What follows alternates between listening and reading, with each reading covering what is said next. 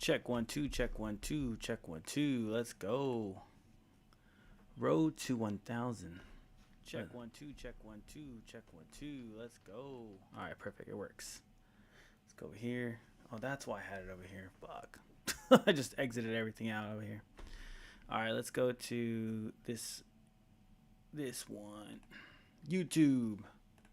And that's why he just, that dude Ooh, this is a cranked long. I want to talk psyops. Okay. How easily Psyops. we are sucked into particular narratives and why. Well, let's talk about our brains first. Most people, they believe that they're going to know it when they see it. Those are the most suggestible people. I'm number one behavior guy in the world, voted from. I am some number one people behavior and guy in the online.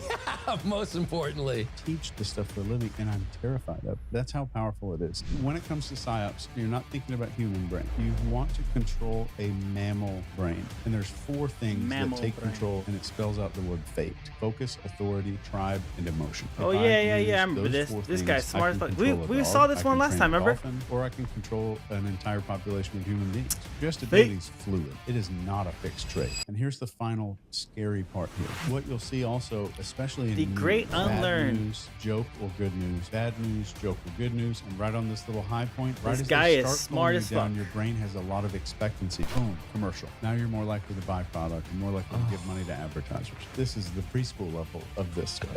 Everything revolves around PCP. If you just remember that, PCP. you're going to start seeing this everywhere. If I can modify your perception, like hypnosis, automatically I can shift your context. And if I can shift your context, then I can give you permission in your own head to do anything I want you to do. Like a Perception, Gaza context, and permission. fucking If you want to get good at spotting psyops, strip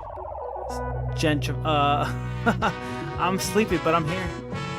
Hell yeah, Becca's back from camp. Is it loud? It's kind of loud as me. Let me turn it down. I don't normally do this. I don't normally do this. A bit of like an intro. Usually just kind of drop in, but like I think in your case, I really want to give people just like kind of. It's a daily thing at church. Tomorrow's the last part day. of who you are. And we're gonna get into so much stuff that We're almost done. I'm bummed we don't Good have all stuff. day, but Good we'll job, be back. Becca. Okay, so Chase Hughes is an expert in behavioral analysis and psychological operations, PSYOPs. People have heard that a lot, hopefully, recently. With a unique background in the U.S. military and intelligence agencies, he has specialized in nonverbal communication, deception detection, and human behavior influence, working in high-stakes environments like interrogations, hostage negotiations, and counterterrorism. Chase developed the behavioral table of elements, a system used to predict and influence behavior, and has trained military personnel, law enforcement, and intelligence agencies. Beyond his work with the government, he applies these techniques to business leadership, personal development, helping individuals like myself improve communication, persuasion, and decision-making. I mean, that's pretty good intro. He's right? an advertisement. I mean, that was like, I went in and I said, hey, like, these are some things, Chat GPT, like, give me something dynamite for this intro. wow, It's so easy. that's really good. I didn't have to write that, because I'm not like you, we're going to jump into this right now. The temporal lobe epilepsy in this, you being a prolific writer. Yeah. Like I'm the opposite of that. What would the non-prolific writer? A prolific? I don't know. Yeah. Those go together, though. Epilepsy and writing. Epilepsy? How so? There is a thing like if you have temporal lobe epilepsy, it kind of comes with a mandatory side dish of something called hypergraphia, where somebody will be compelled to write. And it's usually writing by hand. And all of my books, even the giant books that I've written, I write in pencil first, pencil and paper. And is that just the flow of how it comes out, and it's just you can just go? Yeah. And I can write anywhere. And if I use a pencil, I can write upside down. I can lay it sideways. You never have to worry about gravity, right? But there's a huge belief out there. A lot of scientists, a lot of neurologists believe that L. Ron Hubbard had temporal lobe epilepsy. And that's why that dude cranked out books. like no one's ever done. Yeah, Correct? yeah. Yeah. Just cranked out shit. Like he's pumping out these document after document, like governing documents of Scientology and these alien books. and stuff that he's Scientology, writing. baby. He Ron of never Harvard. stopped writing until he died. And it's very much believed that he had temporal lobe epilepsy. And other people like Picasso, Van Gogh, and a lot of the writers from back in the day, Hemingway was rumored to have temporal lobe epilepsy. It's a terrifying disease, though. Jeez. Yeah. So I want to get into that. Before we do, That would suck. there has to be. So I'm just trying to piece it together because the stuff that you're writing, I haven't read really any of L. Ron Hubbard's, but like you have to have some certain level of competency, intelligence, whatever you want to call it, or do you not have to? You could be writing just bullshit. You just need to write. Like, how does that work? Have you met people that maybe Just don't write bullshit. You know, I kind want to of find better tones? videos. I'm not sure if this video is in a support all group. that good. All right, we could go while you're finding another video. I know you get another one. Let's click on this one instead then. Ooh, that was Ego cool. is not an enemy.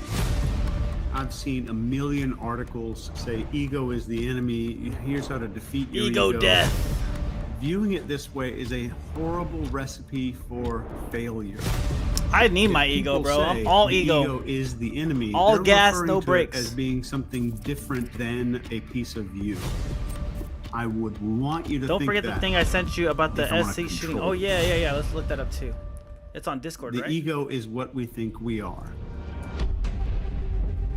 In the psychological sense, this term ego was popularized by Sigmund Freud and other psychologists like Carl Jung, The pedophile? and Jane Lovinger. Sigmund And Freud. at its core, the ego serves as this executive of the psyche. So it's kind of mediating between our base desires, what Sigmund Freud called the id, then society's rules on top of that, which he called the superego, and then the real world, if we can even say real anymore at this point. But it's the part of you that says, I want this, but is it reasonable or is it acceptable for me to have that thing? So the ego is kind of responsible for your sense of self, self-esteem, self-worth, self-importance, but it's also the source of all of your negative self-talk, your anxiety, worry, fear, lack of confidence, social behavior that you don't want. That's all high school, baby. What are you talking about? We're grown now. The first thing that's wrong with our ego, it can be excessively critical, and it tends to laser focus on shortcomings and mistakes, and then it downplays your strengths and accomplishments. Like, you didn't deserve that all the way. You didn't really deserve that. So this can lower self-esteem. It makes it difficult to approach strangers, start conversations, continue conversations with confidence because we're behind our eyes.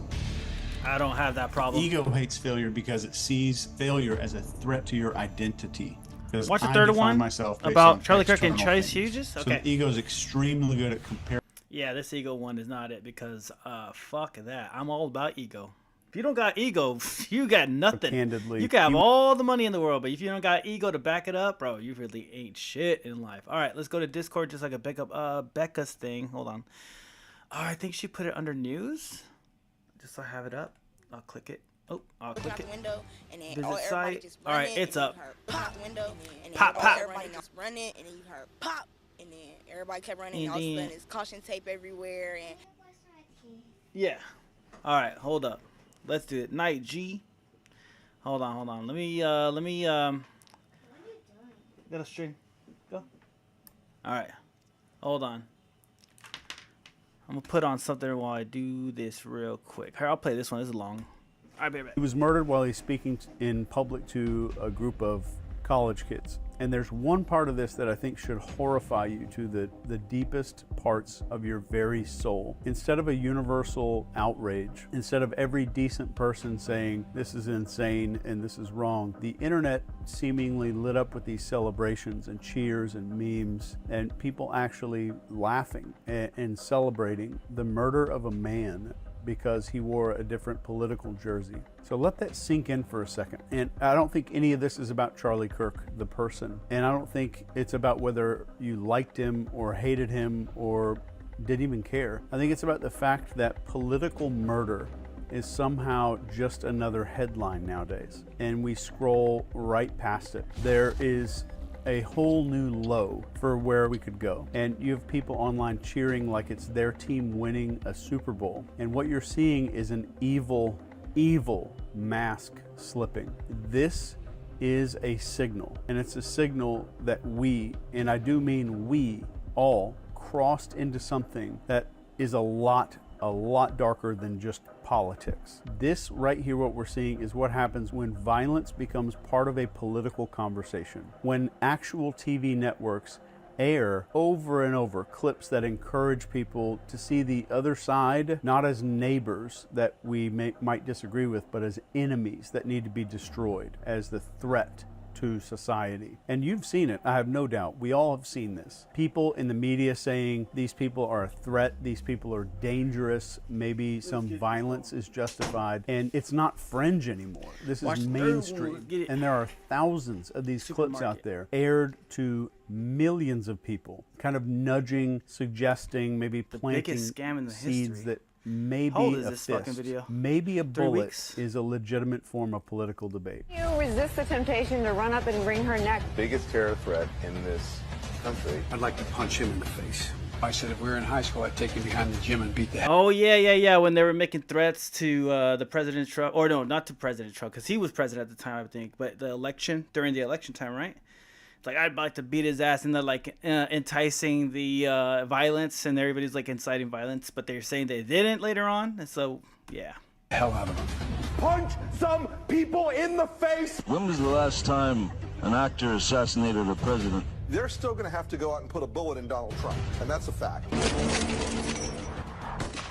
A lot of people don't have the attention span to maybe stick with this, but I pray that you do, because I'm going to expose something here that's going to change everything for you if you stick around. But here's the irony, and what I think is a absolute concrete law of history. It's concrete law. The minute that your ideas require violence to enforce or spread, they're already completely bankrupt. Every tyrant, every failed ideology, every social collapse starts the exact same way. The debate dies, then violence takes the place of debate. And you can't argue with a gun. You can only kill with it. And when killing is the substitute for a conversation, society as a whole starts falling off a cliff. And we all, myself included. But isn't it sometimes needed to like overthrow something? Like, I don't know, like Nepal or something? Sometimes both parties just suck, dude. Included, we all have been sold the biggest con of our entire life. The government. And this is that the problem is left versus right. That's or the Republicans problem. versus Democrats. That's the And problem that right is the there. That is the distraction. The conquer and divide thing. I'm like, just fuck them all. You gotta kill them both so no one's safe. No, I'm just kidding. I mean, I'm not fucking playing, dude. Like, sometimes you just need to get rid of what's already there to create something new. You know what I'm saying? Show that they want us screaming about while they're doing something else. And this is a magician's trick. And I'm about to really show you what Charlie, God rest his soul, has kind of exposed here. If you turned on cable news today, you go in your living room, turn it on, maybe you scroll social media, what are you going to see?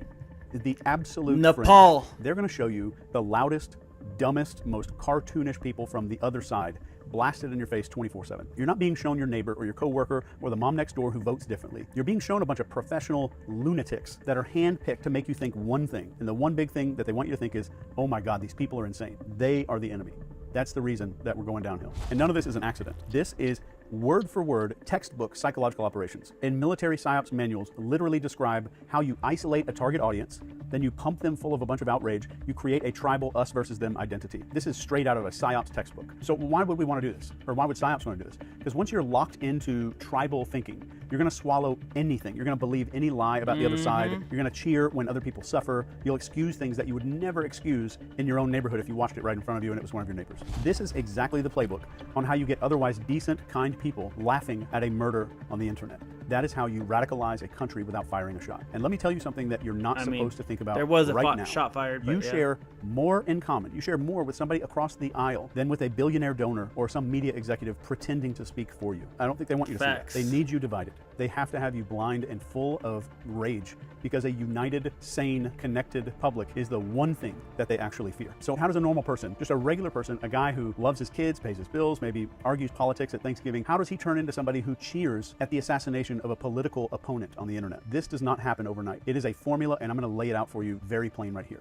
Number one is isolation. And this is where you don't just disagree with people anymore. You're told not even to interact with them. You don't have friends on the other side. Don't date them. Don't work with those people. You need to cut them out of your life. That is step one. And if you're paying attention, that's also step one of joining a cult. So step two is echo chambers. You surround yourself only with opinions that sound just like yours. Social media makes damn sure of this. And algorithms serve you more of what already pisses you off. And this has been proven and documented in research. So that rage gets recycled and concentrated like moonshine, like a moonshine still. And if you haven't caught on yet, this is step two of building a cult, a dangerous cult. So step three here is the tribal script. script. This is the us versus them narrative. Your side is righteous, their side is evil. Every single issue is framed like a holy war, and it doesn't matter if it's taxes or healthcare. It's suddenly life or death, and it's good versus evil. And if you add outrage and righteous superiority, and our brain chemistry starts going bonkers, crazy, that cocktail makes people feel morally justified in hating and silencing and celebrating violence. That is true radicalization. That's how you turn regular people into basically a sleeper agent without them even knowing. The bad news is that what I just said is only the beginning, and it's happening on both sides of the imaginary aisle. Here's the truly horrifying part. All of this is not just a result of some advertising and algorithms. This is deliberate, and I would stake my reputation on it. This is not just some accidental byproduct of politics. This, what we're seeing right here, is engineered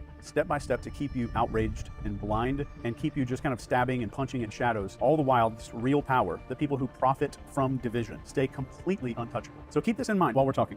You have more in common with someone who voted different than you did. Agreed. Than the people that you see parading their... We're all fucking broke over here. Why does it matter if a Democrat or Republican goes into office anymore? If you vote Democrat, you're gonna get immigrants. If you get Republican, you're gonna get Israel. They're both fucking lame. I don't understand why people are fighting anymore. The hypocrisy is all there, and I could talk about it all the time on the fucking internet, dude. But we're all gonna get broke, dude. That's what I'm saying. This is fucking stupid. I hate fucking when people are talking shit online about the other, like about when Republicans are talking shit about Democrats and Democrats talking shit about Republicans. I'm like, dude, you guys are fucking retarded, dude. It's so stupid now. It's like they both suck. Yeah, I'm like, get your fucking head out your ass of Blue Sky or Twitter or Rumble. Like these are like fucking stupid, bro. Narratives on TV. Please keep that in mind. So fucking annoying. If you're able to. An absolutely brutal truth that nobody really wants to face. Assassinations, that especially like we saw with Charlie Kirk, assassinations are not usually about stopping some kind of evil. They're about stopping ideas. You don't kill somebody because their argument was weak. You silence them because you were terrified that their words are working on people. Think about Martin Luther King Jr. He wasn't murdered because he was irrelevant and he had bad ideas. He was killed because his vision of racial and economic unity and equality was gaining traction in the country. If you look at President Kennedy, JFK, he wasn't taken out because he had no power or had crappy ideas. He was killed right as he started poking holes in this weird, dark system's grip on our war. And he got killed because he was asking Israel for their fucking nuclear bombs inspection, and then they were changing what was it, the whole thing, right? It was like they're changing the prime minister to buy more time, and then when he was still poking holes in their, like, you know, inspections, he got assassinated, right? They silenced Charlie, no because of what he said, but because our nation's kids listened.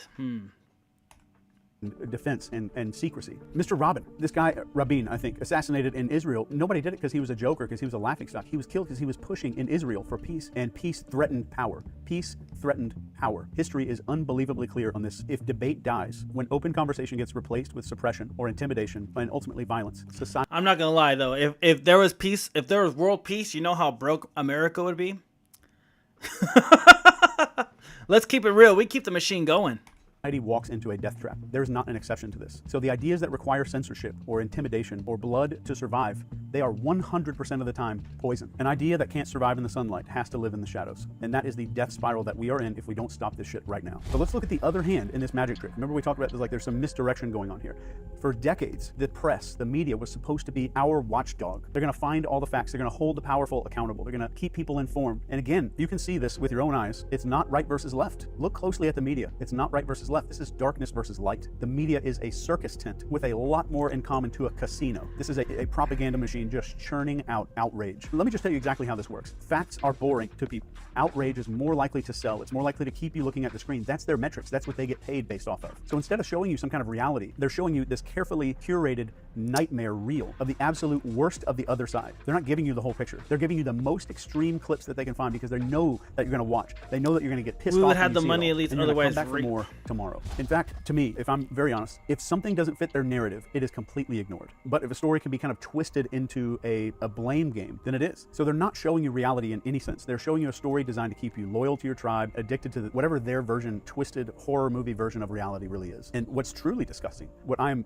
genuinely nauseated by. We tend to think, oh yeah, the media is trying to sell ads for some pharmaceutical stuff, and they're trying to sell some car commercial breaks and things like that. That's not it. This is more about distraction. The reason is, while they get you frothing at the mouth over some clip of a protester screaming nonsense, the real enemy to all of us, these entrenched people that you have nothing in common with whatsoever, who decide the narratives, they bankroll politicians, and they write the rules, and you know that they win no matter who wins, right or left. You know that they're the ones getting the checks. They're laughing at how stupid we are. So let's stop with the doom and gloom for a second here. And let me just kind of bring this back. If you strip away all of the slogans, all the hashtags, the little talking points of the media, what do regular people want? What do regular people, you and your neighbors, even the people that voted differently than you? We want our kids safe.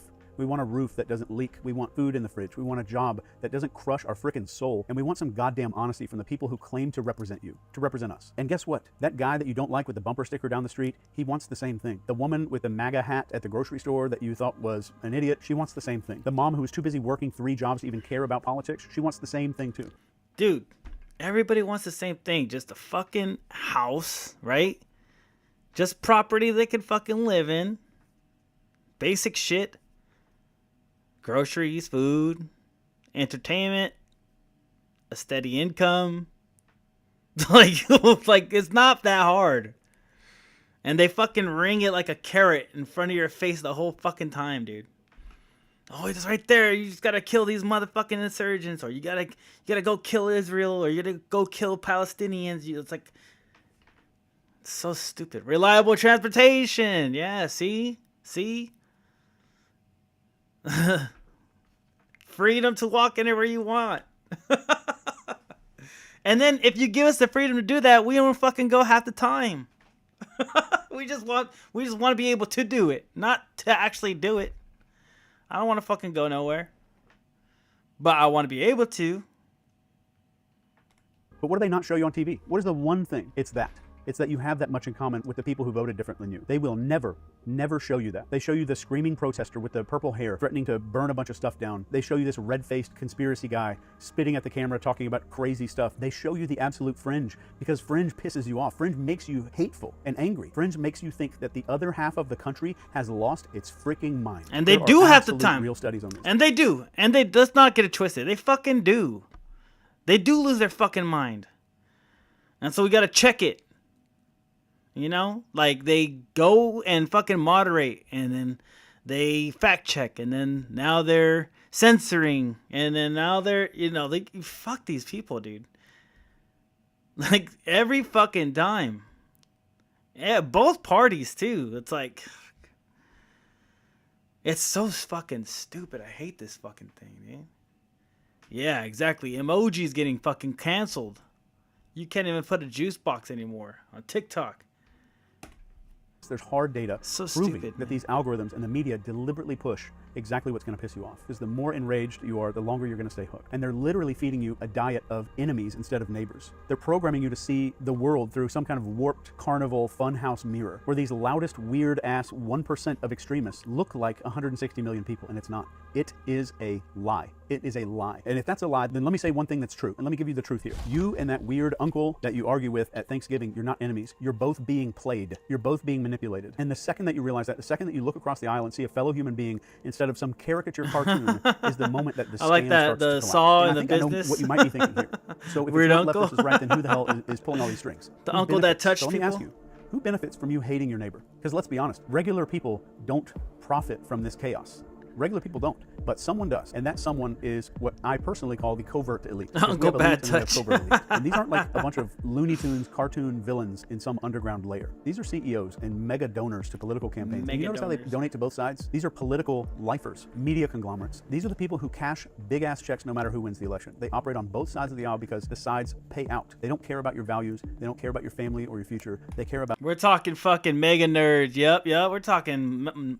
Mark Zuckerberg, fucking Bill Gates, and what's the other guy's name? The guy that runs Amazon. That motherfucker. I almost said the N-word. That motherfucker. Like these people, they work both sides, and you see them work both sides. Like it's they're the same. They're doing the same. They just want to make sure they're on the good side. Not the good side, but they're on the side that's actually winning. Jeff Bezos, exactly.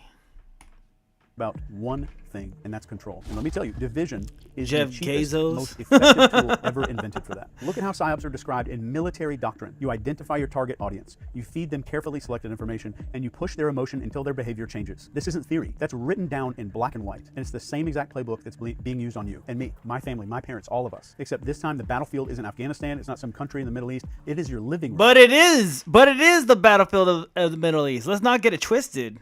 That is a battlefield. I know it's not, but it is. It's not our battle, but there is a battle going on, and we're fucking funding that thing. At least America is. I don't know if Canada is. I doubt they are. But definitely America. We're in the middle of everything. We fucking love meddling, dude. It's your Twitter feed. It's your nightly news. It's right here where you're looking at my face, whatever device you're watching this on. This is the battlefield. This is why both parties, you're hearing them scream about each other nonstop, but they never really seem to touch the things that matter. And you ever notice how there's always... They're both battlefields, bro. You can't deny one and say the other one's real. Like, they're both fucking real. You know? Money for war, but there's never money to fix our roads. You notice how billionaires always seem to fund both sides of the elections. And if you've ever noticed, Facts. if you take a good look, corruption is a bipartisan issue. Facts. That's not incompetence. So whatever it is for the elites, they need you locked in this tribal, us versus them, tribalistic warfare. Because if you ever woke up and you started to realize that you share more in common with the other side than a single millionaire donor on your own side, the entire game starts to collapse instantly. And I think if you realize this, you'd stop fighting each other. You'd start realizing that the right versus left is fake. And I think that purely terrifies them. So who knows how long this video is going to last on YouTube. But let me be crystal clear about one thing. The real enemy isn't your Democrat neighbor with the yard sign that pisses you off. No, It's not your I'm Republican glad. uncle who posts. You know what? When I see fucking other people with their signs out and shit like that, like even when I see Kamala, I'm like, at least they're fucking involved in some way. They might be like the most like basic fucking fundamental of politicians, but like at least they're involved, you know? Most people don't even fucking vote. A friend at church who is a retired soldier says America is everyone's big brother who is going to fight the bully on the playground. Yeah, no, we are the bully on the playground. That's where he got it wrong. We are the bully. We're the bully and we fuck up all the little kids. That's how it is. That's what America is. Stupid memes on Facebook. The real enemy is entrenched power. And it's an entrenched power that thrives on one piece of fuel, and that fuel is chaos. The real enemy is those people who profit when you are divided and distracted, and most importantly, when you are dehumanizing your fellow Americans. This was never about left versus right. It was always about... And Becca, don't get me wrong. I'd rather be the bully. You know what I'm saying? Like, I want to be the bully on the fucking playground. Don't get me wrong. Don't get it twisted. We the big boy around here. And we're going to fuck up the little guys. I'd rather it be that way. All right? But we're not good. We're not good. But I'd rather be the guy with the bigger stick. This dude served in Vietnam, so think about his age. He was 20 when it went. Fuck it, dude. Dude, Vietnam too was like a failure, you know? Just a failed thing that we shouldn't have been there in the first place. A lot of people died for no fucking reason. So stupid.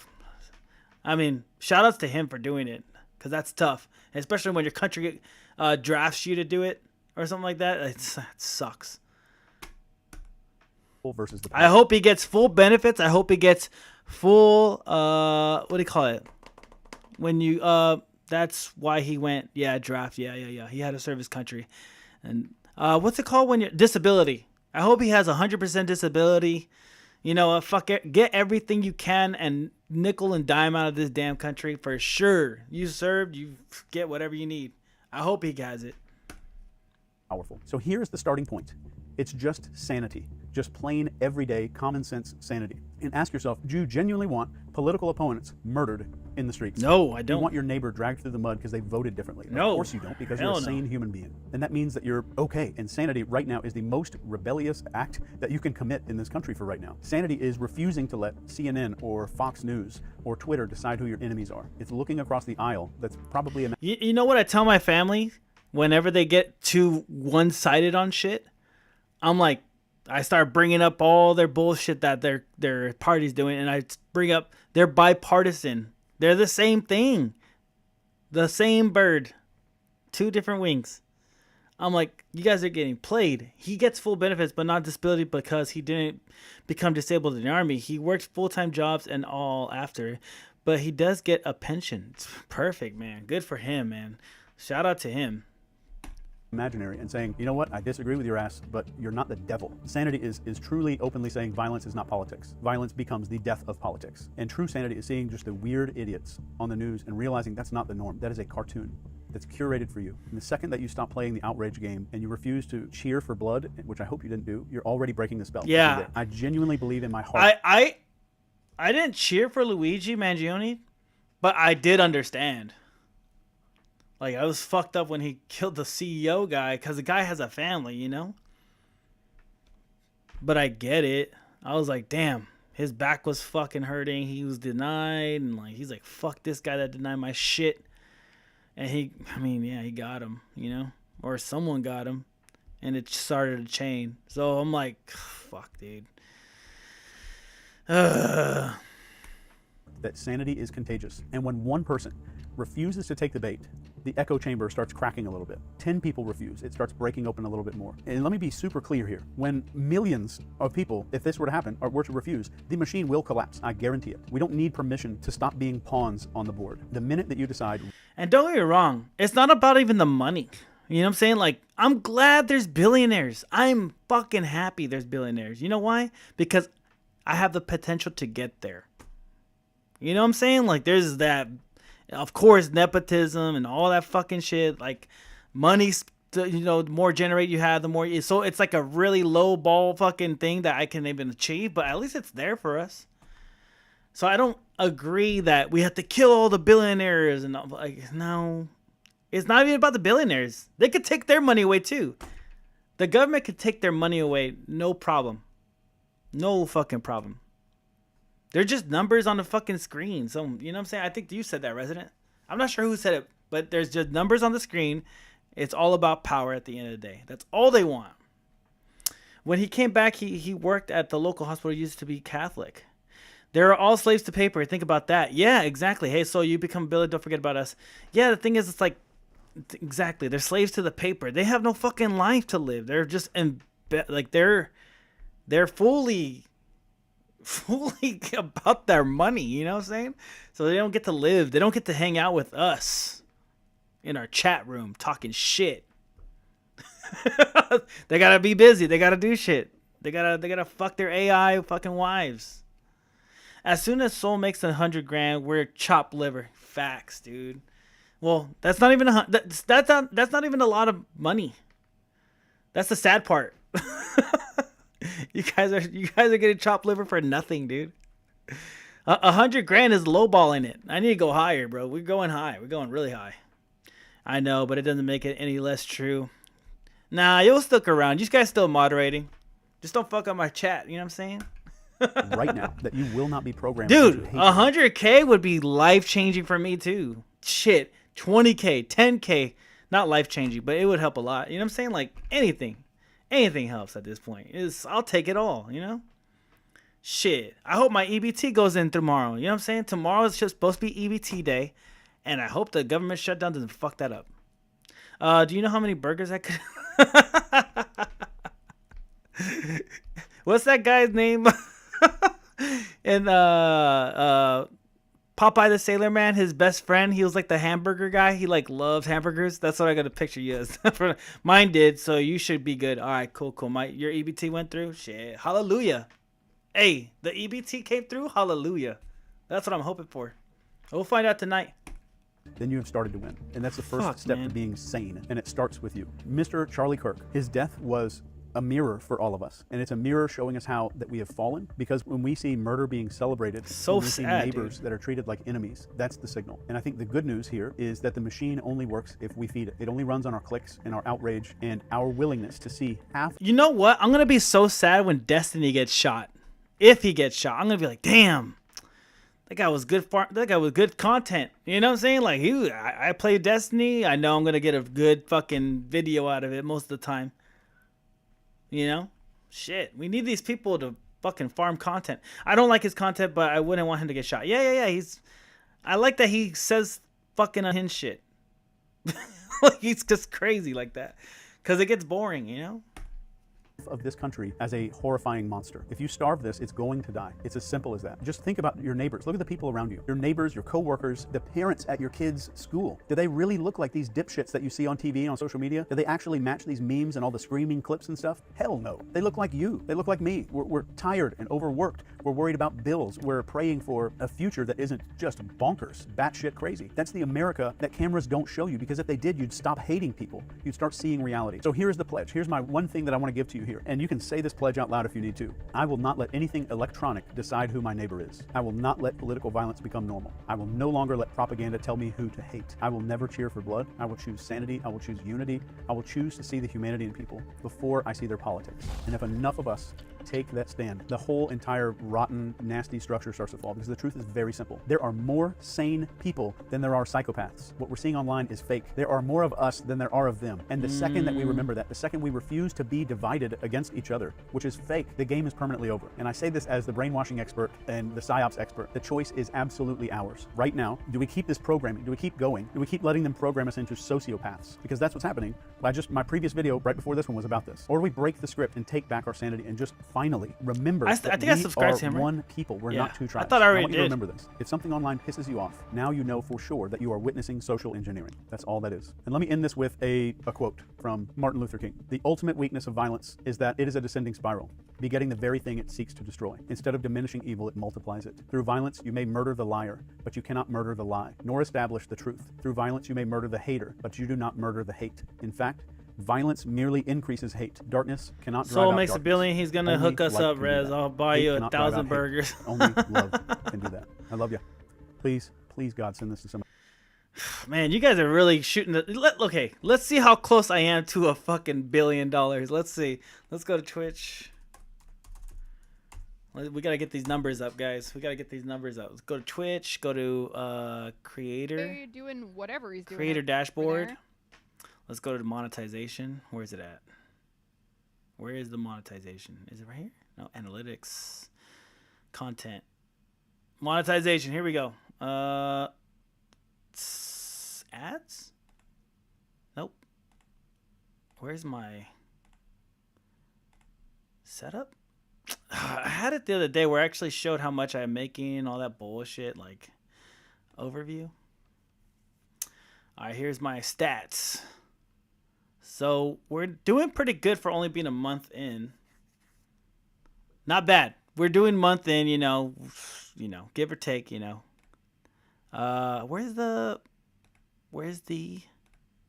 I made like $22 so far.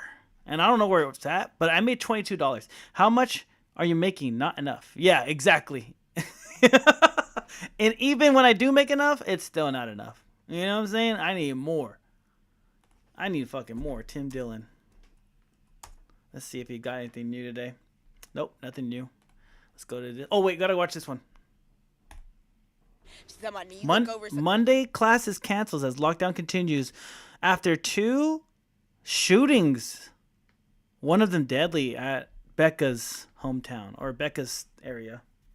Looking out the window, and then everybody just running, and then you heard pop, and then everybody kept running, and all of a sudden there's caution tape everywhere, and she's talking about, and you look over, the man was giving the girl CPR. Oh, sad. Well, classes canceled and an ongoing investigation. We begin News 19 this Sunday night with continuing breaking news coverage for 2 separate Saturday night shootings on the campus of South Carolina State University. The gunfire causing education leaders to cancel a homecoming weekend concert and issue a campus-wide lockdown. So you're saying we're halfway. The arrest of an 18-year-old from Richland County. News 19's Shannon Taylor is busy speaking with anxious students right now. Happened right outside. Yeah, we watched them because our window faces the courtyard that where it happened. So it's like we was looking out the window, and then everybody just running, and then you heard pop, and then everybody kept running, and all of a sudden there's caution tape everywhere. A weekend meant for celebration quickly turned into confusion, panic, and tragedy at South Carolina State University. From now on, I'm just going to get off campus. Will turn into school huggers. I'm just going to leave. Yeah, I'm not saying it not here. Hugs, not guns. Police say 2 separate shootings took place Saturday evening. The first near Houdini Suites, a student residential complex. Officials say a female guest was shot and taken to a nearby hospital where she later died. Not long after, SLED says a second shooting occurred.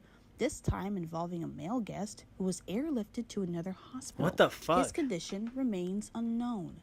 SLED confirms Serial huggers. 18-year-old Matthew Daniel McCoy was arrested and charged with pointing and presenting a firearm at a person Can't be and brandishing. carrying a weapon on school property. Students at the university describe Saturday's events as a moment they will never forget. When it happened, we like before there, like in the section. Before the shot even happened, I'm watching everybody running, falling over each other. Then the shot happened, so that's when I got down off the thing. I'm like, oh Lord. Like when it stopped, like we went back, like we went to check to see why people was okay. We told everybody to come meet up, and then that's when everybody started running again. But they started shooting again. That's when. And then later on, another shot. In response Damn, to the 3 tragedy, times. the university canceled its homecoming concert and Monday classes. Counseling services are now being offered on site for students and staff.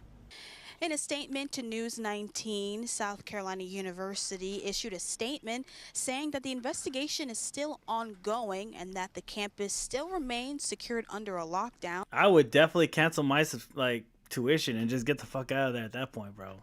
It's unsafe. I'll just do online schooling. Why go to the campus at all? And is only secured to students, employees, and to investigators. In Orangeburg, Shannon Taylor with News 19, WLTX. Shannon, thank you so much. And right now, News 19 is working nonstop to share the very latest details for you. We're sharing more facts right now regarding this ongoing investigation. SLED says these are separate campus shootings. Deputies say one woman was killed in one shooting. We're also told a man was shot in the second shooting and is still in the hospital right now. Investigators say they do not believe the two scenes are connected, but both cases are still active. We also now know an 18-year-old named Matthew Daniel McCoy has been arrested and charged for pointing a firearm and having a weapon on campus. Right now, he's in the Orangeburg County Detention Center. The campus is still on lockdown this Sunday night, and Monday classes, as you just heard, they're canceled. University leaders say counselors are also on standby for students on campus. University leaders emailing parents as well, saying dorms are secure. The president of South Carolina State also addressed parents in a letter, saying, quote, "As a parent myself, I understand the deep concern you feel after learning of the tragic events that occurred on campus Saturday night. I want to assure you that South Carolina State University is doing everything possible to protect our students and maintain the safety and well-being of our campus community." A spokesperson for neighboring Claflin University also issuing a statement right now, writing, quote, "After hearing about the On a incident, good we note, activated our there's campus another alert system, SC and program students that were has instructed a to report school to that has a the program school for and to stay special in their needs dorm people rooms to until we teach were them informed life of the emergency skills. situation They has live on ended. campus and take part in Otherwise, student follow life. normal It's protocols awesome. for That campus sounds good. safety. That sounds And awesome. happening as we Social. speak, parents and students are listening in, hearing directly from school leaders during this virtual town hall on Microsoft Teams. They're expected to address safety and the response to yesterday's shootings. Again, that meeting started just a couple of minutes ago. We're going to go ahead and listen in briefly. I will turn it over to President Alexander Conyers. Thank you, Ms. Pointer, and good evening, everyone. Again, I'm Alex Conyers, president here at South Carolina State. As you all very well know, less than 24 hours ago, we had 2 tragic shootings here on our campus, where either you are a student here at South Carolina State or the parent or loved one of a current student. I'm so sorry that our students, your students, had to endure such senseless violence, and I'm praying for each of them and for the victims from last night. Tonight, I will speak to you about the facts as we know them and dispel any rumors that may still exist. As a reminder, we simply cannot speak on any details about the active investigations. Although there are many rumors, the facts as we know them now are no South Carolina State University student was killed nor shot. Unfortunately, yes, there was a death of a young lady. However, she was not a student. Still tragic, still very, very traumatizing for our students. However, I know that there have been rumors that the student killed was an SC State student. The second victim that was shot, a male. So again, we were hearing from leaders from South Carolina State University during a live meeting that they're holding for anyone who wants answers about this weekend's shooting. They're urging that this is a very active investigation. And right now, we also want to make sure that anyone with more information understands that you are urged to go ahead and contact SLED. I'm going to share that number. It is 866-472-8477. Again, it's 866. Fucking sad, dude. All right, let's go to the algorithm, see what it gives us. I'm going to play some Skate tonight because they just dropped a new patch and they got new fucking clothes. And I want to make sure I get those items before, so I'll be playing later on tonight for sure. And then I finally got a better deck for his fucking Pokemon. Yeah, Skate, my boy. Yo, you remember this first Skate? It actually did pretty good today. I was actually playing off stream a little bit earlier, a couple hours, just to like get my kind of like my handle on the game again because it's been a minute. But they did drop a patch. And then I found, like I was going to say, a better fucking deck to play for Pokemon. So I've been winning a bit more. So I'm almost to Masters. And once I get to Masters, we don't have to fucking play that game for another month. because, oh my God, it's pissing me off. Okay, let's see. Yes, the text messages are real. Yes, I remember seeing this earlier today that Candace Owens dropped that. And then everybody's saying it was a lie. But then also TPUSA did verify that it was true. These military bot farms calling for war with Iran. But last night, the platform was exceptional. It was amazing. The tears that were being shed all over the place. I mean, I really picked out the best responses to me dropping the text messages. It was hilarious. Anyway, Turning Point USA has responded to the release of the messages, so we are going to watch that. Spoiler alert, they were real, of course. They were real. And on top of that, Turning Point USA donor has published a public letter regarding me, and I was truly touched by it, and I think you will be too, so I want to share that. Welcome back to Candace. Oh, and Becca, on skate, I got the perfect outfit. I got the perfect fit. I'm like, oh, I got to wear this for tonight's stream. Got the pastel colors going. My little sister called me this morning, and she was like, Candace, your podcast right now is like the show Succession on HBO. You guys know the show, which is about how all of the heirs and supposed to be kind of fashioned after Rupert Murdoch's throne. All the siblings are fighting one another to see who will it be that gets this empire. That really made me chuckle. I think that should be our new show intro. That's dope, dude. That picture is gang. Look how young they. Oh my God, look how young they are. Oh, dude. They're like babies. Look at that. Wow. Especially right here in this one. Look how young. Whoa. Whoa. Damn. They look.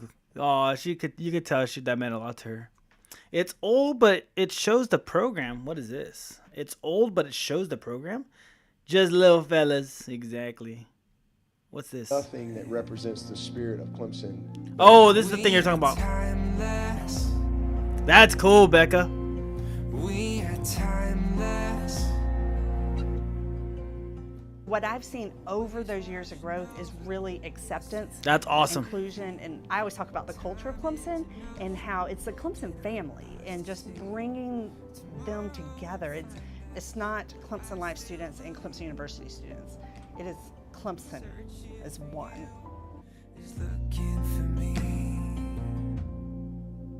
We are timeless. That's cool. We are timeless. We are timeless.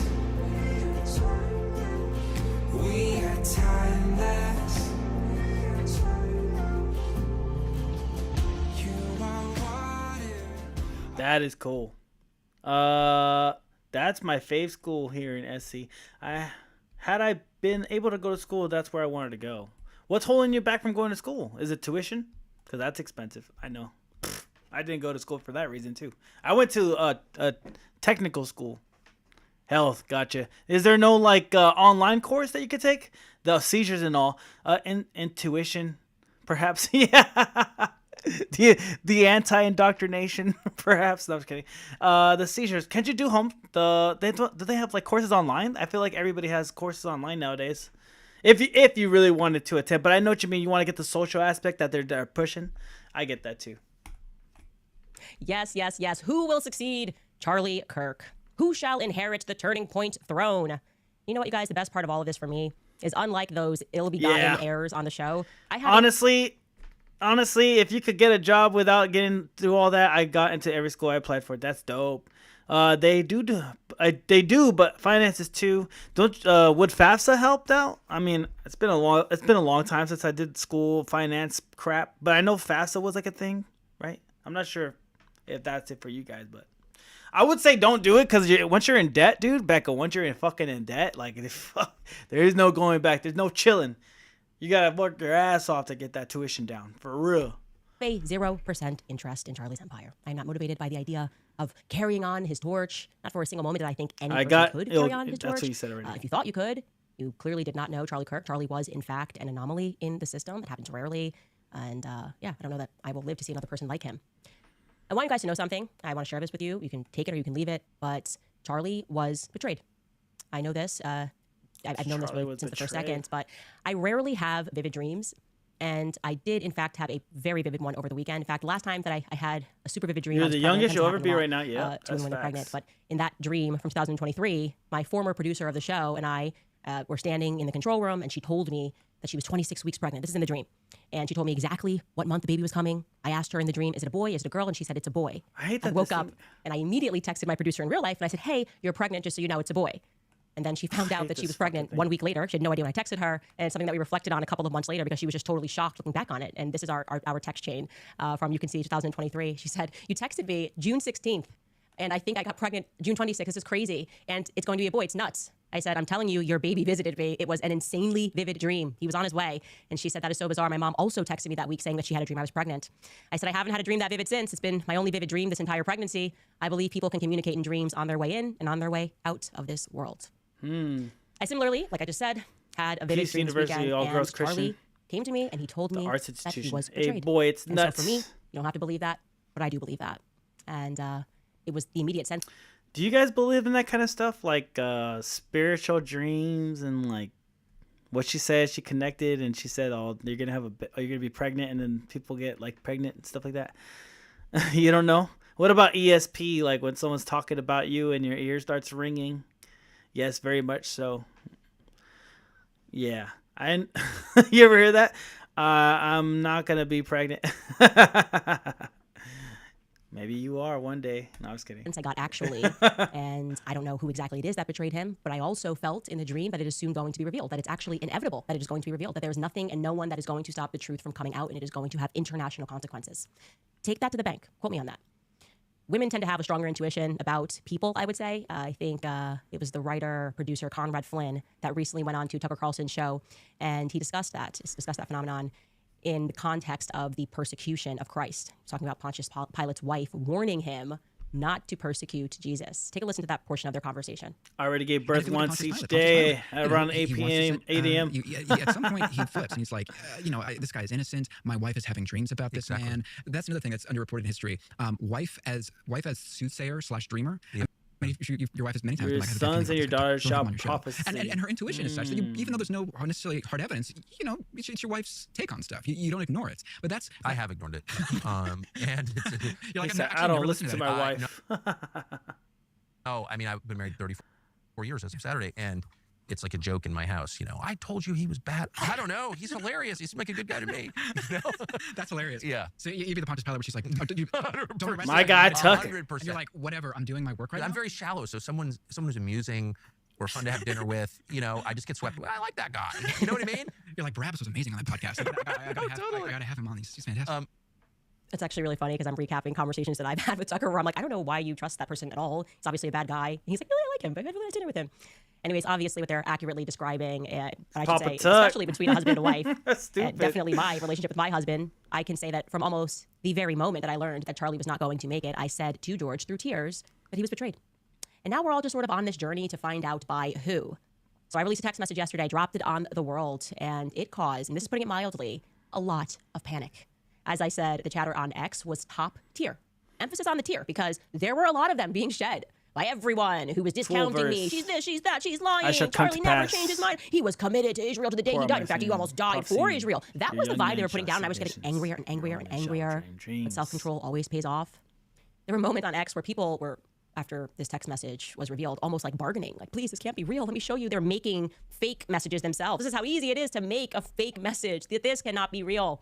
They were accusing, deluding themselves into believing whatever was necessary for them not to accept the reality that I was telling the truth. Of course, I was telling the truth. Here's just a few of my favorites.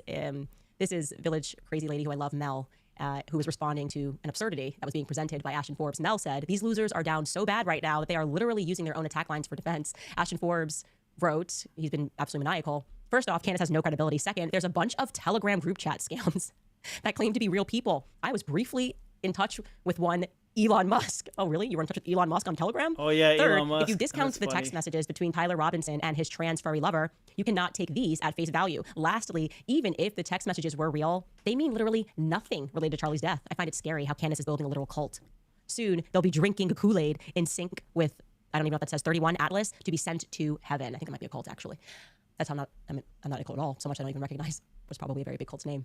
And I love that Mel replies and says, bro, if I got scammed in a Telegram group chat by Elon Musk, quote unquote, I'd take that ish to my grave. Britta, you can see she's also replying. He was replying to Britta, no soup for Knowles. I want to bring that right back up. I know people that she wrote, thought it by was the way, really she used to work Elon for Musk, Seth and I'm Dillon, so like, this is the usual chatter. A group definitely of people. a boomer. She wrote, is Candace posting but fake I group felt chat bad, so I screenshots told him. to conveniently back up her narrative that Charlie was dropping the pro-Israel cause and inviting Candace to the TPUS stage? I'm just asking questions. All fair. We allow questions. We even allow diagnoses. We're chill. We're on the side of truth. We are so chill.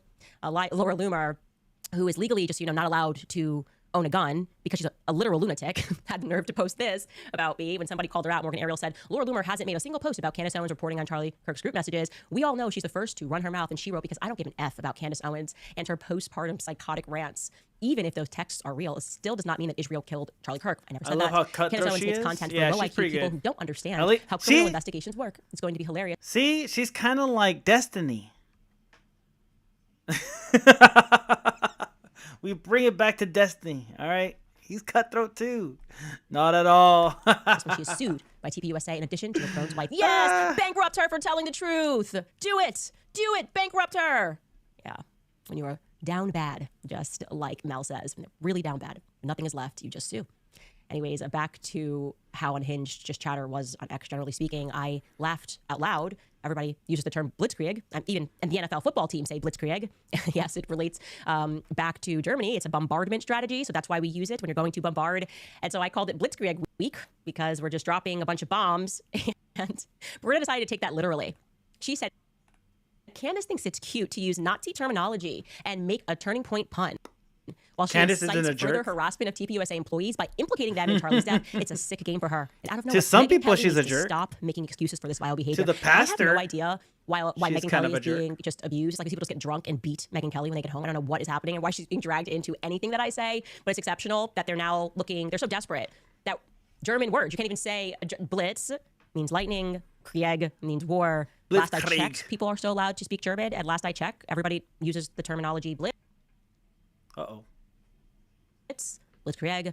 Washington Post certainly does when they're describing things that's happening at the White Candace House. is only a jerk But to those now who this are is how desperate liars they and are corrupt. For, anything, grasping at straws. Nick She's the Fuentes, voice of reason. Our routine federal informant writes this. Why did she sit on this for 4 weeks and then censor the other names? Just grasping at straws. Just grasping at straws here. And he followed it up by taking a stab at Charlie Kirk, who's dead. Charlie Kirk said he had no choice to leave the pro-Israel cause because a Jewish donor stopped giving him millions of dollars. What a coincidence. He had his great epiphany about Israel after they stopped paying him to shill.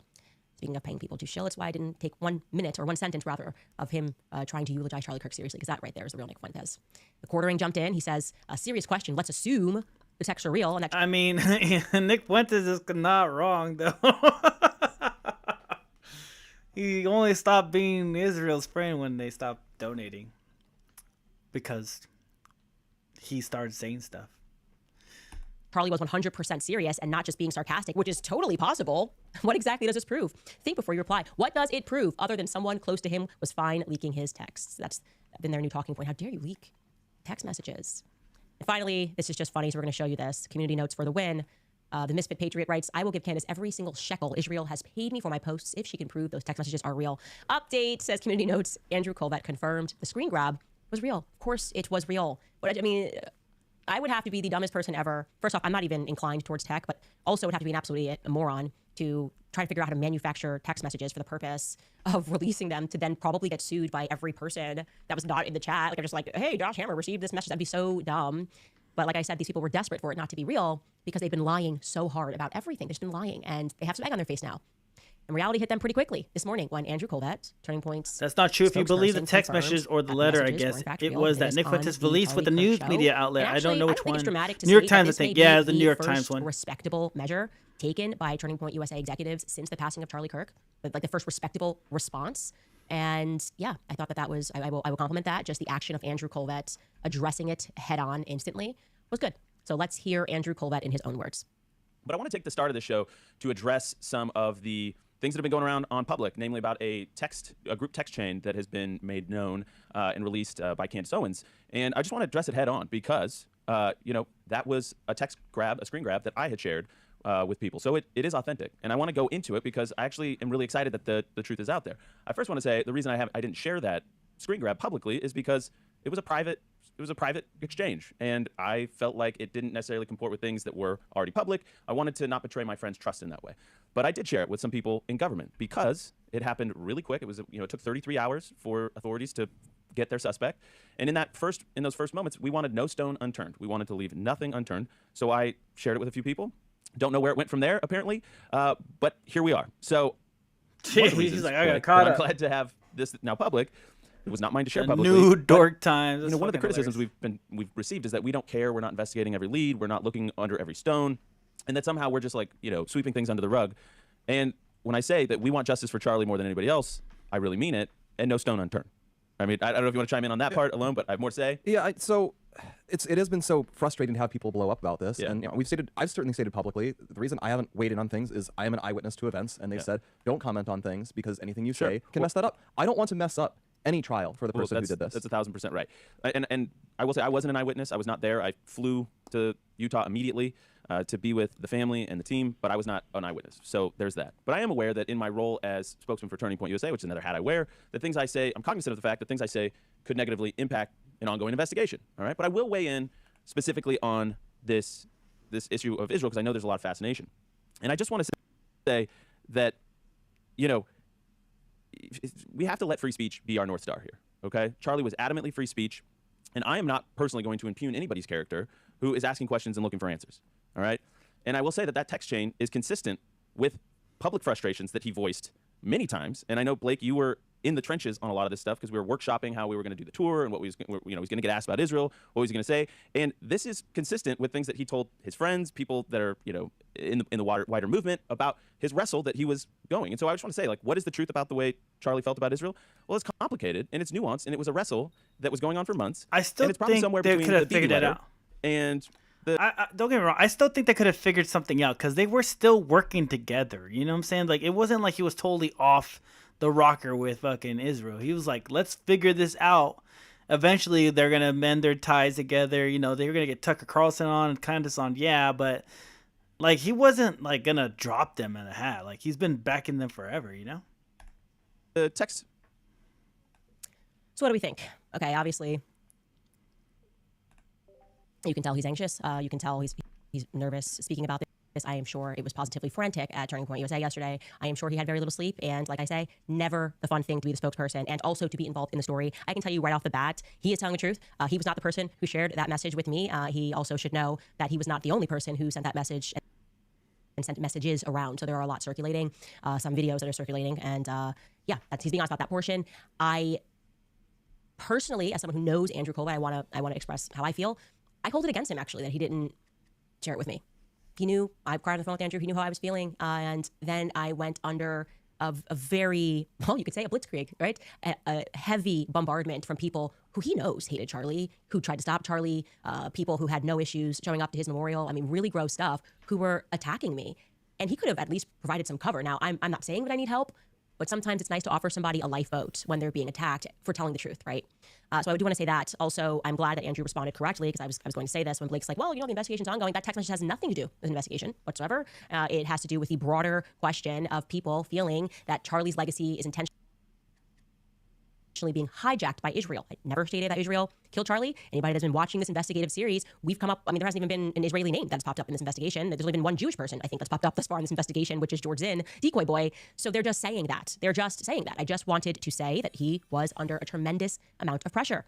Now, regarding the other things that are circulating that have not been publicized yet, and people should know that there is an underground movement of truth tellers in this moment. Okay, there's an underground movement Decoy Boy all around the world, from mom sleuths to That's government employees, funny. like he said, to personal assistants, to Turning Point USA donors who are working together to bring justice to Charlie because we don't like the way this feels. We just like the way it feels. The vibes are off. I will respect, even though obviously that statement was prepared, I will respect the fact that Andrew says what Charlie would have said, and for the first time, I feel that's been expressed, that we have to let free speech be our North Star. And I'm not so sure that some of the people that are donating to Turning Point USA believe that. In fact, I'm certain some of them don't believe that. Obviously, we wouldn't have that text message if they all believed that. And that is what I think has been so frustrating, is that it seems as though the executives would rather, and I'm now referring to Tyler Boyer, impugn the character of the people who are doing exactly what Charlie Kirk would have done. So please, Andrew, make sure that Tyler Boyer and Alex Clark get the internal memo about free speech. I want to say one more thing rather explosively. 3 people told me off record. 2 people who have this in a written communication from Charlie. One who is a Turning Point USA donor, and I would say very much one of the white knights in this. The very day before Charlie Kirk died, he expressed that he thought he was going to be killed. Damn, that's sad. He told these people, I think they're going to kill me. Okay. Wow. He did not express that to me. So I'm telling you this based off the testimony of 3 people. And I'm saying this because I hope that these people who I think are good will be inspired to come forward with that. And again, those conversations I had were off record. I honor that. If I say it's off record, it stays off record. But I'm hoping that watching what I am Quit doing fucking and your feeling the energy Pokemon, that is bro. rising across the world, people who want to know what the heck happened on 9/10, that, you know, they will be brave and they will say, yeah, Charlie did day before he died think that he was going to be killed, and maybe tell us, who is they? Well, for once and for all, who is they? Who is the they that he thought were going to kill him? Now, to give the obvious answer to federal informant Nick Fuentes' question, the reason that I waited to reveal the text messages is because I'm not a child, okay? Like I said, I have a lot more. I'm A little pokey fucker. And I have self-control, and I So understand stupid. that time is always going to be on the side of truth. Time is on the side of truth. Liars know that that's the reality. Liars know that they have to speak quickly, that they have to speak repeatedly, and I wanted the world to truly understand just exactly what it is that we are up against, okay? People that I deem to be mentally and spiritually evil, okay? Evil in the true essence of the word evil. People who knowingly lied, instantly lied, repeatedly lied, and continued to do so without a trace of shame, okay? Without a trace of shame. I mean that, right? I really do mean it when I say that you have to be someone that is, or maybe rather someone that is possessed by something that is Damn, less she said than human, possessed. subhuman, to do that. There's no humanity in you. That is why I named Josh Hammer. I believe he is a deeply disturbed man. Think about that. Now that you have those messages, okay? Let's put this in the context. Just a few hours before I dropped that text chain, Josh Hammer was, was concerning himself with what Oh gosh, what's going he's on? been doing since Charlie caught the bullet in Wrecking the tube. Let me see if I can slow it down. his neck. He has been spreading lies, saying that Charlie never flinched on Israel, right? Charlie never flinched. Oh my God, these people like Geddes, they're lying. 48 hours before Josh Hammer was on that text thread. And that did not stop him from keeping up the propagandist effort when he went on a show yesterday, before I dropped the messages, and said this. Charlie was a close friend of mine, as you know. We actually spoke literally the night before his tragic and untimely death. I was on a small Zoom call with him and a couple others. We were used literally to. talking through this topic. He I used to was get giving me Charlie fucked advice up. for how to message on this issue on his board. Didn't I tell you I just made a new deck that fucks them up? Dude, I'm telling you, bro. Trust. Remember how pissed off I was those 2 days and I was fucking losing my shit? Yeah. Yeah, I figured out no trust. Yeah, I figured out the deck that beats the shit out that deck. Fuck him. Yeah, we back, boys. We're going to Masters. Forthcoming campus tour. He kind of jokingly mentioned to me, he was like, Josh, I'm going to mention your book, Israel and Civilization, and it's so good. And that was literally our last conversation. It's just so tragic. This letter that he wrote to the Prime Minister, Chris, I read back in June or July or so, and there were so many people in the aftermath of his horrific assassination, Candace Owens, folks like that, who were saying that, oh, Charlie was turning on Israel. He was ready to sell them out and renounce his life's work of sincere and genuine friendship with the Jewish people and the Jewish state. But this letter that he wrote to Bibi Netanyahu, Chris, literally begins. The first sentence of the letter is, I'm paraphrasing here, but it's a close paraphrase. As a Christian, one of my greatest joys in life is making friendships with the Jewish people and defending the state of Israel. That's literally the opening sentence of this letter. Yeah, I agree. That letter was like something real. Okay? Absolute. I do be like I that, don't bro. I understand it. do I be can't like that. Comprehend it. This, whatever that is that lives in him does not live in me. There's no truth in him. Obviously, there's no truth in Josh Hammer. Damn. He said, well, Charlie was going through 48 hours earlier. Yeah? He refused to do that. In fact, I'm quite alarmed with what I know, that there are 3 people who said that Charlie communicated 24 hours before he died, that he thought they were going to kill him. Now I find it rather alarming that Josh Hammer is similarly saying, oh, the night before. So you spoke to him the night before. Did he communicate that to you, Josh Hammer? Did he? I'm interested. I know we won't get answers from you, but let me promise you that if I get a text message to the effect that you were somehow involved in him feeling anxiety the day before, if you did something that gave him anxiety in that way, I will release it instantly. Fapping Gecko, I choose you. Anyways, I want you guys to know that I was feeling so inspired by Josh Hammer's utter lack of human decency. The evolution. I went ahead this week and sent around a life insurance policy of sorts, a package rather, to people that I trust, a package filled with text messages, emails, private communications, videos, and private legal documents. So if anything happens to me, you guys will know exactly who it is that has been making my life a living hell over the past couple of years. People that are trying to bankrupt me, trying to bankrupt me and my family, that are threatening us to sue us. Everything that Kanye said was so real, okay? Damn, shout out to Kanye. I'm now at that point where you look back and you go, man, Kanye was right. He was really saying something about what it takes to leave, you know, to fight for custody of your own soul. Just leave me alone. Let me say what I believe and you say what you believe. Fight fair. Why do you always have to make this threat to bankrupt people? And I want you to know that those people, if anything happens to me, they have my explicit permission to release it all, detonate it all, expose all of these people in politics and in the movement who behave like this behind the scenes. It's necessary. And I highly recommend every single person that's out there that has a platform and is going through things and is scared, do the same. Send everything around to about 8 people that you trust. And I mean, I've ranged it. I sent it to journalists, text messages and screenshots to people ranging from Max Blumenthal to Andrew Tate. They won't know where it's Andrew coming from. Tate? It will be Wow. everywhere. I want to remind you guys, in the wake of all of this, that I didn't know she liked Andrew Tate like that. Like, they were cool. Shout out to Andrew Tate, man. I haven't heard from him in a minute. it is so important to keep trusting our guts. We have been proven right so many times in the recent past, right? Whether we're speaking about COVID, people that had to actually take a stance before people were then suddenly government, admits, yeah, we were lying about this, we were lying about that. We feel it all right now. The feds are lying. That is beyond obvious, which is why I was very happy to hear former Navy SEAL Rob O'Neill explain this plainly when he went on Piers Morgan's show the other day. Let's take a listen to what he had to say.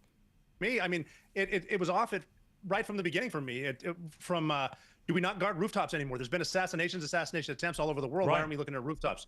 And then when I was sent the video at the same message where they said Charlie Kirk was just shot. When I watched that horrific video, he was obviously dead before he hit the ground. blue-haired chick. But the questions immediately started to come to me. That was not an entry wound that we saw. We saw an exit wound. So where'd that bullet come from? You don't bleed like, and I've shot guys closer than the camera was. And an entry wound doesn't look like that. An exit wound does. Why did his shirt move the way it did? When I've shot people, their shirts didn't move like that. And then the initial reaction was, well, he was obviously wearing body armor and it was deflection. One, no. He wasn't wearing body armor. And two, it doesn't deflect like that off of body armor. I thought he was wearing body armor, like a chest guard. But, I mean, I might be wrong. Why was his shirt moving from right to left? Why were people being interviewed saying, they came from my left to right, from his right to left, immediately shut down?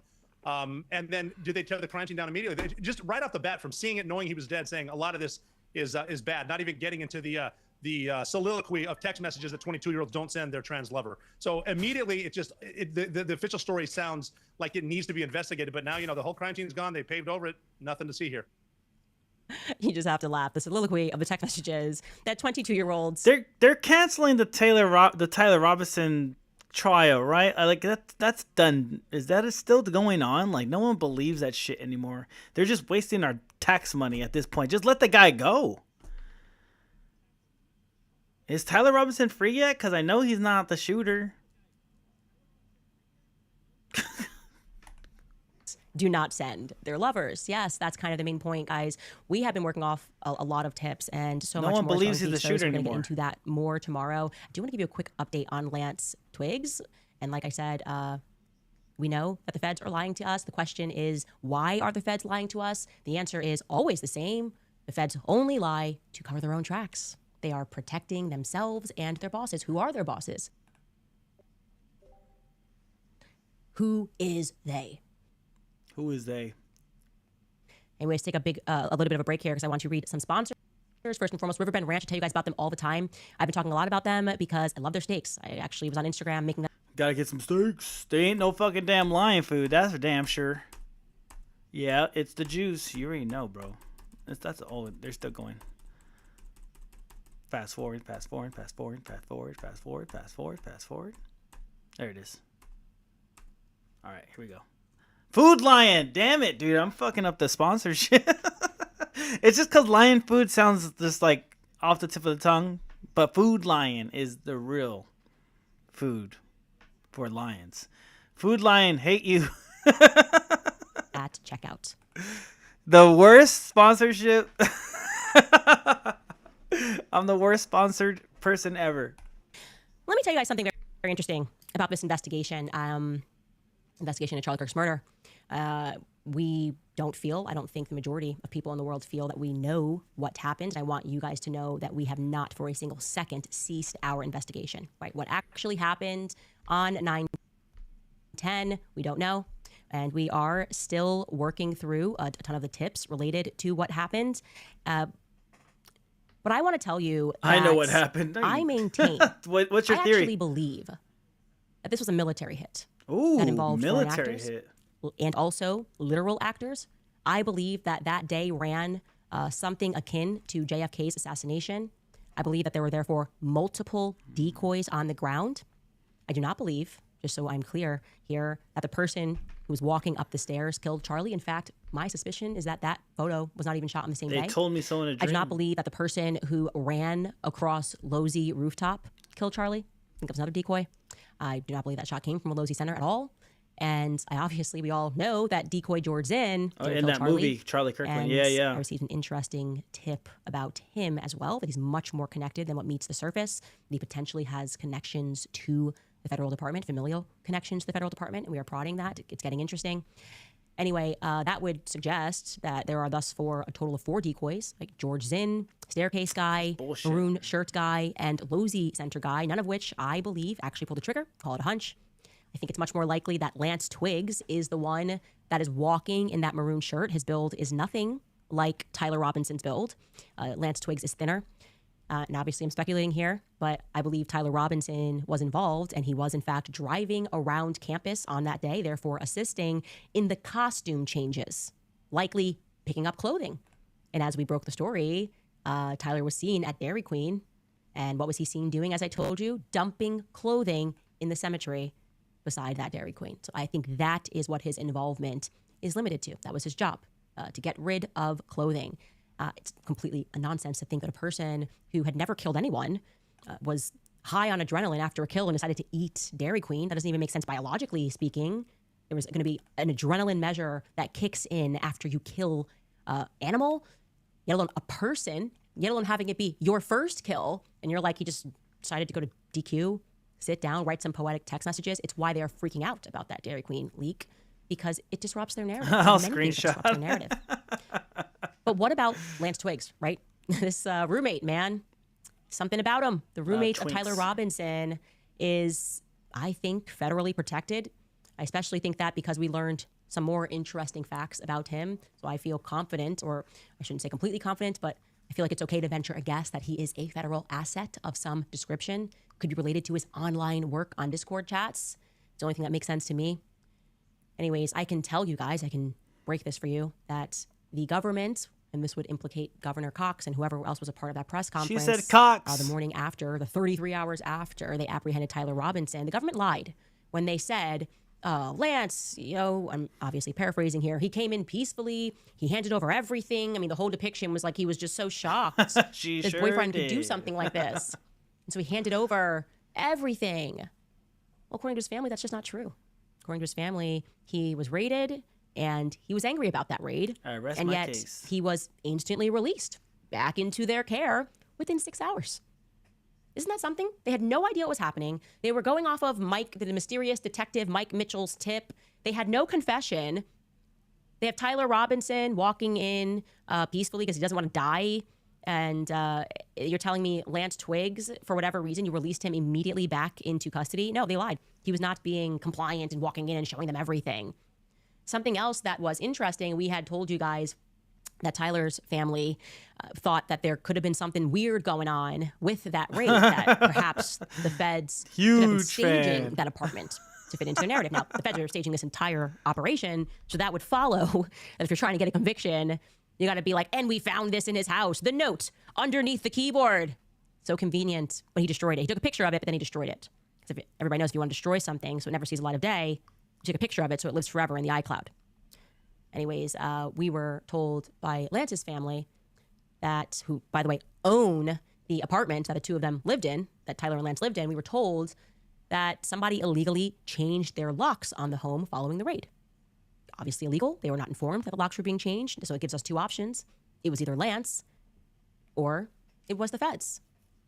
I was wondering, like, if you're Lance and you really got swept up in this and you're so shocked that Tyler Robinson did this, are you speaking to your family about that? My gosh, I'd imagine you'd want to speak to your family. No, it seems Lance has similarly been in an unknown location since the raid. I would imagine he was in witness protection for a bit, but he doesn't need family. He feels, I would say, that suggests that he's pretty arrogant right now in this moment. He's not fearful of anything. Like I said, the sense I am getting is we are watching a play, right? The government has us completely distracted with photos of people who are not even the same person. I never for a second thought the person that was in the maroon shirt was the same as the person that was walking with the limp. It's completely foolish and ridiculous. I can also tell you something else. We received a tip, which I vetted, that on the day of Charlie Kirk's assassination, immediately George Zinn gets up and says, I did it, and he kind of gets dragged. Well, apparently George Zinn had to receive medical treatment following that little fracas. And he told multiple nurses and doctors that he did it because he was being paid to do it.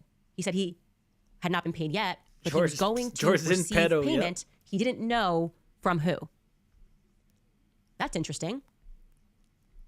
Decoy boy told medical staff. Pedo decoy boy. Multiple. Apparently, he was just singing, just telling everybody who would listen. He got caught and he did it because payment was going to be promised to him if he did do it. What does that tell us?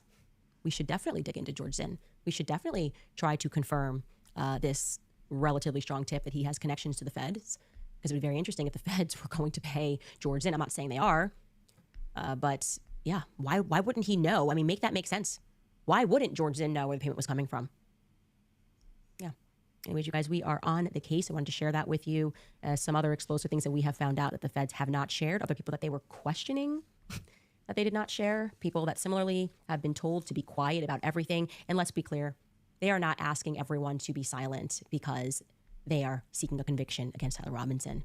They are telling everybody to be silent because they don't want to get caught. The feds are covering their own tracks. All right, guys, I'm going to pivot here, and I want to read you something. Well, now, I want to be perfectly clear that despite all appearances over the last 2 weeks, it has been a very difficult time for me. Obviously, normally when I'm covering a story, I'm bombastic and I feel brave and focused because I am speaking about someone that has nothing to do with me. This has been particularly challenging because I had, and I still am, very much grieving Charlie and waking up to the realization that not everyone is grieving him in the same way, that he may have just been a political pawn to so many people that he loved deeply. I mean, I'm going to be honest, even Donald Trump's non-reaction, not making any demands for truth regarding this investigation deeply upsets me. It deeply upsets me because I know how much Charlie Kirk loved Donald Trump. Damn, that's sad. So that's really sad. That's terrible. I was happy. It brought literal tears to my eyes when a donor from Turning Point USA, a donor that actually then unlocked a whole another level of donations for Charlie Kirk through introductions. Politicians just use and abuse you, bro. They fucking throw you away as soon as you're done. That he made for Charlie. And a donor who ironically, this is the very donor that when I said to Charlie, we need to be in the UK, we need to be in the UK. And he was like, well, I know somebody who I could maybe have set up an event. We can start Turning Point UK. And that event was when I first laid eyes on George. Not when I spoke to him, but when I actually first laid eyes on him. Dirty weasels. That donor issued a public statement. Very true. And I think he will be the first of many donors that might make a public statement. And he made this statement in my favor. This was written by him and his wife, two wonderful people, John and Irina Mappin. I'm just going to read it because I think these words don't just eloquently express how I'm feeling, but I think these words eloquently might express how we are all feeling worldwide. Like, I read this and I said to myself, I couldn't have written this better myself with all of the time in the world. John and Irina write, Charlie Kirk built Turning Point USA on transparency, free speech, and a relentless pursuit of truth. We are witness to that. If Candace Owens had been assassinated, Charlie would have torn apart every lie and devoted every working day and night to uncovering the full truth. He would not have trusted the authorities to deliver justice. He would have demanded it from the rooftops. Charlie would not have waited for the funeral or memorial to happen. He would have gotten to work immediately. He would have worked night and day to uncover exactly what had happened to his great friend. Consider this. Charlie did not sleep for several days and several nights just to ensure that J.D. Vance became the vice presidential nominee. And although that job was supremely important for the country and its future, it was still ultimately simply helping to secure a job promotion. Candace is working to get to the truth of who killed Charlie Kirk and why they did it. Charlie's execution is an assassination with potentially far-reaching political consequences for America and the world. What we have seen so far beggars belief. A crime scene apparently completely destroyed in days, and plenty of evidence that simply does not add up. This investigation and the truthful answer as to who was really responsible for deciding that Charlie would be executed in front of the world will affect America's future, its collective soul and conscience forever. The truth, when known, and we believe it will be known, will have far-reaching international consequences. The very idea that someone could be convicted and could receive the death penalty when there remains even the slightest shadow of doubt or shred of uncertainty that they may not be guilty of that crime, and that Christian souls would tolerate that possibility, is anathema to all the teachings of Christ. If there were circumstances where a suspect or someone standing trial for murder did not have a clean opportunity to receive the very best and fairest legal representation to present their case and defense to the world, it would have been abhorrent to Charlie Kirk. It would go against every constitutional principle that he lived, fought, and died for. Erica is in mourning. May God bless her and her family. Please give her and her family time to grieve. Any civilized culture, Christian or otherwise, allows a grieving widow 40 days of mourning to make peace with the Lord and to respect the departed. Those people who truly love her would gladly grant her all the space she needs. We certainly do. But we are growing rather sick and ashamed of seeing people criticize Candace for doing her level best to get to the bottom of and to the truth of what happened to Charlie on that day. You don't have to agree with Candace on every subject that she addresses on her shows to acknowledge that much of what she is presenting on the subject of Charlie's death is extremely concerning to America and to the world, completely valid and very relevant to the investigation. She has an army of truth seekers worldwide who are helping her in her search and her research. This is a truly new and modern phenomenon that has never happened before.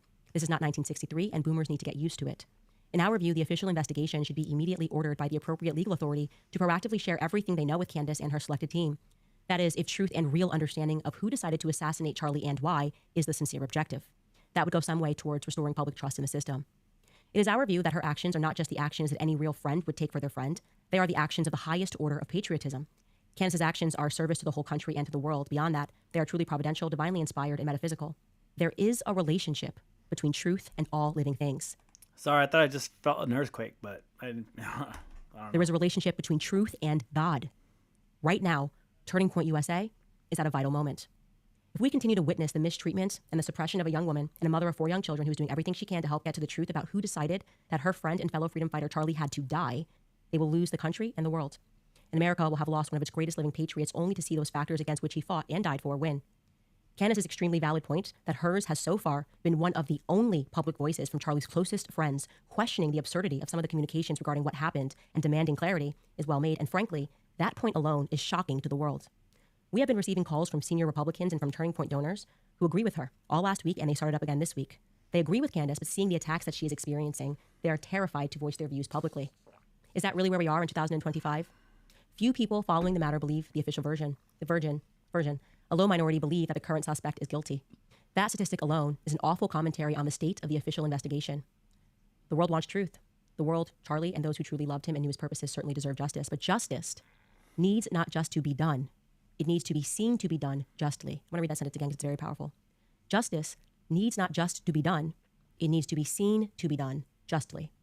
It must be truthful, it must be fair, and it must be clean. If there are videos, show them. If there is evidence, show it. The world is not going to accept anything less. This is not about who is right or wrong or whose theory is correct.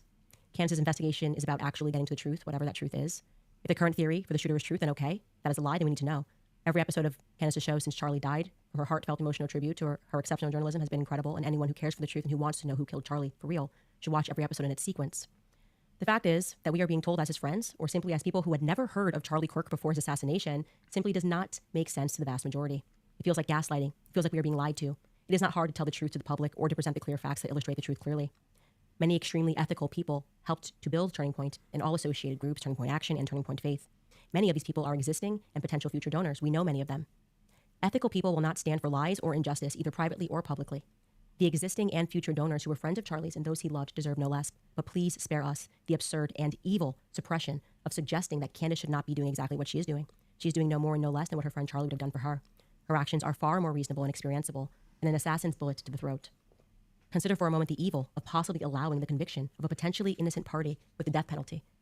We can only begin to imagine the wrath of God and how upset Charlie will be if an innocent man were to be executed for his assassination, and what ill fortune would befall a Christian country and the individuals that would allow this. In this sense, Christianity and a leading Christian democracy are now on trial. There's a special place in eternity reserved for those who would allow such an injustice.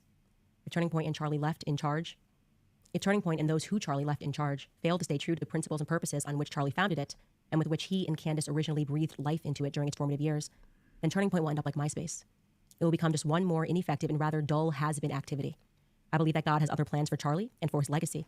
A cover-up of the truth is not, in my view, part of God's plans. I believe that people of goodwill from all over the world will ensure that.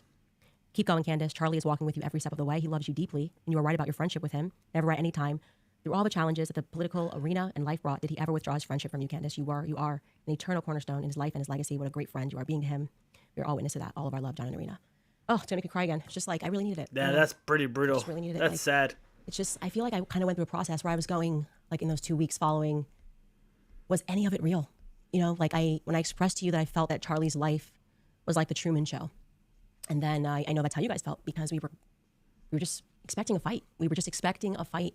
And instead it seems like the very things that Charlie was fighting, lies, no matter what they were, somehow were being platformed and allowed. So thank you, John. Thank you, Arena. I cried last night reading that. I almost cried on air there reading it again. I needed it. So anyways, you guys, I'm going to read a couple of more sponsors, and I want to get to all of your comments. Oh, that's so sad. All right, we're going to move on. The disease of online politics. This video is brought to you by Surfshark. Stick around to hear more about the Surfshark special offer they're providing to the entire upper echelon community. Political division is a consistent and growing problem. Not just in America, but also globally, the issue of politics often creates conflict, disagreement, and distrust. Agencies, ideologies, candidates, and more often become a focal point of argumentation, social media debates, voices raised around the holiday meal table even, and bickering within online communities especially. It's become normalized. But today, I want to take a very big step backwards and focus on the broader concept of politics, with no emphasis on any one particular side. Who are the people involved? Why are they involved? And using a trifecta of scientific studies with relevant examples, I want to make the case that modern politics itself is a mental disease. Probably the most common piece of feedback that I ever get on this channel is actually a question. People ask me, well, what can I do about it? And if you're talking about the world of dystopian technology, the answer is typically nothing.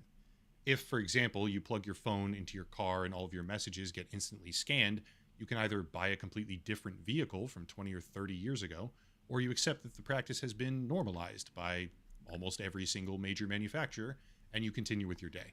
Very rarely does the simple act of raising awareness contribute to the death of a problem, but for politics, at least hopefully, awareness of what's happening behind the scenes directly impacts the ability for people involved to improve it.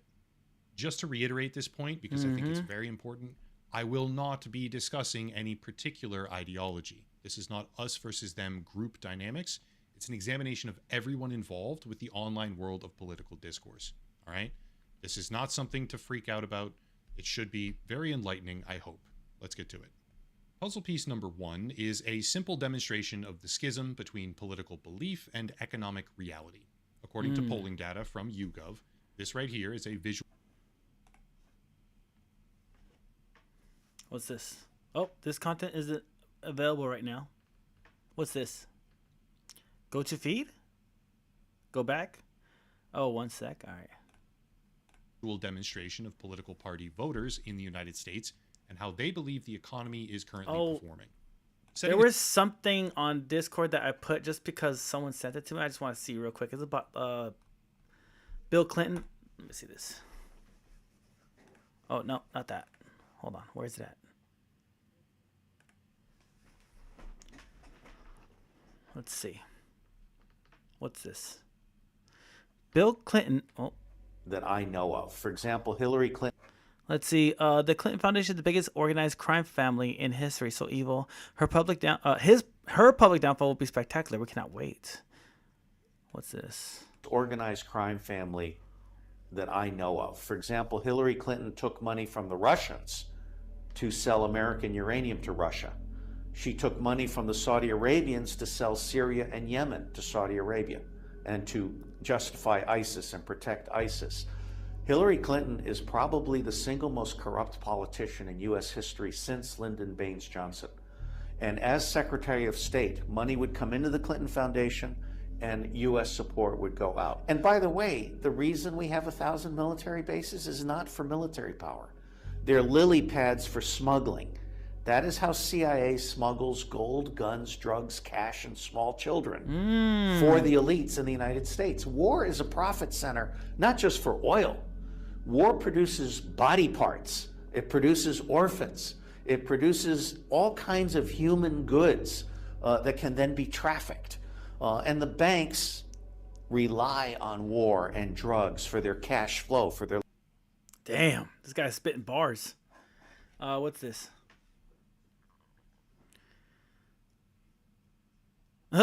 His face was crazy. You gave me this to start off with. I put the screenshots on general. Okay. Hey, I don't know who needs to hear this, but if everybody's starting to say you control everything, and then you take control of TikTok, and then ban and censor people who are saying you control everything, demonstrating that you kind of control everything, it's not gonna help with the perception is what I'm trying to tell you. Probably not a great idea to host a social media like roundtable discussion and talk about how it's like a great weapon either. The crows, the crows are calling. The chickens are roosted. Let's see. I put the screenshots on general. There was something else that I wanted to show too. I'm gonna show yours too in a bit. Let me go down. What's this? Sorry, I'm getting links from different people right now too on my phone. So I want to see. Think in the light. Oh wait, hold on. Think in the light of today being October 7th. Yeah, October 7th. Everyone should be clipping and posting this. Okay, let's see what's going on. Many times, the whole country's a fortress. When I first heard this story, I still had the same gut instinct that I did initially. I find this very hard to believe. I've been to that Gaza border. You cannot go 10 feet without running into a 19-year-old with an AR-15 or an automatic machine gun that's an IDF soldier, right? The whole country is surveilled. And so let me just kind of go through this. We don't talk about Israeli politics very often, and most Americans don't know this. The last 9 months, Israel was on the brink of civil war. It's not an exaggeration. This judicial stuff, there were hundreds of thousands of Israelis taking to the streets because Bibi Netanyahu was basically redefining the Israeli constitution. That's not an exaggeration, right? He said the judicial branch has too much power. There were protests planned this week against Netanyahu, where they anticipated tens of thousands of people to take to the streets. I forgot about this clip. That's all gone, Patrick.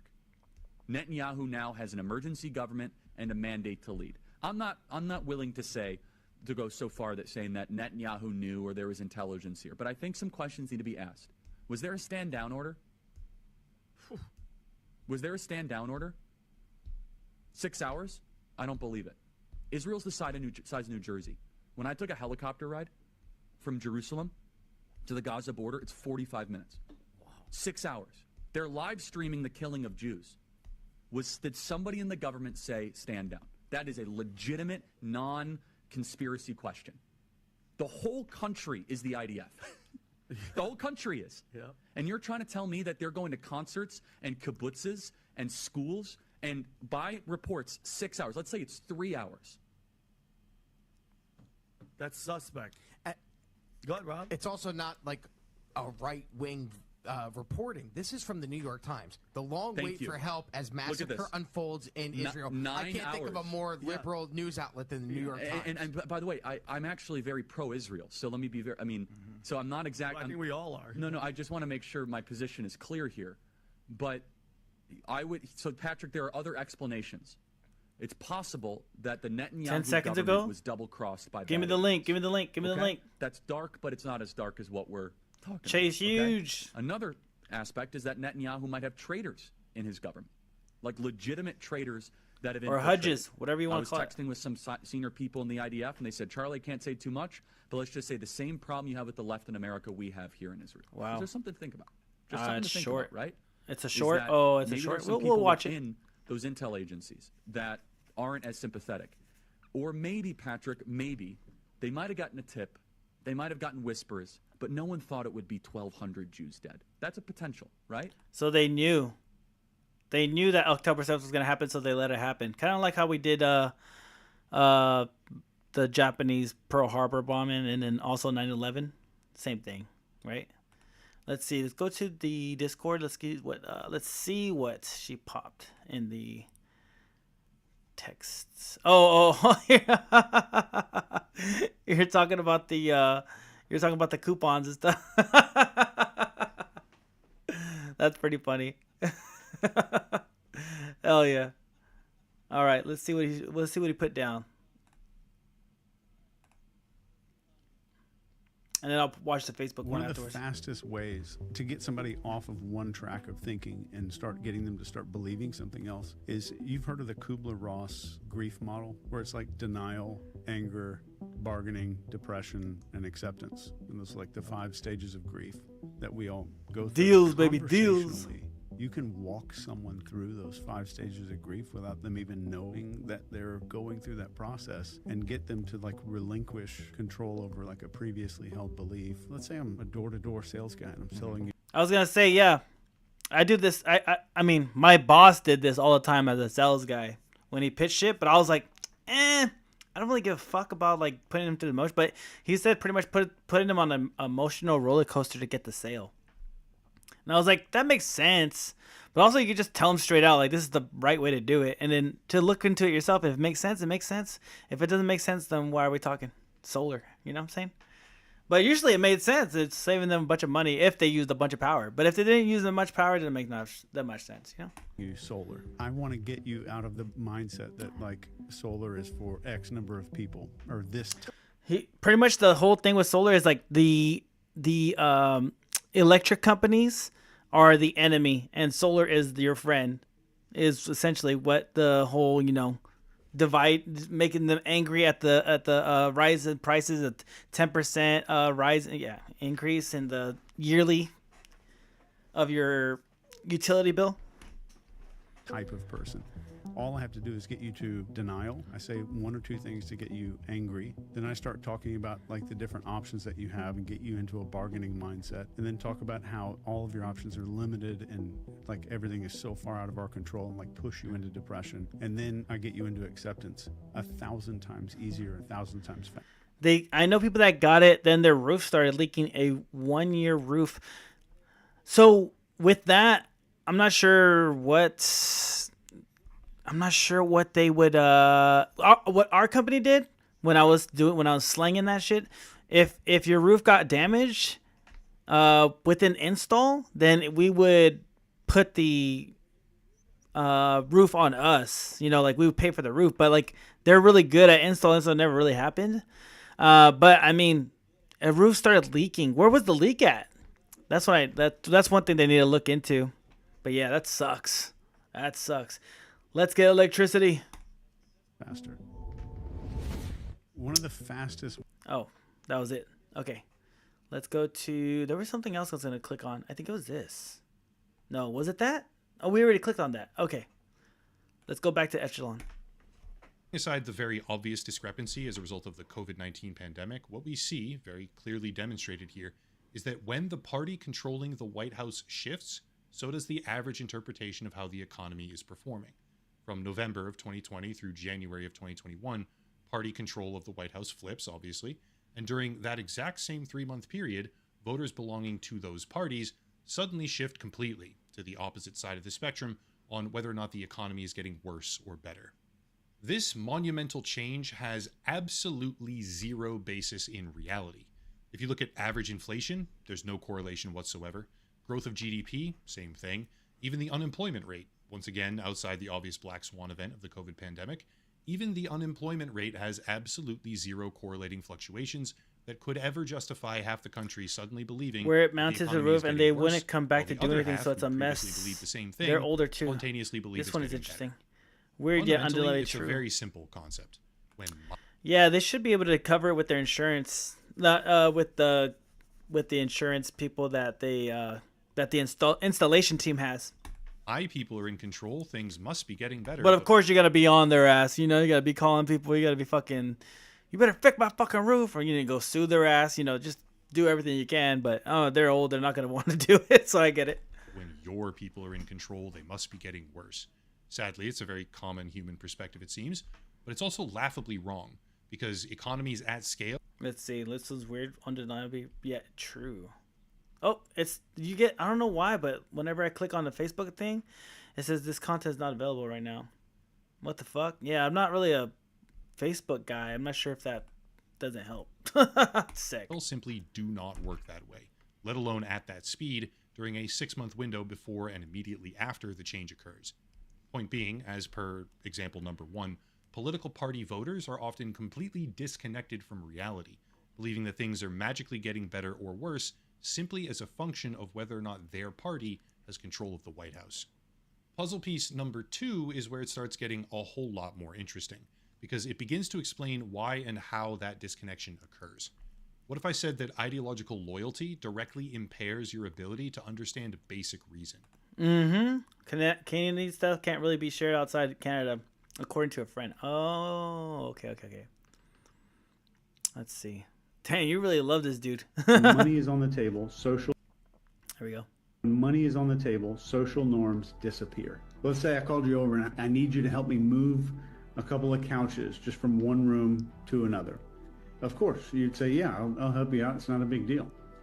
And now, imagine if I asked you to do the same thing for $1. I've changed the norm instantly. Your rejection would be instantaneous, and your reaction... Well, because you're being like... It's like kind of playing on your, like, you're getting played. Oh, I'll give you $1. You know, it's like you're kind of like devaluing my kindness. That's what it feels like, right? Like if you're getting an amount that's underneath, like you're just like why are you gonna pay me $1? Just keep the $1. You know what I'm saying? But you're an asshole for it, like even thinking like that's you know what I'm saying? Like, are you trying to give me what you can? Or are you just that broke? Or like, why fucking bring it up in the first place? Let me just help you move the couch without being weird. You know what I'm saying? Like, action would probably be reject the $1 and say, maybe I could do it for 20. Your time is worth... Yeah, exactly. But it's like you're now you're taking on the kindness as like, oh, you're going to pay for my services now. No, the fact that you bring money is now it's a service. So you're going to pay me a decent wage, or are you going to just fuck me over with $1? Why'd you even bring it up at that point? It's like... Money. I've changed the dynamic of how you perceive the situation. $1 is worth more than $0, right? But why was it that $0 was better for you than $1? $0 feels better to human beings than $1. Keep in mind, when is someone looking for some kind of social versus transactional? And that alters our language and how we speak. Hope you enjoyed this. If you want... Yeah, don't be a fucking dumbass. Like, it's also like tact, you know? Like, have some fucking tact about it. Read the room a little bit. We all know that most people arguing about politics online... $1 is an insult. Yeah, exactly. Here's $1, bro, for helping me out. Like, just shut the fuck up. Put that 4 quarters back in your pants and give me a beer. What do I want to do with $1? Give me a joint so I can smoke it. Give me a beer so I can drink it. Give me some food so I can eat it. Like, fuck $1. Feel like thick-headed morons, at least if you ask the people that disagree with them. But what if I said it's actually being studied scientifically? Before going further, today's video is brought to you by the longest-running individual sponsor of certain type of track. Fine. Don't do VPNs. They're just filters for the government. Whoever owns the fucking VPN is got your shit. And just make sure if you get a VPN, it's from a government that does not hate you. That's what it is. Don't fall for these scams, bro. Doesn't mean much to most people, but if you care about one at checkout, you can get 4 extra unless it months does it, can't for smoke free there. with a special Yeah. pricing offer for an extra 4 months of the service for free. What's Big this? thank you to Surfshark. Let's see. We just have to accept the narrative. The narrative is like, you know, the Saudis hit us on 9/11. Saddam Hussein did this? No. And so we went to war with Iraq. The Iraqi army? No. Some guys from Iraq? No. That one lady who visited Iraq that one time? They had weapons of mass destruction that were never found. And so we went to war with Afghanistan. And that makes perfect sense. Yeah. No, Peter, Iraq had nothing to do with this. It was a bunch of Saudi Arabians, Lebanese, and Egyptians financed by a Saudi Arabian guy living in Afghanistan and sheltered by Pakistanis. So you're saying we need to invade Iran? We just have to accept the narrative. The narrative is like, you know, the Saudis hit We just have. This is the problem though with like all these countries being so close together. It's like they're all the same fucking thing to us in America. Like it's Middle East is the Middle East, buddy. Like they're all the same fucking. You can say Iran, Iraq, Afghanistan, all these other fucking names for it, but it's like to me it's the same spot. It's the same spot. Like point to the map, yeah, same area. I'm like, yep, that's where we're bombing. Let's go. For sponsoring the channel. That's the problem with insurgents too. Remember that name, insurgents? You can't really stand. I ran. I walked. Fuck. Hey, fuck. Can I stand? Yeah. Let's see. Let's see if there's anything else before I go on skate today. Lashes out. Can't control herself. Let's see. When White House Press Secretary Caroline Leavitt is asked a question that implies anything but the glowing positivity about the Trump administration that she desires, she lashes out. And sometimes she lashes out at the media, sometimes she lashes out at Democrats, sometimes she lashes out at protesters or whoever is convenient to lash out at in any particular moment. Well, CNN's Caitlin Collins asked Caroline Leavitt about the conflict between what Donald Trump says is happening in cities like Portland and what the mayors and governors say is happening and what the protesters say and what the media shows. Trump and Leavitt and the administration want you to believe that it is complete and total anarchy and destructive chaos on the streets of Portland, Oregon, Chicago, Illinois, Los Angeles, Washington, D.C. I can't see Portland, Oregon being like crazy. Like I can't see Portland, Oregon being like a shootout, gun down, everybody's dying. Like it's never been on the map. It was on the map because people who are liberal like it because it's so like free thinking out there, very progressive thinking. And they go to those areas. I've never heard of like crime popping off over there though, See Baltimore, you know the list. But then it ain't no Chirac. You know what I'm saying? It ain't no Chirac in this motherfucker. The last one. Dr. Leon Festinger. He defined cognitive dissonance as an inconsistency between beliefs, behavior, and information, which results in psychological tension. So when this tension happens, people will change things to reduce the tension. So I could change my perspective, I could change my psychology, I could change the environment. Leon Festinger went to this doomsday cult. While he was there, when it happened, the members of the cult didn't abandon their beliefs. They doubled down, believed them with even more conviction. And he points out in the book that even though the cult members had proof and evidence that they were wrong, proof and evidence right in front of their face, they were encouraged by other believers to continue the faith. Yeah, you gotta step through. Are no match for cognitive dissonance. Yeah. Hope you enjoyed this. If you, Dr. Lee. It's like when Morpheus, the Oracle said, "You're not the one," but Morpheus just kept believing. He just kept moving forward.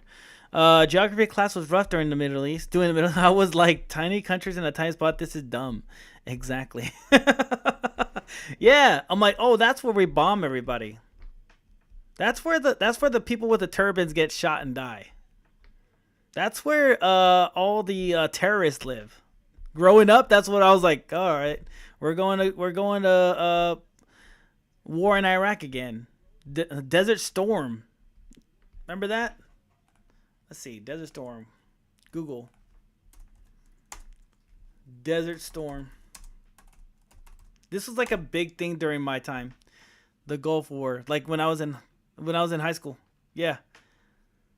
What happened in Desert Storm? Yeah, Iraq. Like, dude, we're just constantly over there. And we hear from the mayors, and it's sort of like, yeah, there are problems in cities. Cities have crime.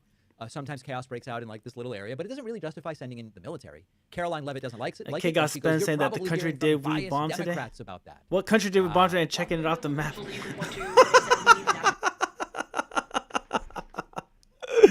A kid got suspended saying, "What country did we bomb today?" And check it off the map. That's what, dude. That kid is based as fuck, dude.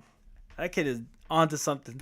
Because I spoke to the police chief of Portland last week. He said that the president's claims just don't match up with what's happening on the ground. I would encourage you as a reporter to go on the ground and to take a look at it for yourself, because there's been many members of the press, not press in this room, but independent journalists, some of whom we'll be inviting to the White House very soon to share their stories. Because they have been in the middle of these riots and they have witnessed the anarchy that is taking place night after night. It's on video. You should play it on your show. You have a great opportunity in prime time on CNN. remember that to the extent that that stuff is happening, as we covered in depth yesterday. You said that was the last one. Dude, you love this guy. You only need one. You only need one. I'm a pokey fucker, you're a chase fucker, bro. One thing, and you can spot whether or not you're standing in the middle of a psyop. That one thing is, if the opinion that's coming out needs people to be silenced, it's a psyop. There are psychological operations in play. Wow. So if you can't question it, if you're supposed to just go along, it's a psyop. Yeah, and if people have to be silenced or publicly shamed because of their information, and they're not telling people nothing's keeping me from skate. The sky's falling. They're not saying crazy shit. They're just saying caught in basic 4K. stuff, and they need to be silenced. That is a psyop. He's like, everything's a psyop. Everything's a fucking psyop in this motherfucker. It's happening as a result of Donald Trump's actions. To show your audience, yeah, but you're probably talking to partisan Democrat officials who are opposed to everything this president does. You should also ask the people who live in Portland. We've actually heard from many members of the community who have said that this is complete civil disobedience. It's a mess. It's been loud. It's been troubling for neighbors in the community who are just trying to live peacefully. And these people are not there to peacefully protest. They are there to cause mayhem and havoc. This is the propaganda equivalent of if the president does it, it's not illegal. By definition, if it sounds like it contradicts Trump, it must not be true. It must have come from partisan Democrat officials, as she says, or whoever. They will never acknowledge the reality in these cities, which is that things are mostly fine. And like any big city, there are problems to be dealt with. And they are not resolved by militarizing the streets and sending in armed vehicles and riot patrols and this sort of thing. Hilariously, Caroline Leavitt sounded indignant. She said, I read the little emote. People are acting like Trump wants to take over cities with the military. Yeah, that's exactly what he wants to do. That's what he's been saying the point of all of this is. Oh, Caroline. If the courts allow you to ultimately send in the National Guard into Chicago and Portland, do Democrats not have reason to be concerned that there are long-term plans by this administration to keep U.S. military or the National Guard in American cities, like what we were seeing here in Washington? Why should they be concerned about the federal government offering help to make their cities a safer place? Because it makes them even more chaotic, Caroline? They should be concerned about this. They should be concerned about the fact that people in their cities right now are being gunned down every single night. And the president, all he's trying to do is fix it. And there has been a complete smear campaign by the Democrats and the They're being really mean. Media, quite frankly. I was reading Political Playbook this morning, one of the most inside the Beltway newsletters you can find. And you guys are framing this like the president wants to take over the American cities with the military. The president wants to help these local leaders who have been completely ineffective in securing their own cities. Yeah, well, the reason that Politico is writing that, if they are, I didn't look at the Political Playbook. The reason that they're writing that is because Trump has been openly saying that. He's been openly saying we're going to do this in a whole bunch of cities. That's why they believe that. Now, the question of Ghislaine Maxwell did also come up. Will Trump rule out granting her clemency? Caroline Leavitt is just not weighing in. She won't even say whether such a request has been made. I was going to you in the blue shirt and tie. Thank you, yes, Caroline. you're welcome. The Daily Mail. Today, the Supreme Court declined to hear Ghislaine Maxwell's appeal. Will Trump rule out granting her clemency? Is that something the White House is considering? It's not something I've heard discussed, and we don't comment on clemency requests that may or may not have been made, but I'm certainly not tracking that one at this point in time. There you go. And Trump claims he isn't either. As you saw earlier, when he was asked about Ghislaine Maxwell, he goes, what? Who? Oh, I haven't heard that name in a very long time. We now know that the pardon is indeed under consideration. What's this? Oh, the duck song? Wait, what's going on? There's a good chance you've been brainwashed, but you don't know it because brainwashed people don't know they've been brainwashed. That's what's terrible about being brainwashed. But I'm going to help you find out if you have. If the following video triggers your cognitive dissonance, yes, you have been brainwashed. If I told you the UK was being transformed by a Marxist playbook, would you believe me? Let's compare what's happening to what Marxist and communist movements have always aimed for. 1. Destroy national identity, flood the country with open borders, erase history, shame the flag, and mock patriotism. 2. Undermine the family unit, promote gender confusion, attack motherhood, encourage state over parenting, and normalise dysfunction. 3. Erode religion and traditional values, mock faith, moral restraint, and discipline. Replace them with hedonism and lived experience. 4. Create class resentment. Make you blame your neighbour for your struggles while the elite get richer and more powerful. 5. Control language. Invent new terms, police speech, and make it illegal to say what you truly believe. 6. Centralize power and dependency. Crush small business, inflate away your savings, and make the state your only source of support. Still think it's incompetence? This isn't accidental, this is strategy. It's a cultural and economic revolution disguised as progress. Britain is being reshaped, not by bombs or armies, but by ideas. And the sooner we call it what it is, the sooner we stop pretending that this is normal. This is not evolution, it's subversion, and it's all by design. And just FYI, Marxism and communism have never worked. Every attempt to implement it has led to authoritarian regimes, economic collapse, or mass. Sounds like with Canada and the U.S. That's you guys. Yeah. That's what you've been doing for the last 12 years. The UK have been, yep, I believe it. It's fooked. Caroline Levitt jumping into the fuzzy math of Donald Trump. You know how Trump likes to say we're going to reduce the price of something 300%, 1,000%, 1,500%? Caroline Levitt is uncritically repeating the same failed arithmetic. By the way, I saw a comment from my friend Jojo from Jers, also known as Joanne Carducci. She said, this sort of math is how they came up with there are 20 million undocumented immigrants in this country. It's the same sort of math that has you saying things like 1,000% off. Is he willing to give more, to share more on what he'd like to negotiate on the Affordable Care Act later? Is he willing to say specifically what he... Oh, what the fuck? Oh, I did the wrong thing. But look, the president is definitely committed to fixing and improving our healthcare system. You saw it again last week when he had one of the largest pharmaceutical companies in the world coming into the Oval Office and promising to lower drug prices by 200, 300, 100% in many cases for various types of drugs for American patients. That is a huge fix to a broken... It would be interesting if the math checked out. And unfortunately, the math simply doesn't work. They should go back to, what is this? Is this, I guess it's like 7th grade math or something like that? And then finally, when all else fails, bring up our old friend, Antifa. That always works. Today, the Supreme Court declined to hear Ghislaine Maxwell's appeal. Will Trump rule out granting her clemency? Is that something the White House is considering? And sorry, there's overlap here with the few seconds we heard earlier. It's not something I've heard discussed. And we don't comment on clemency requests that may or may not have been made, but I'm certainly not tracking that one at this point in time. Caroline. Jordan, go ahead. Thank you, Caroline. So we're talking about these radical groups in Portland and Chicago. I know the president has spoken about potentially going after George Soros with RICO charges and funding all of this violence. Has there been any update on that? And also, is the administration looking into the other nonprofits, maybe taking away their 501c3 status for funding this violence? And one more question. Sure. The financial backing of these groups, particularly Antifa, is certainly something the administration is looking into aggressively. And the federal government has never really been mobilized or tasked with doing that. So we're kind of kickstarting that into gear. The FBI sounds good. I'm about to turn on skate anyways. Security task force. We have our intelligence community looking into this as well. And Antifa. That's really at the crux of what's going on here. We're not going to forget about the Epstein files, Caroline. Whenever we're not going to forget about the Epstein files. I mean, that's for damn sure. That's one thing I like about David Pakman. He's not forgetting that. All right, I'm gonna switch over to skate. Hold on. Hold up. Wait a minute.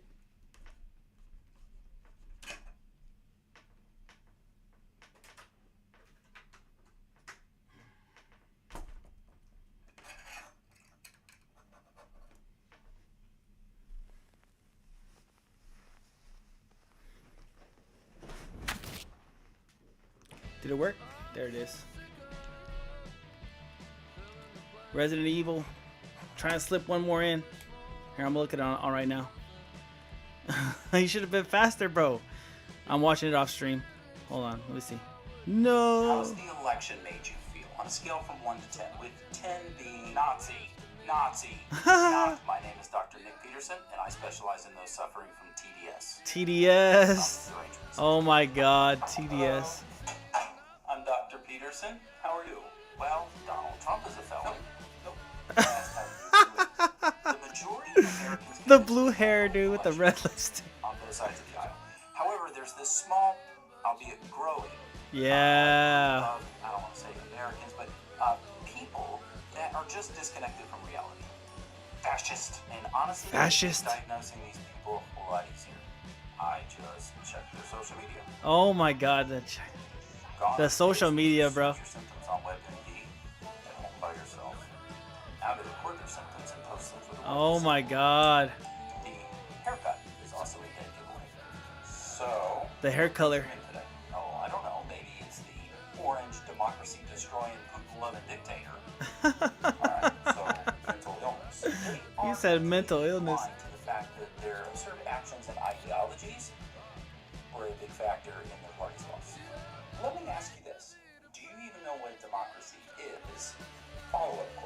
I like that video, bro. Thanks for sending that.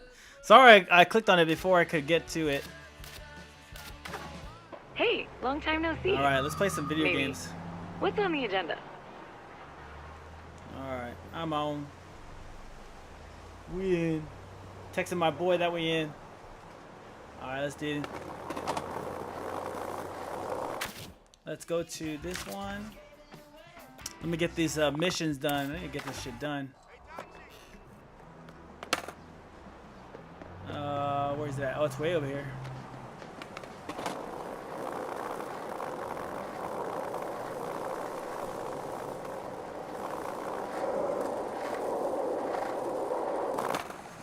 All right, let's do it.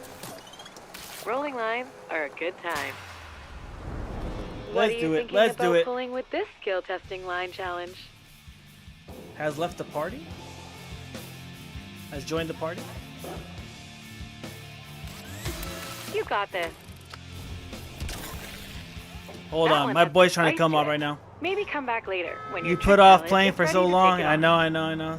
Says your server's full? Let me see if I can, They say my server is full. Let me see. Party, friends, and let's invite my boy. Okay, and then invite. Whoa, hold on.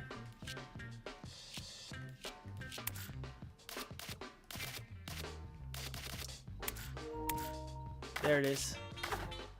Now my boy's on.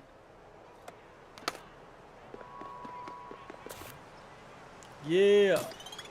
Do you like doing the line thing? We good now. Yes, we good. Sounds like a true lefty. At the end of the video, the blue hair thing the blue hair thing says, "I'm going to have a sex strike." Oh yeah, the sex strike, dude. I remember that. Everybody was not having sex.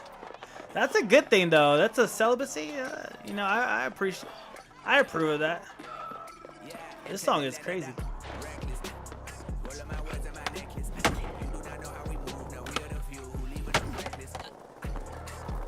Funny as fuck. You know what video I really like that you did was the Hitler one, dude. That was such a funny video. I was like, oh my god, that was really good. That's part of my favorite video you sent me so far. That's still hilarious to me. Why is the?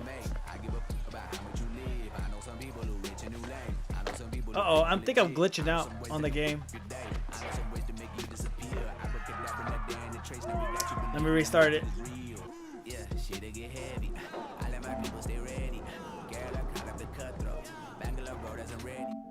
I'm gonna close the game and open it back up. You said, nah, that's crazy. I was scared to open that video, bro. You're talking about Hitler on the fucking screen, dude. Glitched.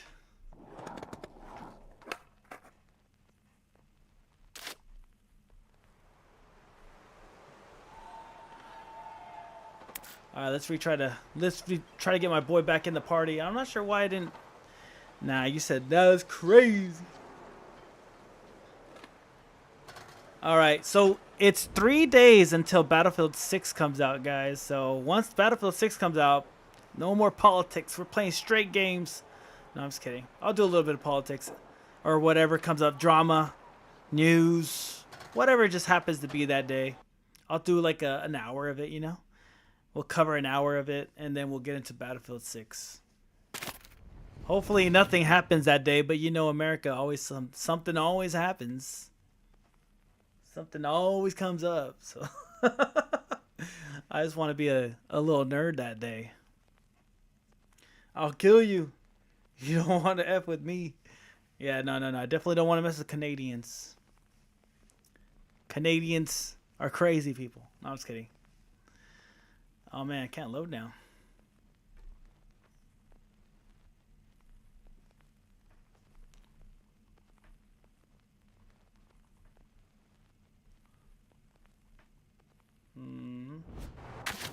There it is, finally in. All right, let's talk to my boy, see if he's on.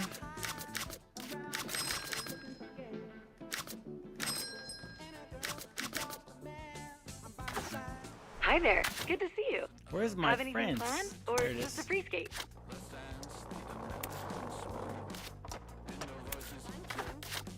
All right. Line challenges test consistency more than huck luck. There it is.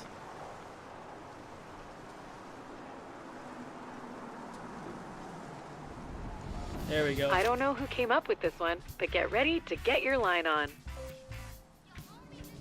I will kill you with kindness. Don't do that.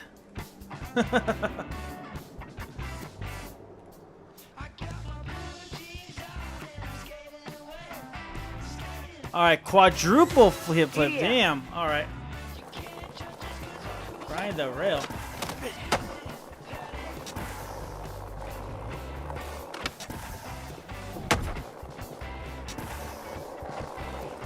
Grind the handrail.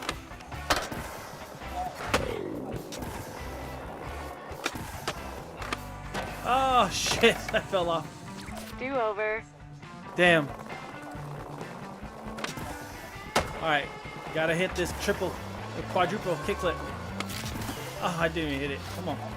Oh, my boy already did it. He's just Knocking out objectives is your thing. Oh, man.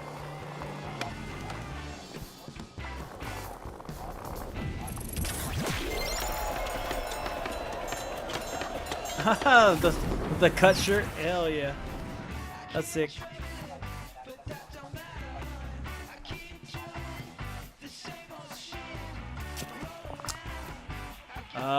Done. Let's go to over here. Or where are we? Right here? We'll do this one first. Oh. I will kill you with kindness, my friend. Oh. My buddy's always dancing. On this one. That's funny. Should be kind of easy. All right. My boy's carrying me this whole time. Let's go. Flip, kick, grab. Hit it. Okay.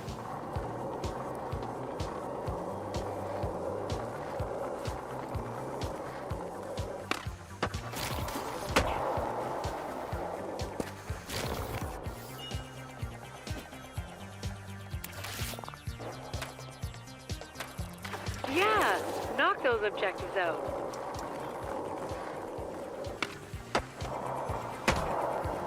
Knocked it out.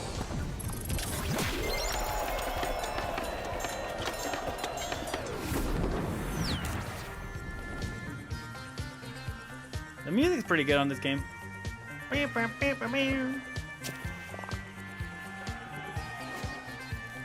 Alright, let's go to this one.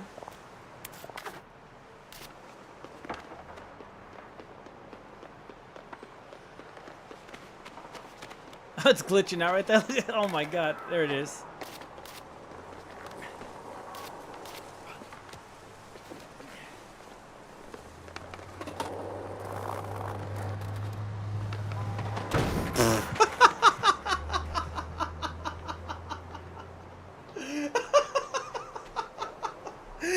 Damn, I got smashed by a fucking car right now, bro. That shit was hilarious. This is a wonderfully ownable man. spot. That challenge is That ill-suited shit for was your so redness. funny, bro. Oh man, I got fucking wrecked. This one is good to test your stuntwood skills. Alright, let's do this. Flip My trick. advice? Hit it. Gap the rail.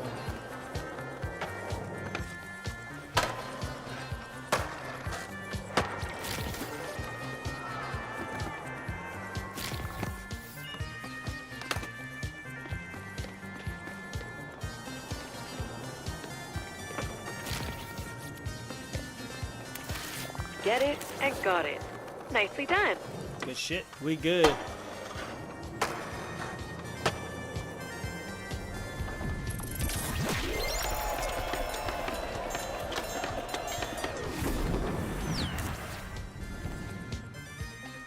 Land sequence of the 360 spins.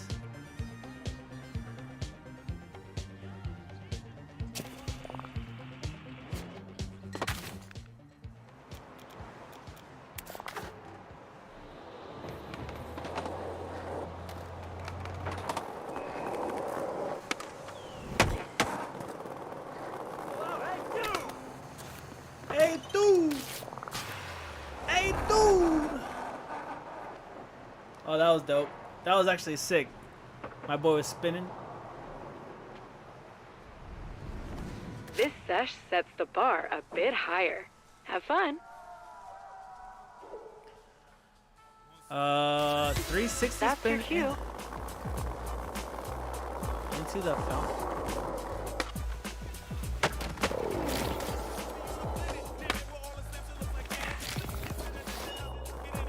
Held tricks. Got it.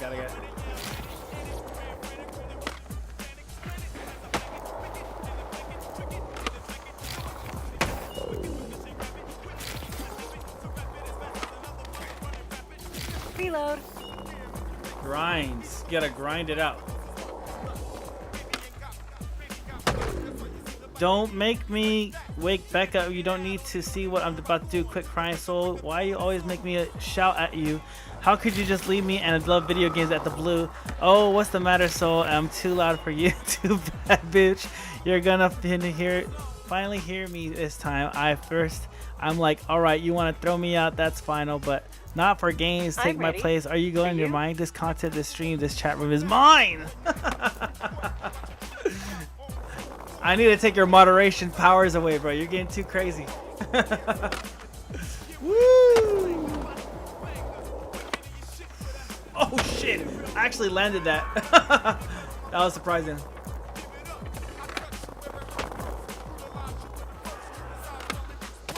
How did I not hit that? Start over. 50% of your allotted time has transpired. Objectively good objective completion.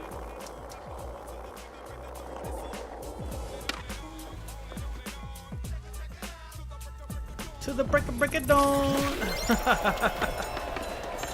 I'm surprised you're still here, Resident. To be honest, I was like, Resident's gonna leave, bro. It's a fucking asshole. he's gonna ditch me when I'm playing Skate. Fucking queer. No, I'm just kidding. Can I even say queer on Twitch? Is that a banned word? I'm gonna get kicked off of Twitch real quick.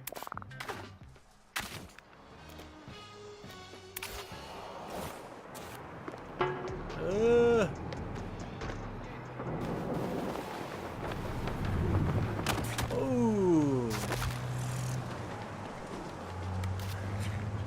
Is that you leaving?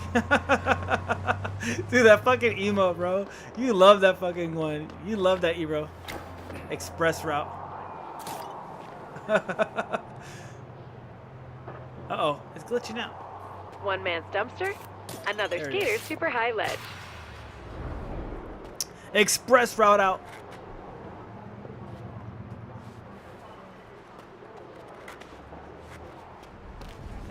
The margins for error are slim in this hard-ish line challenge.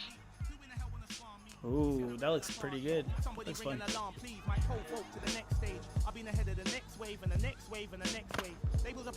Modified grabs, Send it. 2 down degrees. I got it.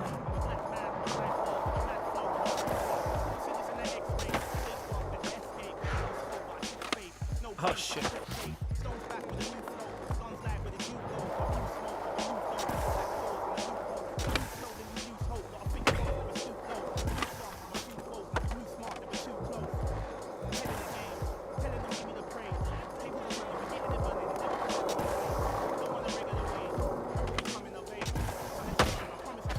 Back to the start. Damn, didn't You get got it. this. Oh, you did it? Damn, my boy did it. See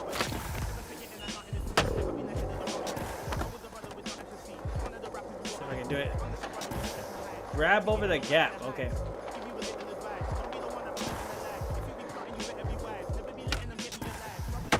Oh, I can't get it.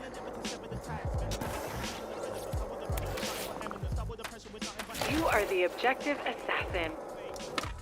Espresso was you jumping off the roof face first into the crate. Oh yeah, you saw that one? I thought you left that one, bro. That was a long time ago. That was a long time ago.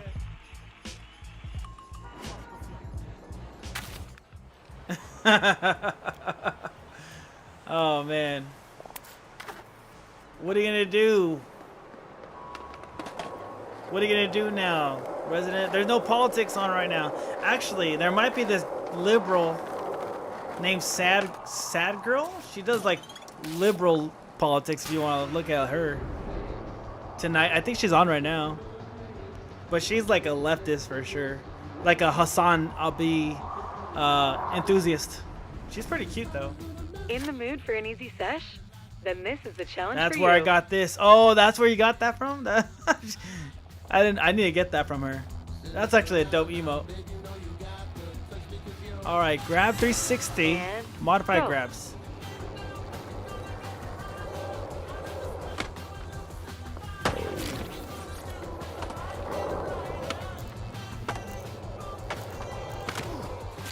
Oh fuck! I'm landing on my ass.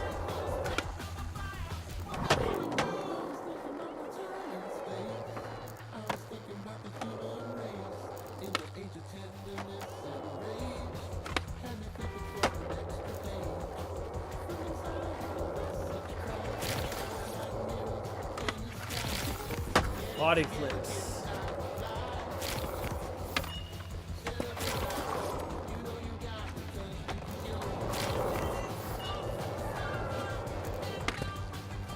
Woo! Clinical dissection. That's how I know they're a cult. I banned from their having an opinion. I told them that trees absorb CO2, that plant trees would save the world, and then putting a tax on carbon would solve the issue. They didn't like that. That's hilarious. There's no way that they didn't believe that. You're lying. That's no way they're that crazy.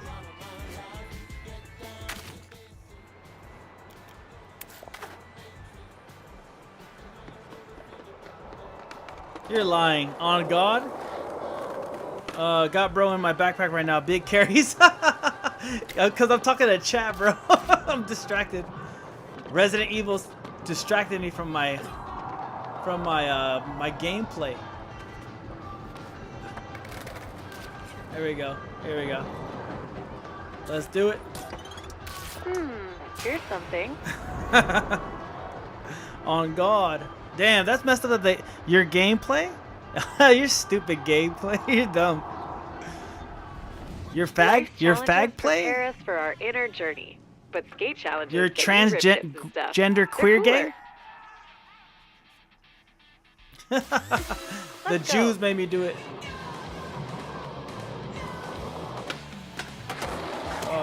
1 foot? How do I do the 1 foot again? Oh, that's what it is. Okay, okay, okay.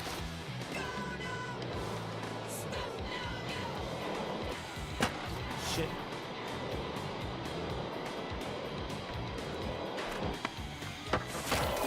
I keep fucking up.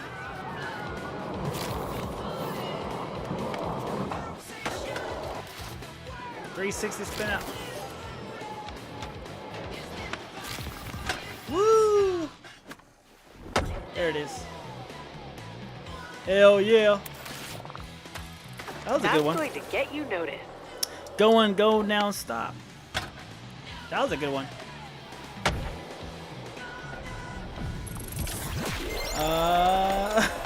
That's the song. Oh, the song. Oh, got it. Yeah, they got some really good songs on this fucking on this game.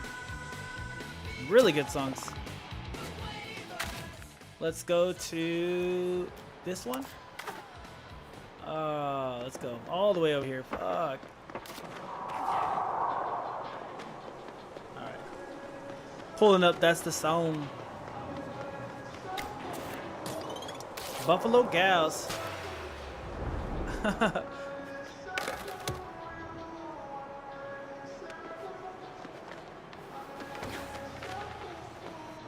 I did a slide on my stomach. Around the outside. Around the outside. It lets you get your grind on. And shut the fuck up and now go. We got this emo ass song right now playing. It's go time. Matter if I grab off the ramp.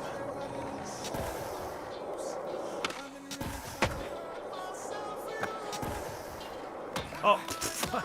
I hit my fucking leg.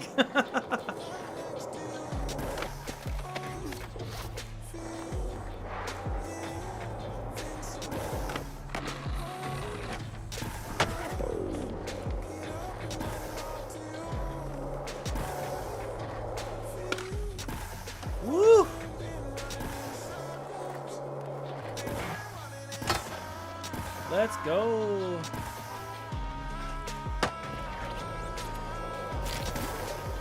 Oh, I can't make it.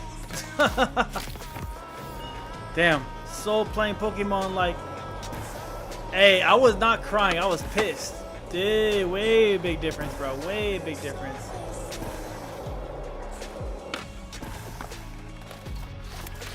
Fuck it, let's just end it. My boy's carrying me to the motherland right now. Oh, no.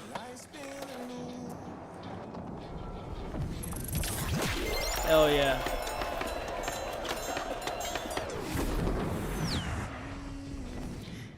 He pointed at me like, get a load of this guy. Let's see. Let's go to... Wait, yeah. Accept that. Where is the next one? Way over here. All right.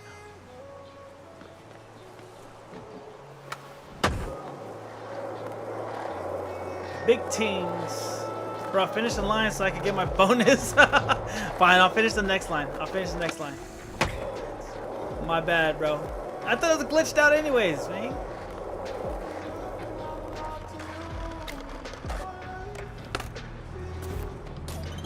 Alright, like we'll finish the line on this one. We'll finish the line on this one. Some are, some aren't. Okay, okay, okay. Some are, some aren't. Draw a rad line with this relatively easy challenge. Let's do it.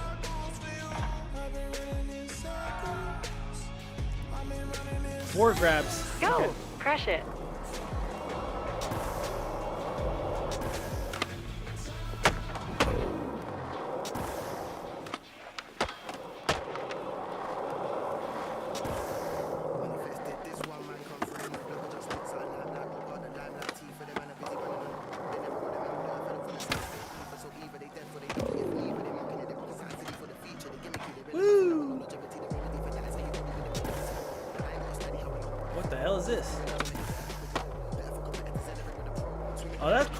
Like a little tube. Hell yeah. We did it. See, this is why I sold not to stick to politics. He's holding, Connoisseur, he's holding you back. I need them blue ticks for the... See, this is why he sold not to stick to politics. Need to stick to... You just want me to stick to politics all day, bro. Fuck that. I need a life. You're not wrong, brother. Oh man, let's see. I need my gear. Keon is just bound to give me the gear. That's all. And then I dip out for another couple of months, and then the game gets a new patch with new gear, and then he carries me to the promised land yet again. Is there a way closer over there? Oh, that's like, damn, we're pretty far. Okay.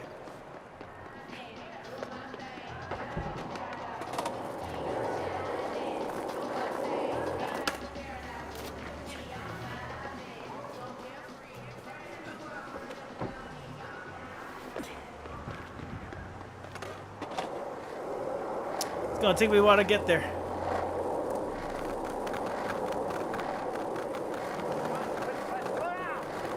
Clearly they were preoccupied with texting. That was their fault. There it is. Hell yeah.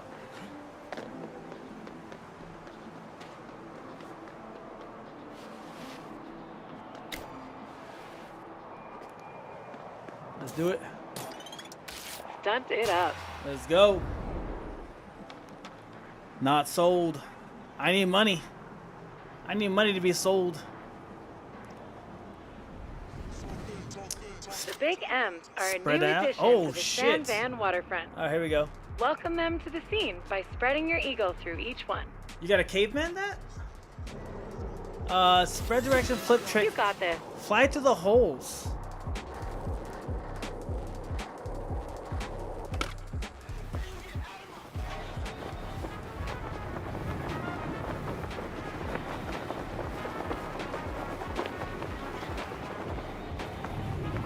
Ugh, almost had it.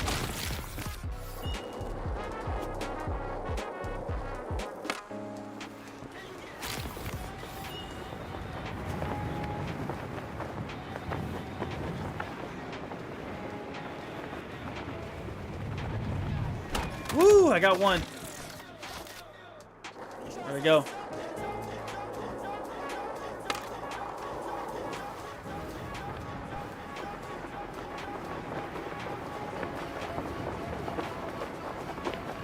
Oh no, I'm not gonna make it. Damn.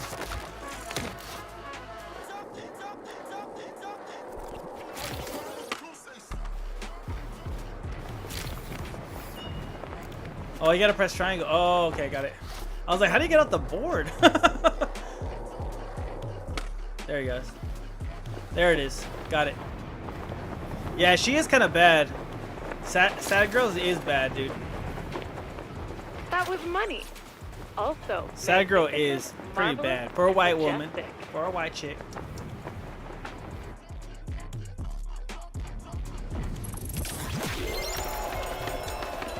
Too bad she's a liberal.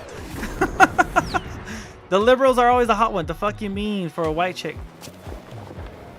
Cause I'm not really into white chicks. The fuck you mean for a white chick? Let's see. Let's get over there somehow. How do I get up there? How do I get up there? Let's see. How do I get up there? Hold on. Let's see if I can get up there somehow. Lime biatcho.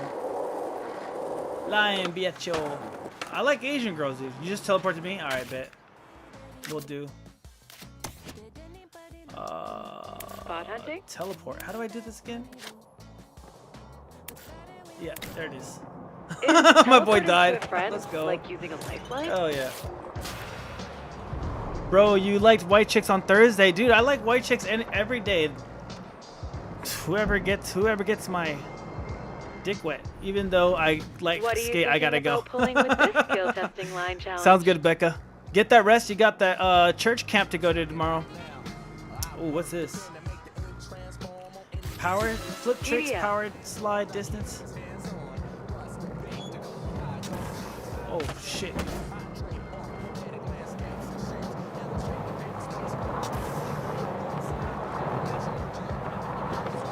Oh shit. How do you do a power slide? Oh.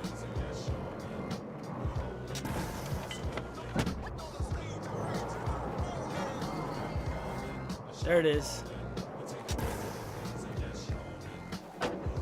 Quick restart.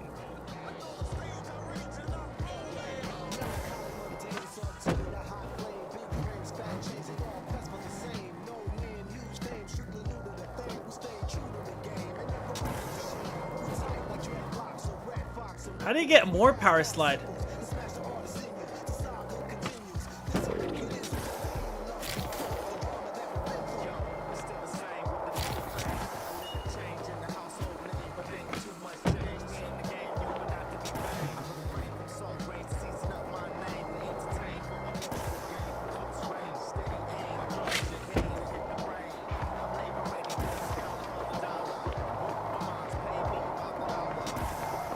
Oh shit!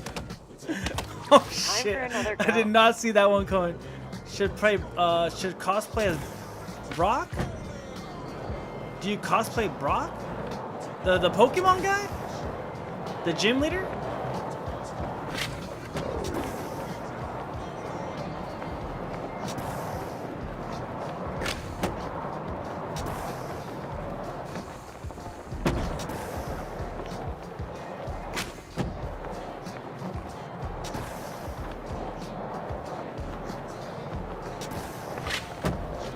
Oh my god!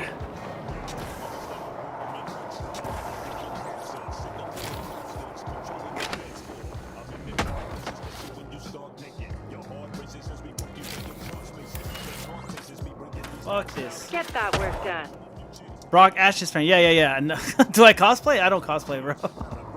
I'm too poor. And it takes up a lot of time, and then you have to talk to people and meet friends and hang out at Comic-Cons. Like, that shit's boring. Yeah, you do know. Yeah, I don't like talking to people like that. I'm like, hey, you're a weirdo. Let's go be weird together. Oh shit, not retry it.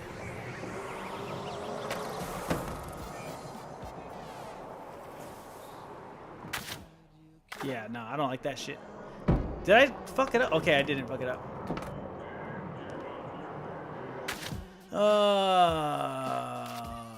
Let's go over here. I did all these ones over here on this side. Let's go to this one. It's kind of close by.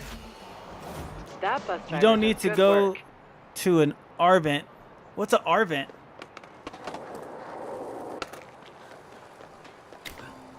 Oh, event. Got it.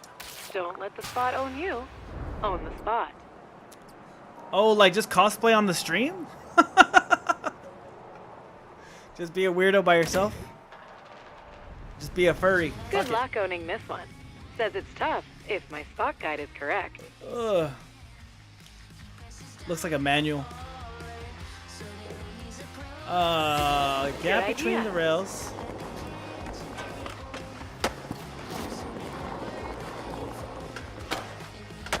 Fucking hey, come on. Oh shit. Damn, that's a hard fucking little like pop.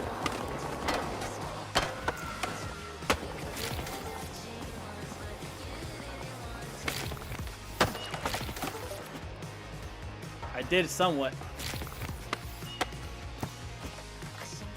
Okay, this time. Ugh. Alright, let's pop it real fast.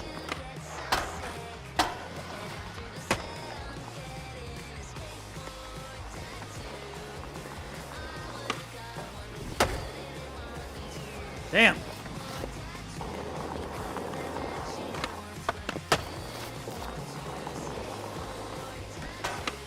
gotta go after like the second pivot. Oh. What the fuck? How'd I just pop off like that?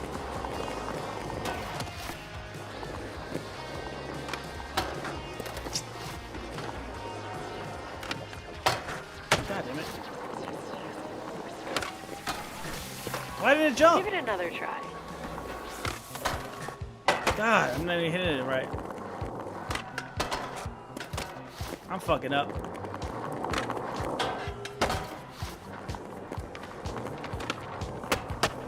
I barely got the tip of it. I can't even get the... I don't know why I'm not jumping. I can't even get over the road now.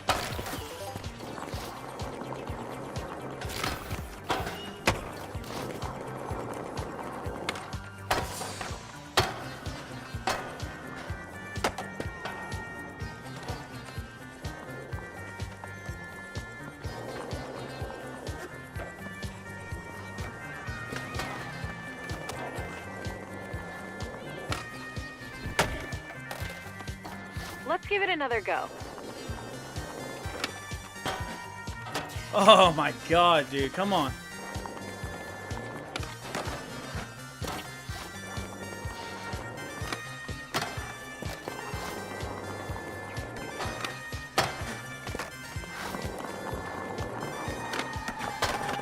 Fucking A. Ugh.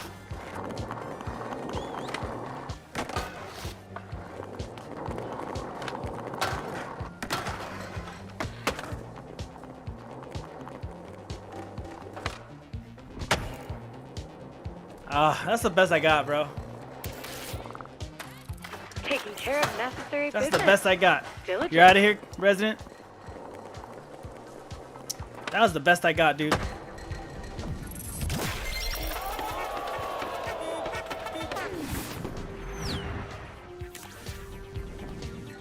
Hey, my Ghoul Crest rep is almost up.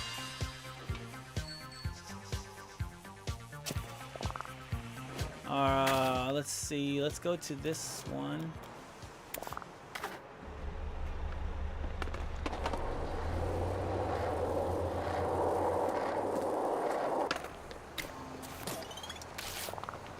Woo! I just saw you slide by.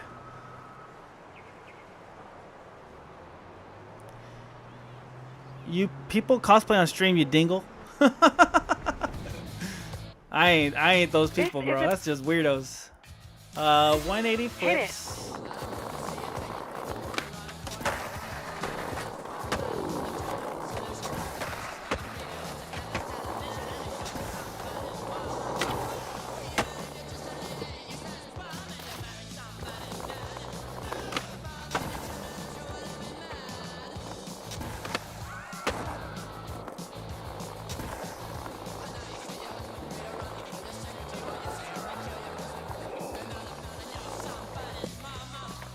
over.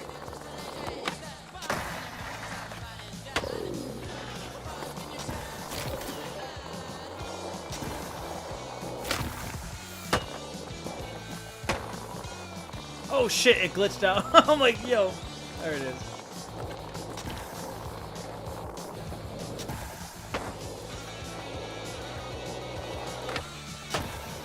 Oh, you have to go up the stairs? Hold on.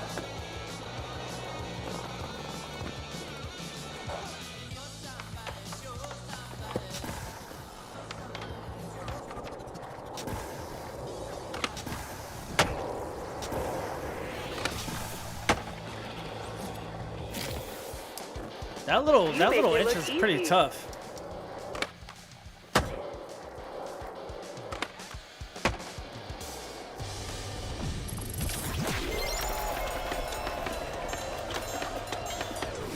Shut it down.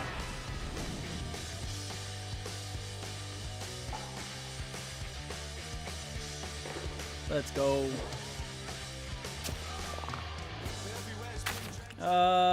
What's nearby?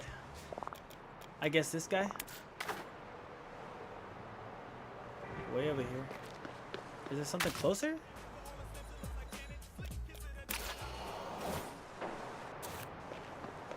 There it is.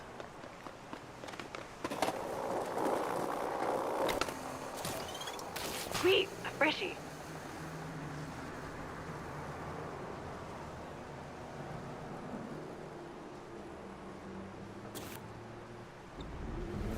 This challenge looks to be a perfect pairing for a skater with your skills.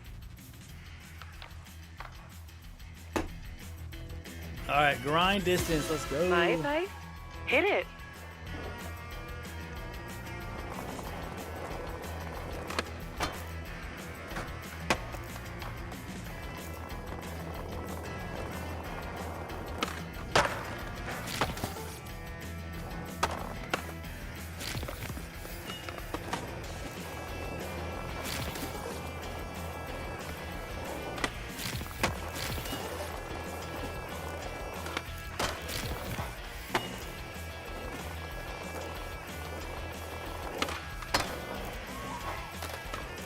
The hippie flip.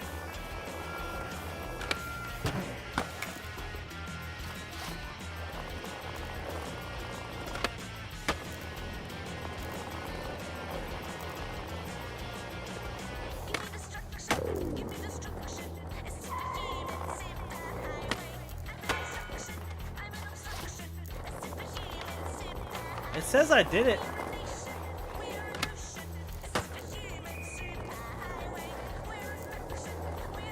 I don't know. I think it's like glitching out because I did everything.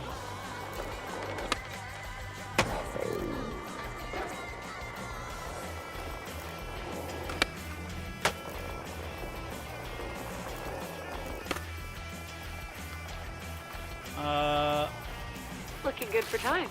You're halfway there. Your female parents said. This one's glitched. Yeah, I figured. I was like, we did everything. For sure glitched.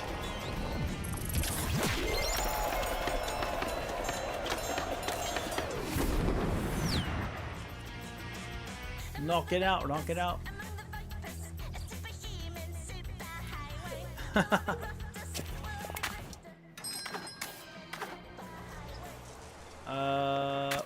Let's go to this one.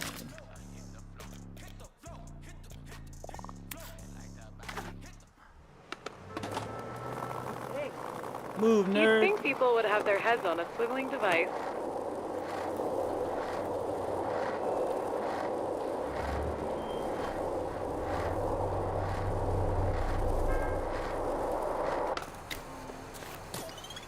Rolling lines are a good time.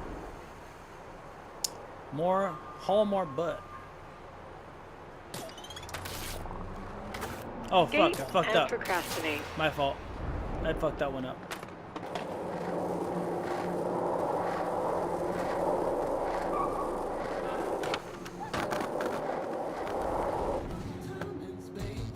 This is another one of the haul butt lines.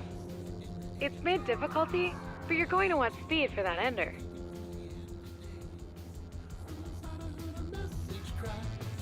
I need to figure out a way how to put a chat on top of the game. I wonder if that's available somehow.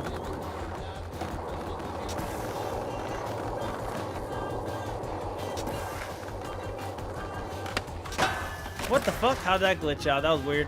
I feel like I landed that one.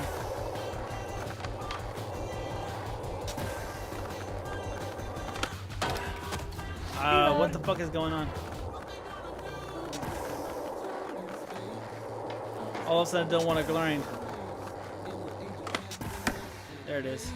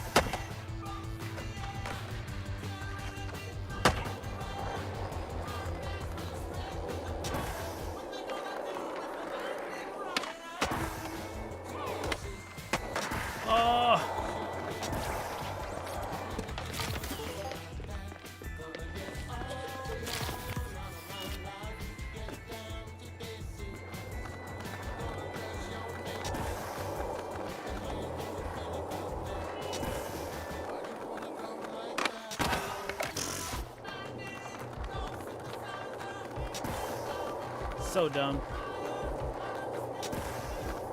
This little thing is glitched right here. Ugh, it's not grabbing the... Yeah, that's a weird one.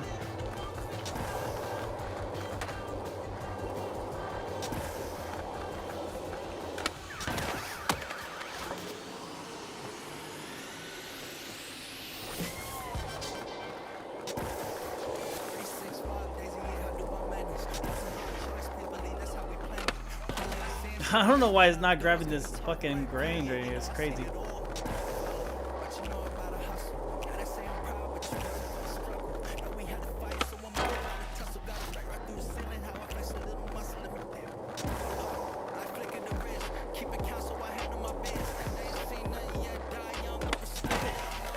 This one's just not grabbing the ledge. That was so sick. Your butt hauling was swift and gnarly. I finished that line too, a long time ago. I don't know what's going on with this one. Ugh. Feels like this area has a lot more glitches than the other areas.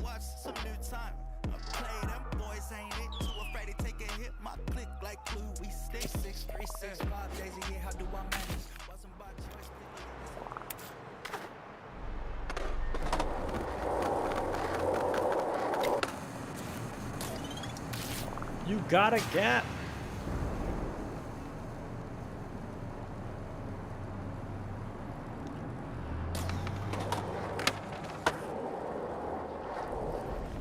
This spot is perfectly designed to be owned.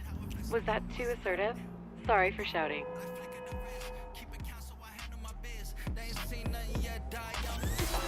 Send it.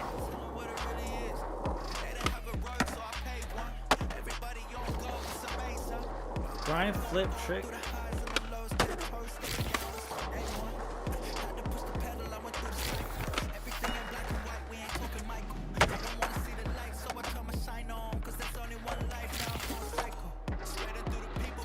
Start over.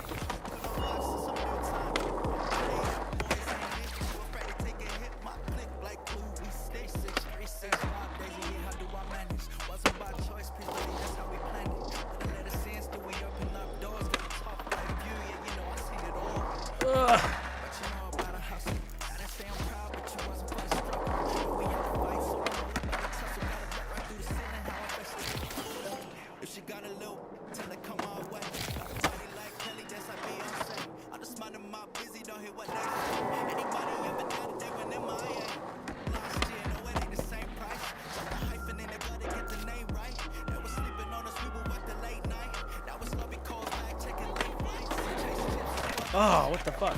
I had the speed on that one.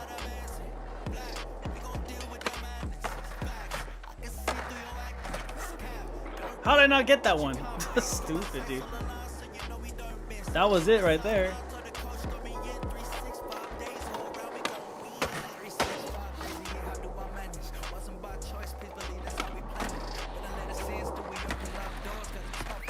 How did I not get that one? Okay.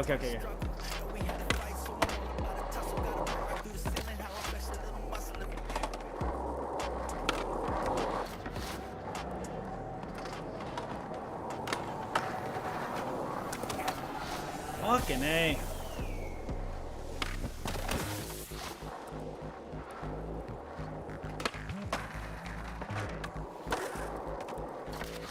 Oh, the grind one is pissing me off. Come on, I got this.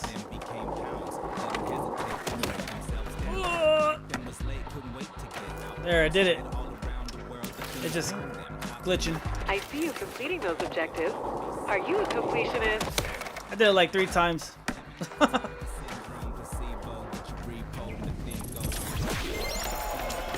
Trying to get that bonus for you, bro. That's what it is. I'm just trying to get that bonus so you get something out of this bullshit.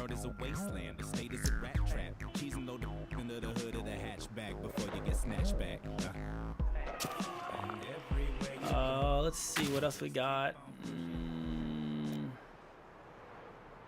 We've attempted a lot of. Let's go over here. This is a new one. It's too far. It's so far. Is there anything closer that I can? Oh, there's some close stuff over here. Let's do these. All right. I only care about the bonus for the blue channels. Fuck the other ones. Okay. Let's see.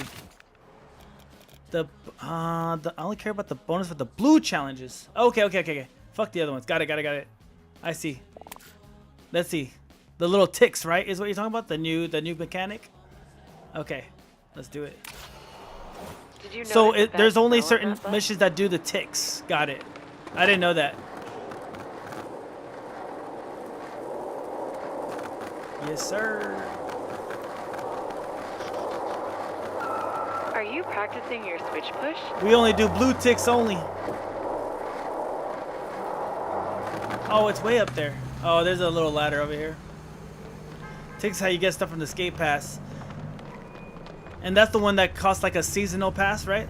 Like a $5 a month or whatever. Skate pass. Is that a park bench I detect? That's the monthly, right? That's like the battle pass, essentially.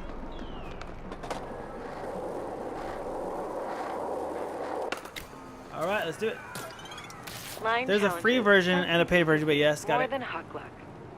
Let's come back to it. Hamdulillah. Allah. I'm going Islamic on challenge. All right. Flip tricks, grabs. All right, let's do it. And go.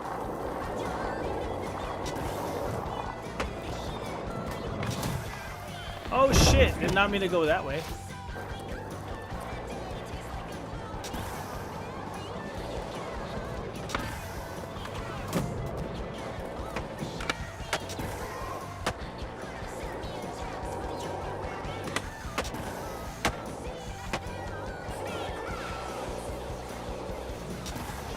Shit.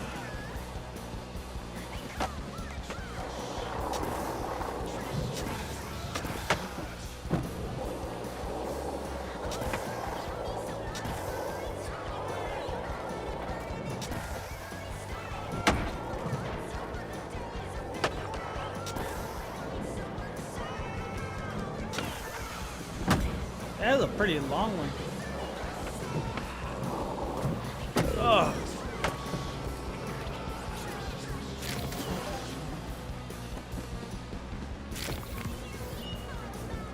Let me just finish the line. Ugh. Hell yeah. You were born to roll.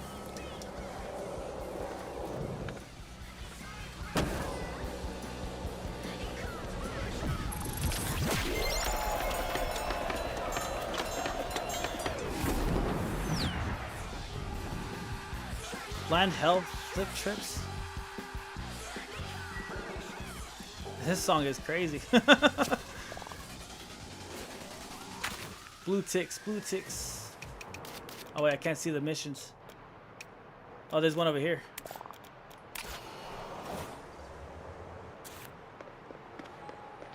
Oh, how do I get up there? Fuck. Can I teleport to you?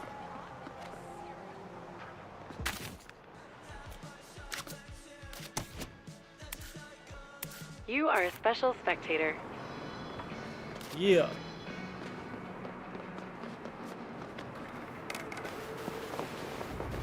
I don't think I'm gonna make it.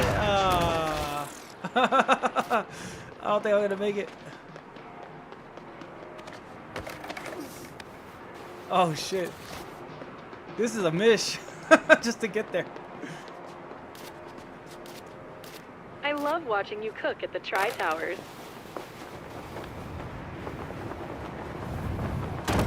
Oh no! Did you get over there? Damn. Ugh.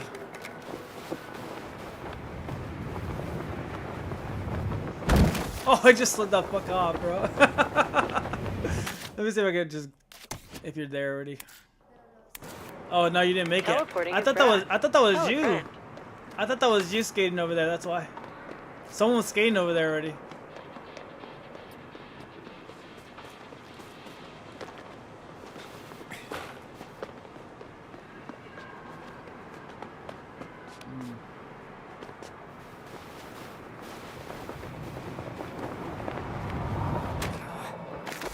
All right, made it.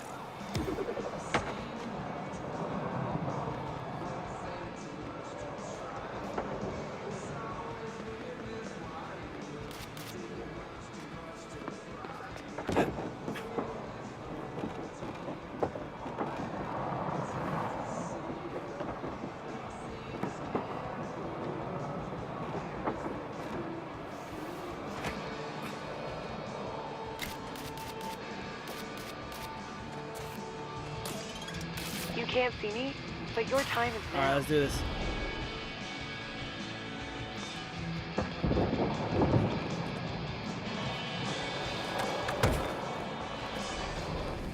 This stunt leads into the difficulty.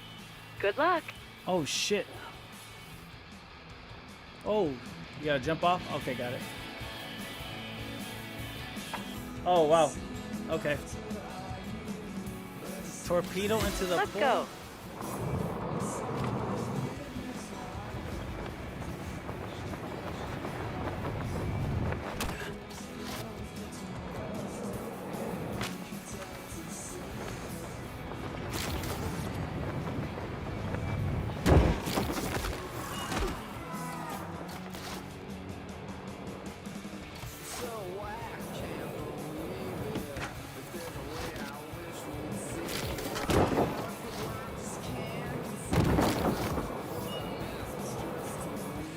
Jeez.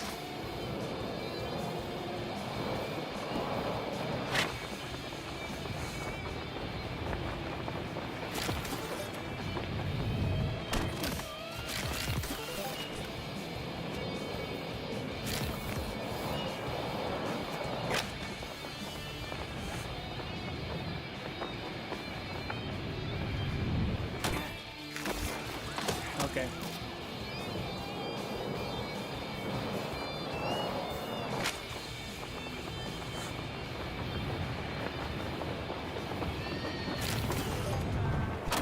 Oh. Knocking out objectives is your thing.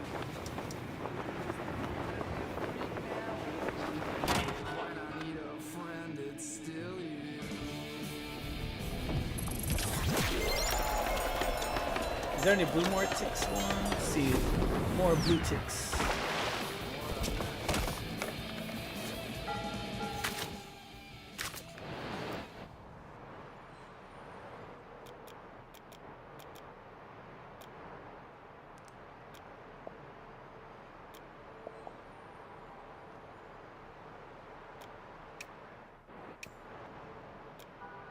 I think that's all the blue ticks ones. Fuck it. That's it for today.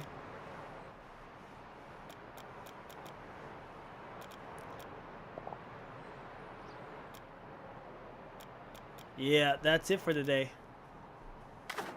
That's all the blue ones.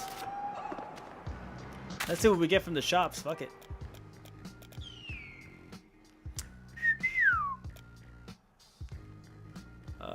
Where is the shops? There it is. Alright, let's see what we got.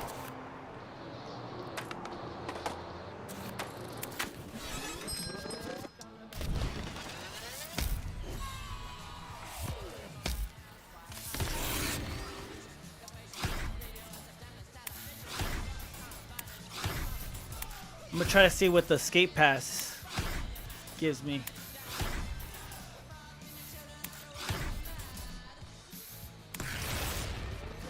Sweet.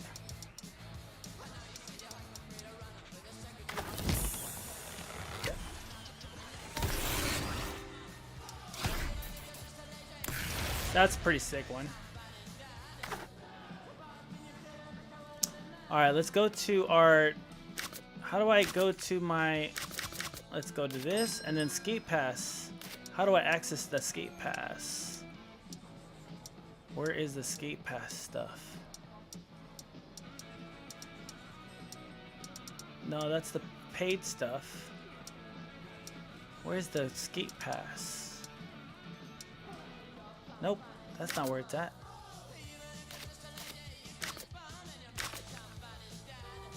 Where is the skate pass? Oh, okay, here's the skate pass, right? Yeah, here it is. All right. That was it. How do I get to the right? There it is. Tasks. And then I've been doing these. I did trick of the day, Vero flips. Vero kick flip, got it. Weeklies. Let's see what we got.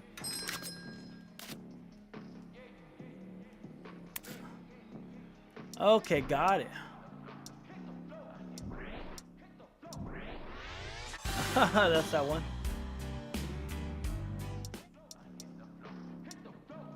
Got it, got it, got it, got it. So I have to get all items to unlock this. So, okay. To get this jacket, premium tops hash leather jacket. Oh, I have to go premium with it. Okay, okay, okay. Got it, got it, got it. So some are locked with premium.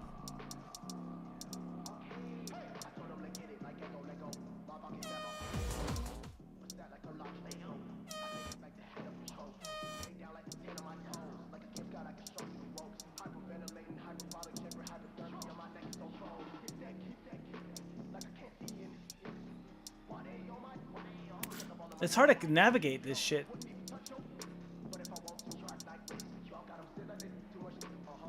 It like won't let me like scroll through all the items, I guess.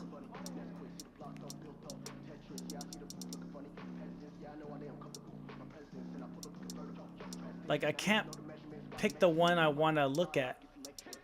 Yeah, this is pretty fucked.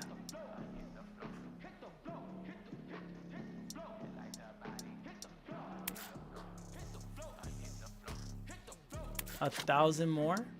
Oh, it's $10. Got it, got it, got it.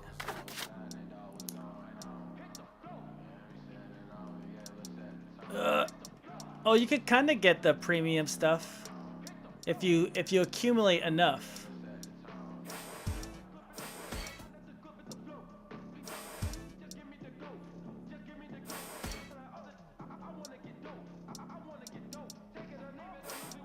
How come I can't press left? Like I can't go on that little duck. I'm pressing left and it goes down.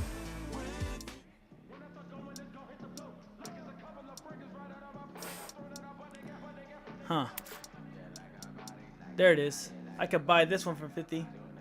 25. Yeah, shit is weird, right? Okay, it wasn't just me. My buddy's having issues with his too, so that's not. I was like, what the fuck is going on?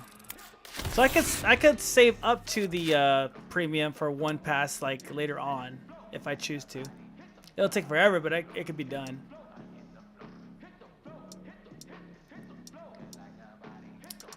Or you could just pay $10.99. Get it done with.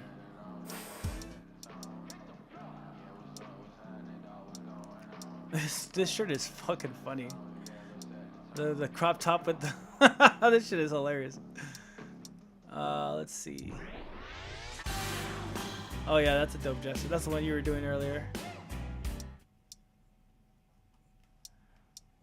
Got the backwards hat. Okay.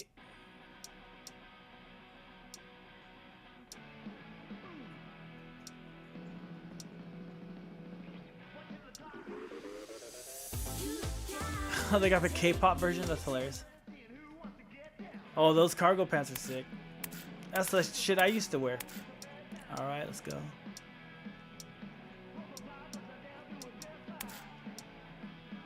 Yo, they got the Poindexter look. That's sick. Oh, those shoes are dope. Those boots are nasty. I like it. Yeah, the premium is how you do it.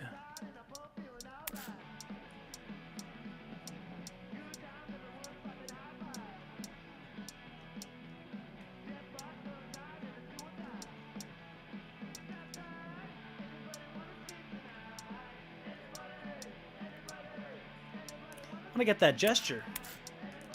Come on. I can't turn left. I feel like Ben Stiller right now. I can't turn left. Zoolander. Come on. Get over there. There it is. I'll buy that one.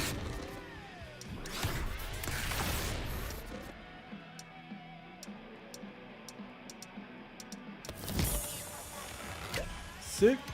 Got a ripper. Congratulations. Got the gesture. No rhythm dance. Got the white boy dance. Alright, and then we go to the store again, right? Let's see what we got.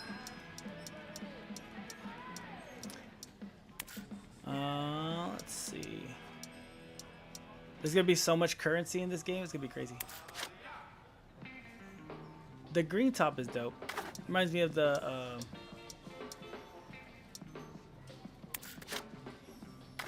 that one gang in GTA, the Green Gang.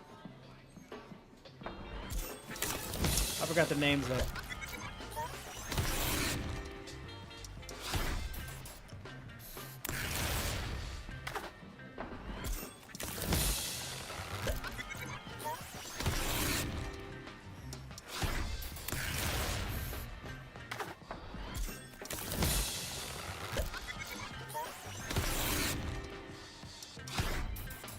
Nice. The blue trucks look sick. I'll put those on. Those look nice. For the win. Pop top. That's an ugly ass fucking shirt, but we rock it.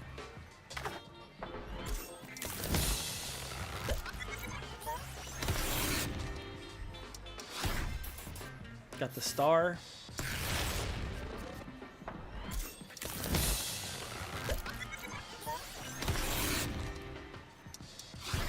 Hey, I got the shirt that I wanted. Sick. Put it on. And then I guess we just finish up the rep.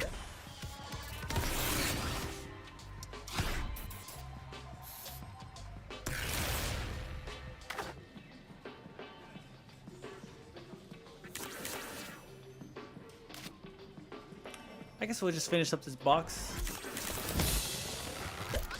Why not? Oh, we got the hoodie. Nice.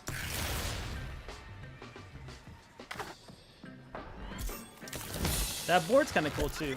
Might as well get it.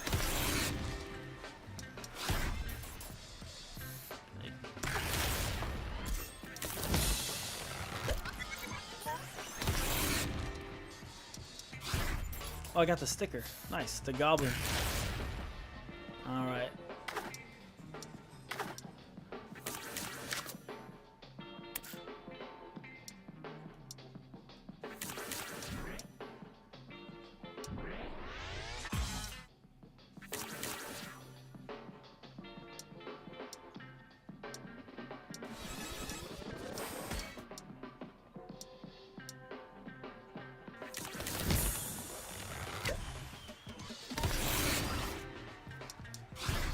kind of glitchy right now.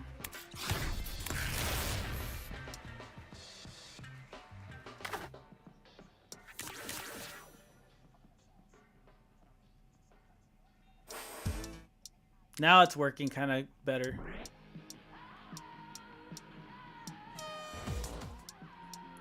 Those shoes are cool. Oh, you have to unlock it. Got it, got it, got it. I like the song. Oh, those shoes are sick.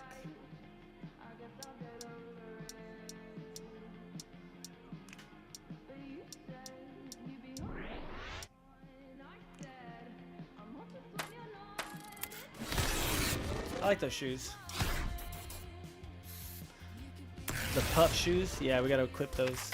Those Do look those nice. shoes have pancake or crepe soles? I understand breakfast delicacies inform sole naming. It's like doubles it. It's weird. It like opens it and then opens it again for some reason.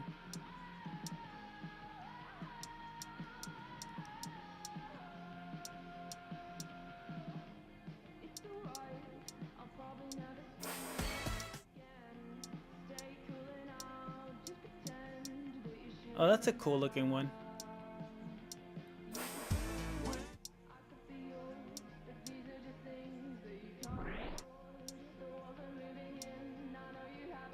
Oh, okay. Unlock 400 more to unlock the part 4. Okay, I got it. That makes sense. Sweet. Let's go check out our gear.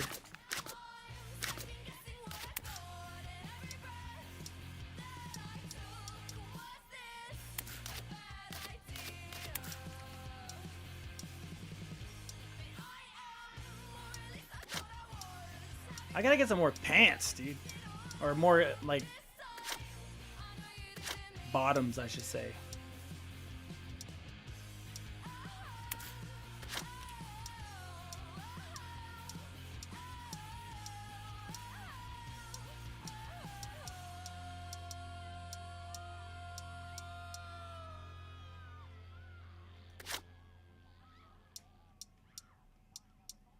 Oh, this matches? That's hilarious. That's the suit. That's the fucking... That's the one piece right there. Yo. Oh, shit. That's funny. Listen up, little babies. Let's dance the American smooth. In your voices. Thank you. Slip on your long tail slip-ons and move. And move. And move. And move.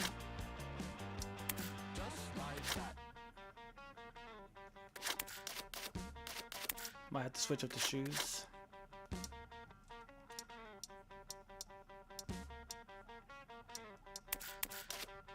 Back in my school, back in the day, back to the future. Hats help prevent skull bongo, although Impervatex probably helps more. Yeah, it looks better with the beanie.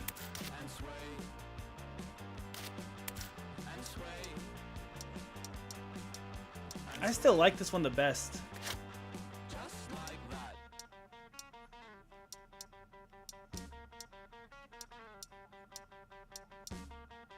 That one's pretty sick. Oh, that one's pretty sick. Keep this one. Yeah, the blue ones look nice.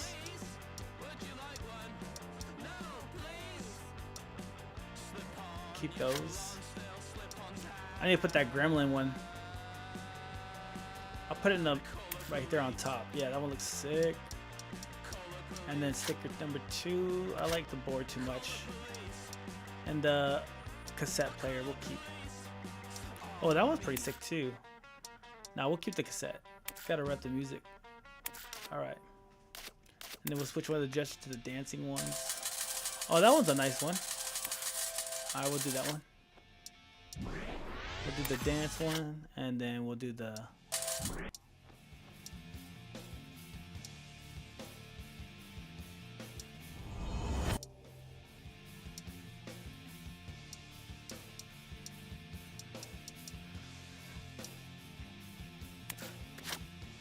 Got the point. Got a point at motherfuckers. Yeah. All right. I like your new right tip. Don't. Respectfully no, respectfully no. Yo, I thought you left already, bro. I thought Resident left already, bro. How was Sad Girl stream, bro?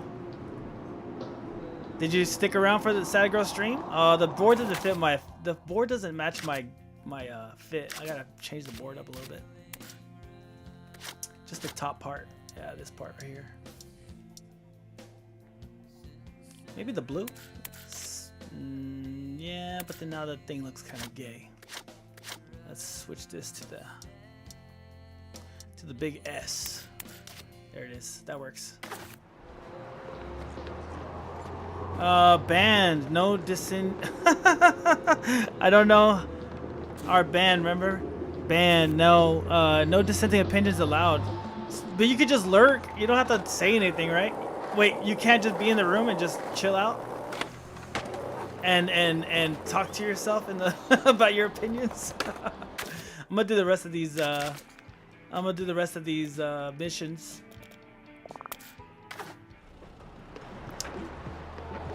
Oh, where is it at? Oh, it's way over there. All right. Oh, it's way up there. Fuck! I don't want to travel that much. I don't mind going right here. Buses sure No, I prefer not to be indoctrinated. You rather skate with the homies? Hey, skate with the homies. I refuse to allow that rock con to be absorbed in my brain. At least she's fun to. At least she's good to look at. That's an interesting approach to pushing. It works for you. I gotta switch up the hat. I've been wearing this hat too much.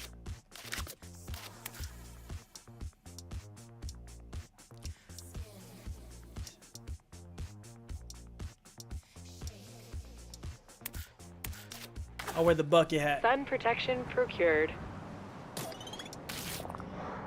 Let's see if he's bored enough to join me. If not, it's all good. She's 10, but she's a lefty, so she's a 1. That's fucked up.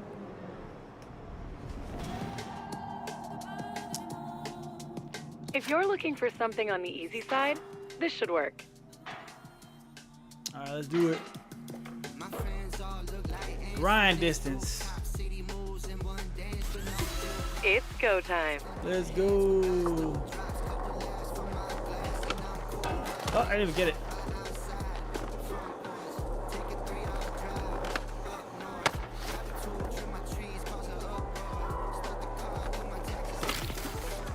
Damn, I missed it. Yeah, knock those objectives out.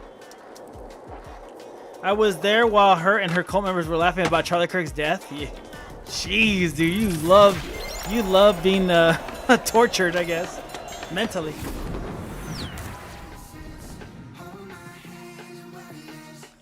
Yeah, when people are laughing, I'm like, ooh, it is what it is. He said polarizing things. I get it. They didn't like that, but whatever. Oh damn, everything's up there, bro. I don't want to climb or anything. Let's see, is that up there too? They're all up there. Fuck, dude. Yeah, I'm good on those. Is that one up there too? Let's see. Yeah, they're all up there. I'm good. Is this high up above? Maybe I could jump down. The bus driver had a support lizard. All right, I'm done with that one. I'm done with that area. Delusion.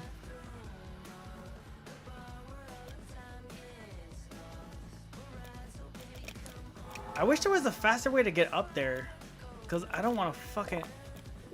There's not even like a fast pass up there. Oh, there is one, but it's not activated yet for me. Oh, I have to activate it up there. Alright, I might as well. I'll find a way to get up there. Unless Keon's up there, but I think he's doing some other trick stuff. Just teleport to me, fool. Alright, I'm teleporting. Let's see. Do you require spectacles? Yeah. Sick. Alright, let's do it. Oh, it's still up there more. Fuck. We'll just do this one then. This is right out here.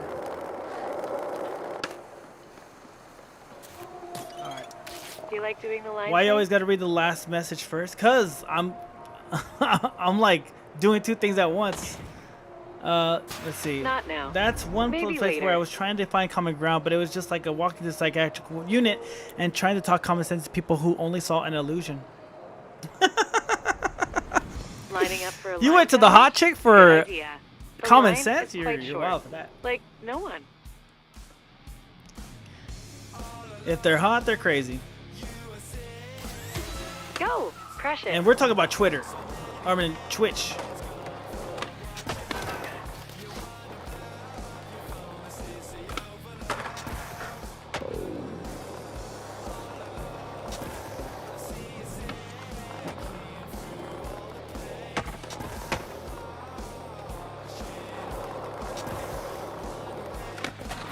Oh, fuck. I Back to the fucked up start. on that one. You got this.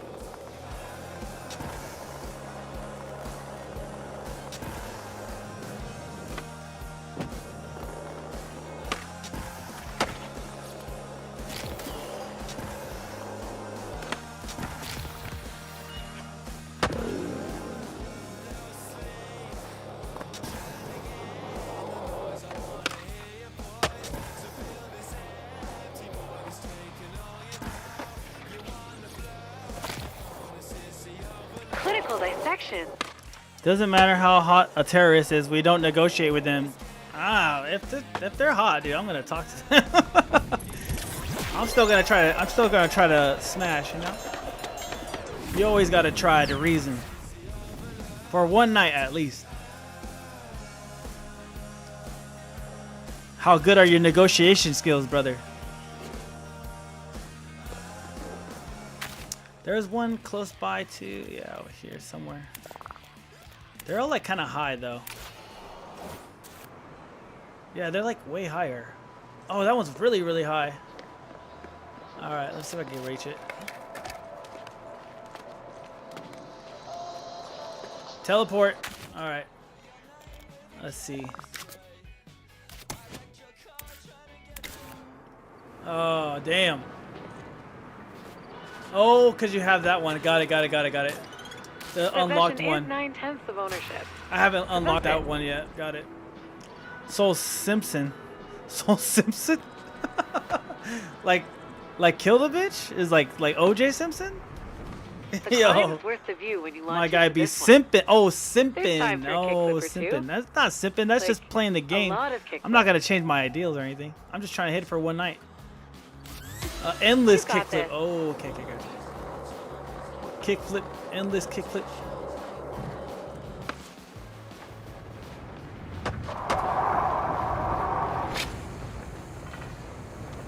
Oh, I almost had that. I had the endless kickflip down.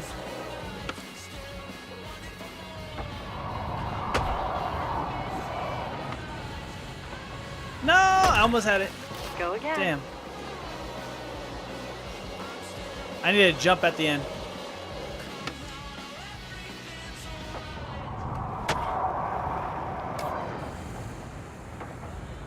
Oh, I didn't even do the ollie at the end? Come on, dude. That was bullshit.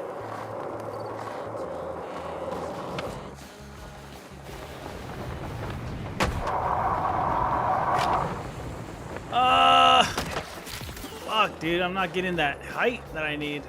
Hold on. Let me do this one more time.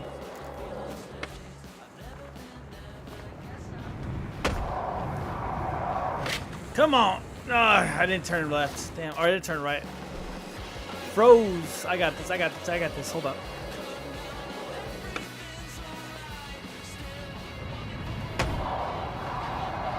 Come on. Got it. What? How did I not land that? Dude. How did I not land that?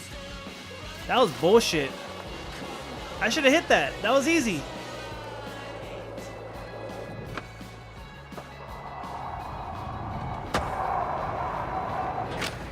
No. I can hit this. I know I can hit this. I want to be able to hit this.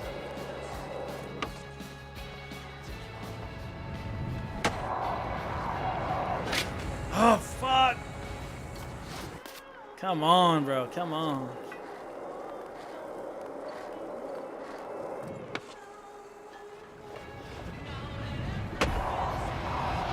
Oh. How'd I not land it though?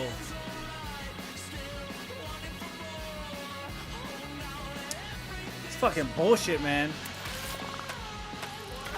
Insulating sky So piloting. stupid, dude. Can you see your house from up here? How did I land that? How did I land that? That was perfect. Oh, that's stupid, dude. Fuck this game, man. Fuck this game, dude. Alright. Liked it. Alright. Let's go to this one. There's like one right here somewhere, right? Yeah, let's do it.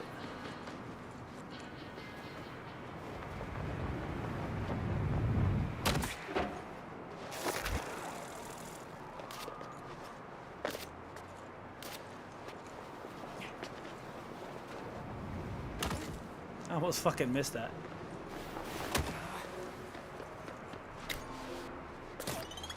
This is a wonderfully ownable spot. Manny go around.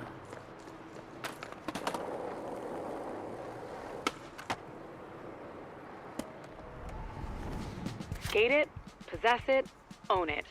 But be warned, it's a tough one. Oh yeah, this one. I remember this one.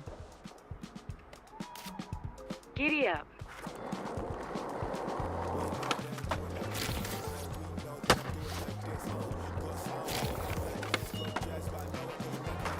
I keep getting stuck.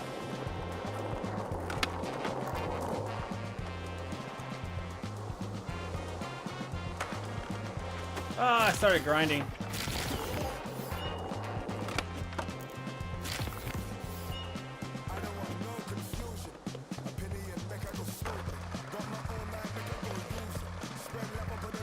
I'm stuck on the grind. Hell yeah. Oh, how come I didn't finish it?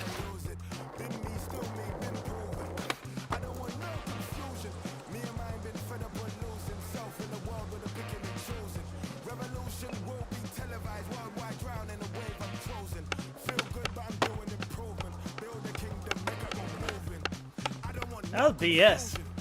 Fucking glitches, dude. Objectively good I hate this objective damn glitch, completion. dude. We don't get the bonuses. Whatever. It's not a blue ticket anyways.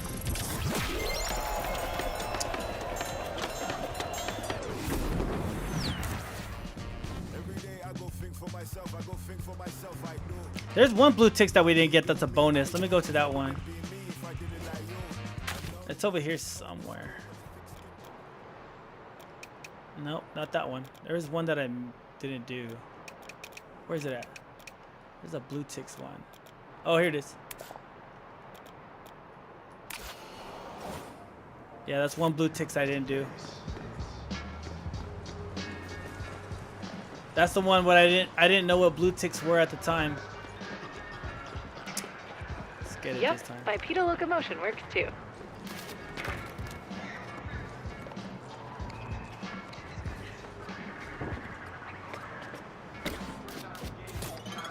Confidence helps.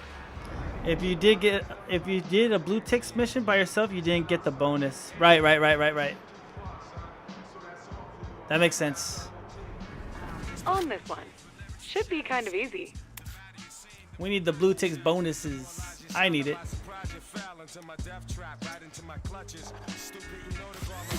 Hit it. Clean 81 spin.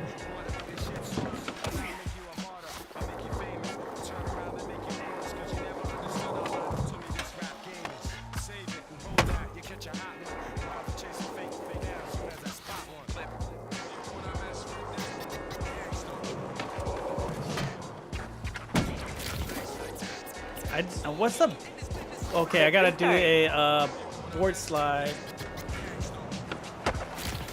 Fuck.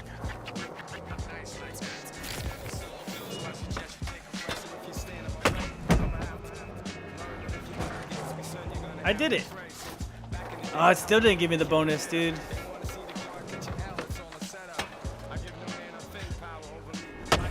Damn, it's not giving us it's not giving it to us. This sucks.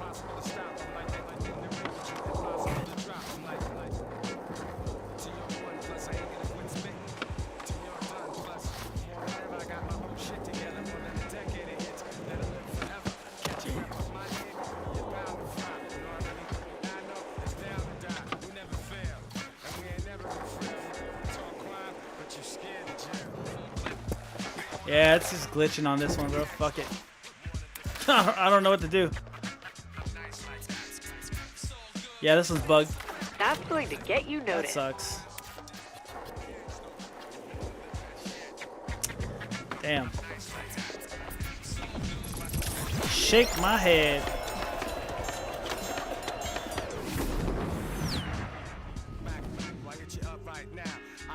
So many y'all want to be thugs anyhow. Face the consequence of your childish nonsense. I can make your head explode just by my lyrical content. Get you in my metaphor. Is there any other ones that I missed earlier? There's this one. We got one. Let's do it. Oh, wait. Is there a waypoint nearby? I'm gonna have to teleport to you, Keon. Yeah, there's nothing nearby.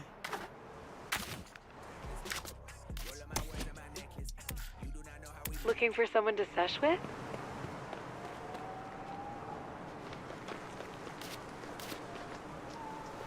Oh, fuck, it's fucking far.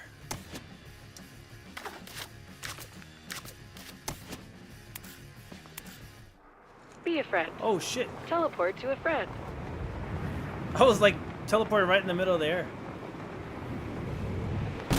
Oh, shit. I missed it. It's alright.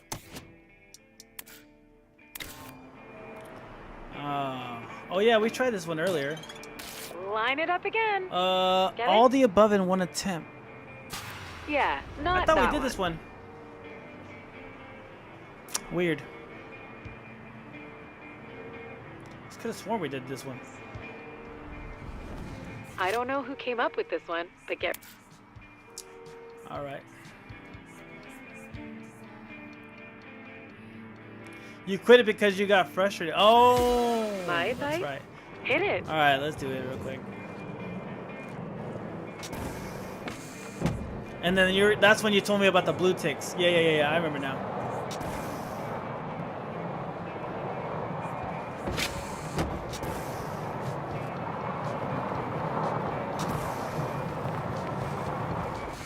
Oh shit. Time for another go. There it is.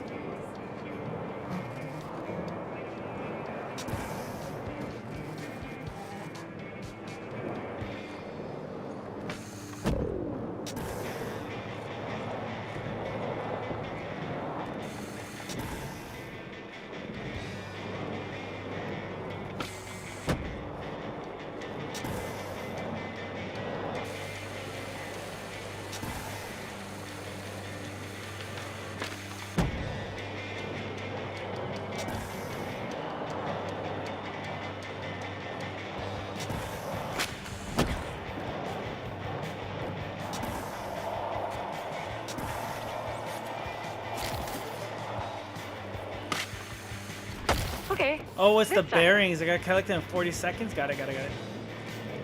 All the above in one attempt. Got it.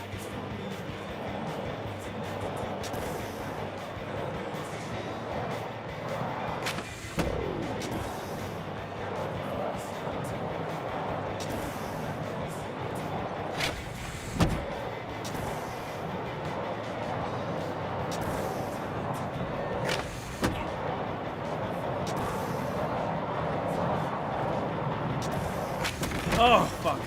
Damn it. It's the 40 seconds thing.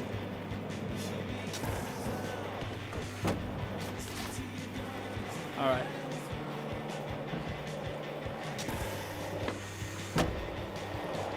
Alright, we got it. I got this.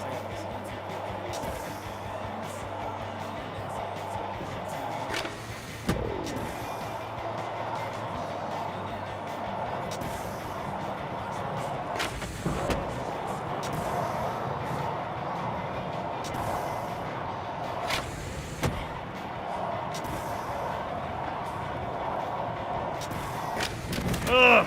It gets super tight on that. It gets super tight on that turn.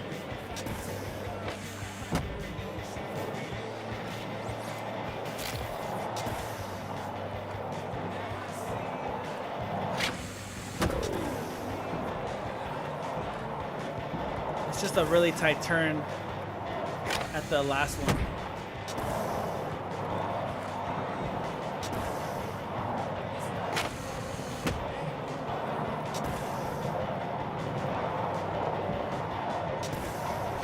Oh, fuck, I almost had that one.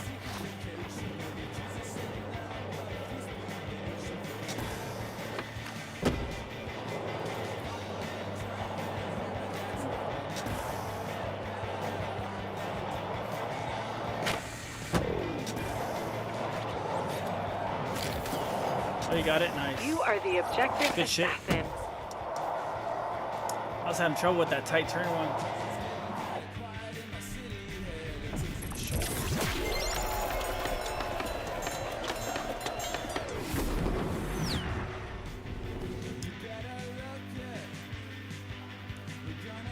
$12.18.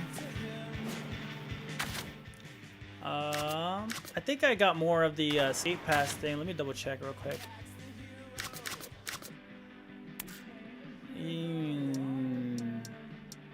Oh, I need 130 more to unlock this one. Let me see if there's any missions that I missed with the tickets. I just need 130 more to get the next pass. I think I did everything with the blue tickets on it.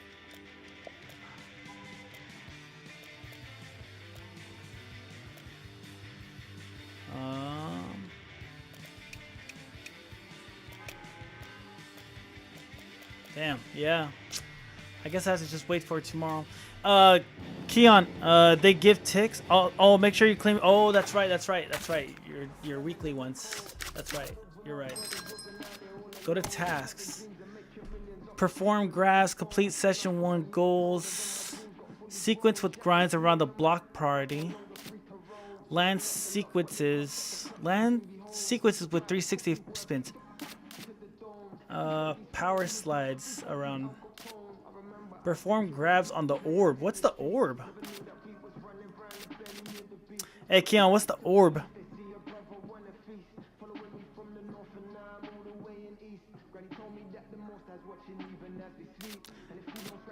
Gain 10 seconds of airtime in a single jump.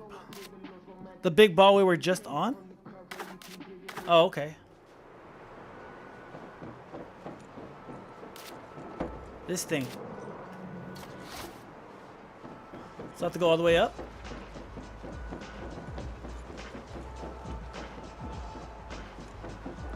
Just power slide down the track? Picking up the pace. Okay. Nice.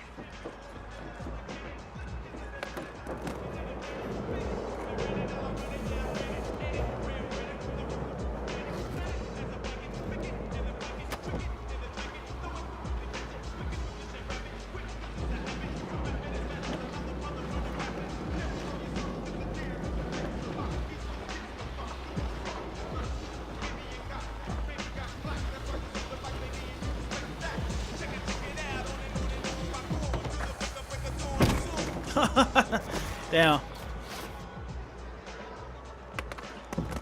Just power slide down the track.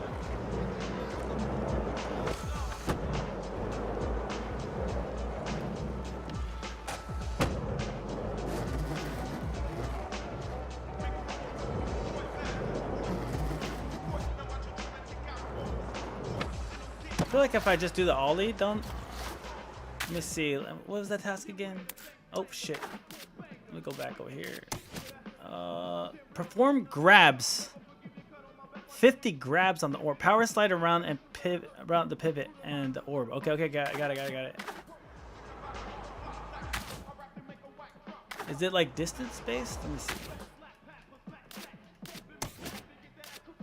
Power slides, just like the amount of power slides. Okay. So that counts as one.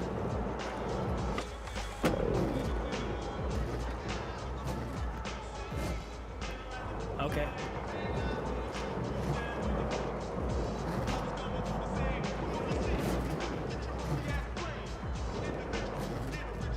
Oh yeah, it just counts as one.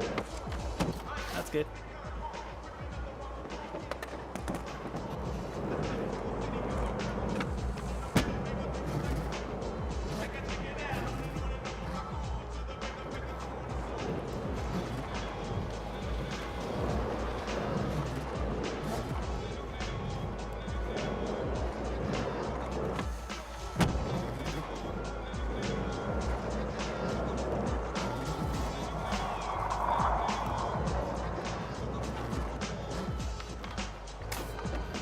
Got it.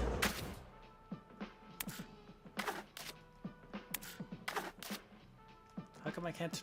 There it is. All right, we got it. It should be unlocked now, right?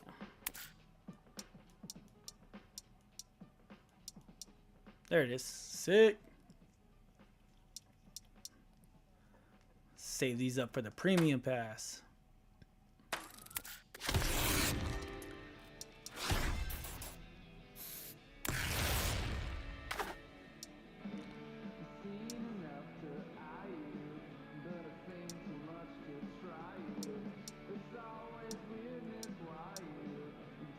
Oh, the hat, the bucket hat's crazy.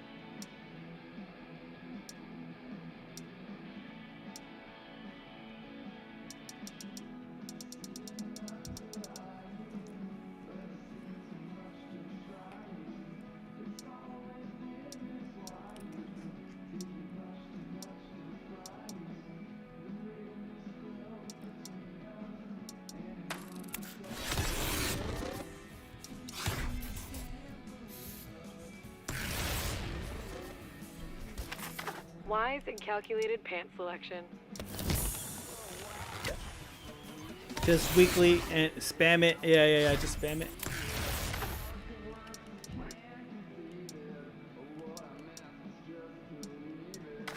There's a couple more tasks I could do real quick for the blue tickets. Perform grabs on the orb. Let's see if I can do that one. How do I perform grabs?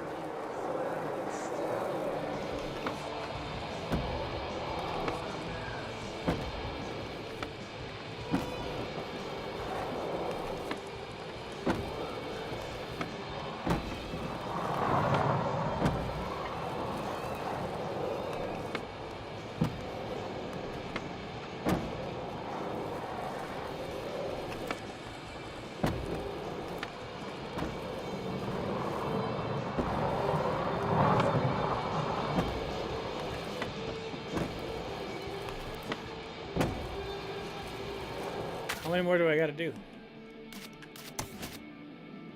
15? I only did 15 that whole time? That's crazy.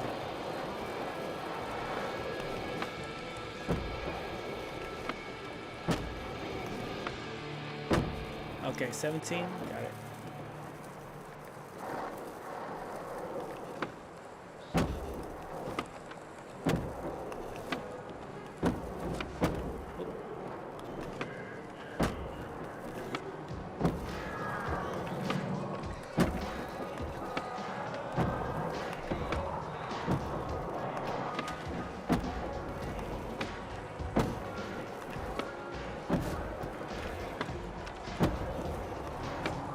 Market Mile Crew non sequitur.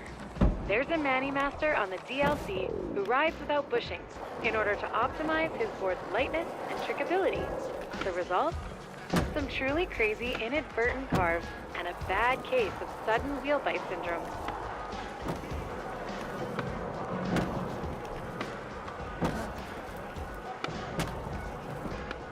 Oh, 30 grabs so far. Come on, I'm almost there.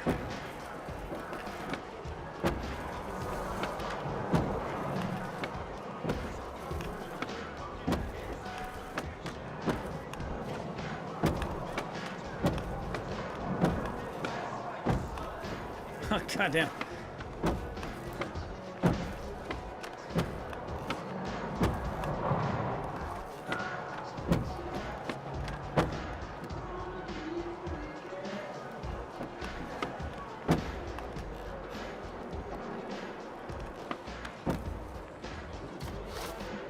How many more do I have to do? Oh, 3 more.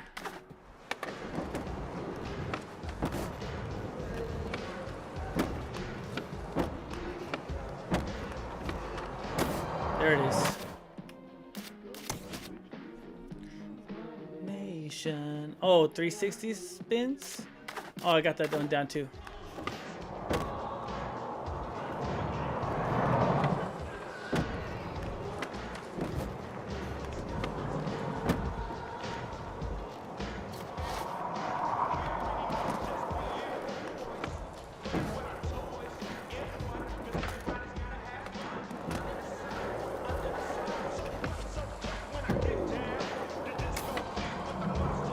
There it is.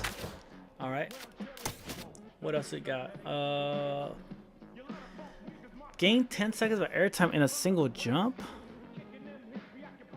10 seconds of airtime in a single jump.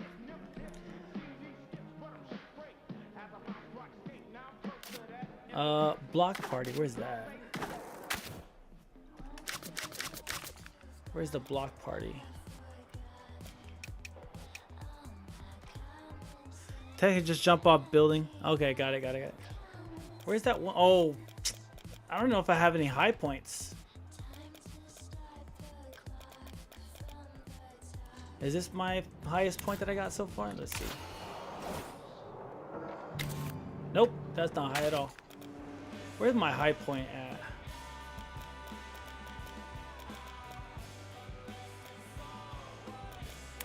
Oh.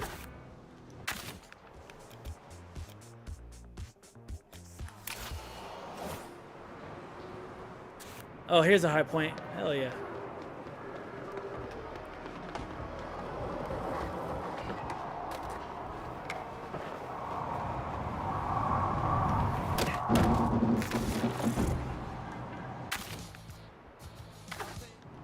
Did I not get that?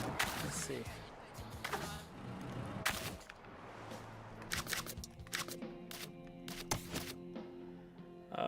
Nope, not enough time. Shit.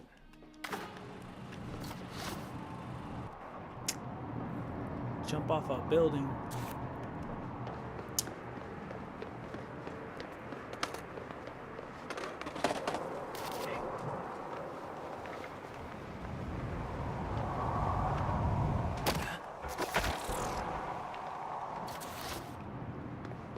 Teleport to you? Okay.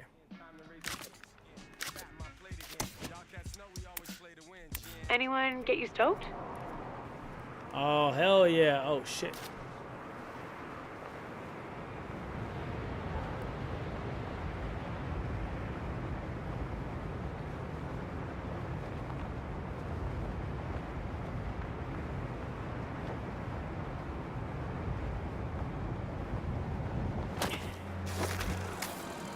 Nice. Yeah, I don't have access to that one yet. Yeah,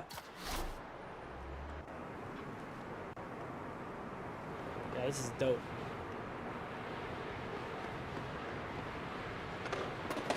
Let's do it.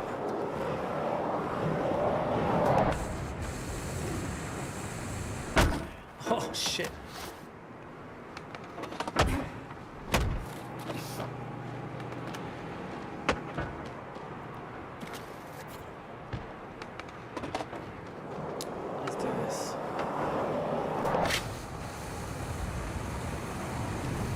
Oh shit.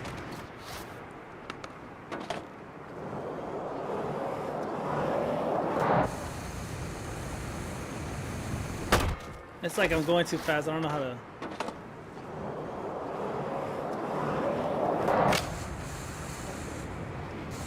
Oh shit, I started glitching like crazy.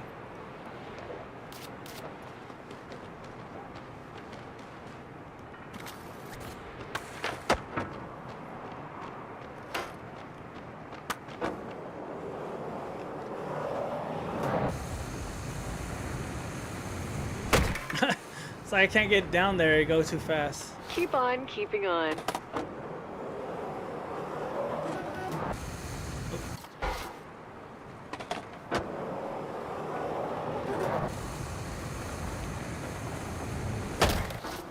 That's like going way too fast.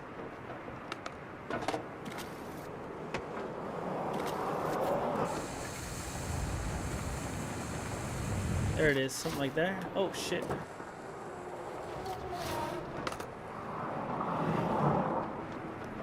Right here. Alright, let's see if this works.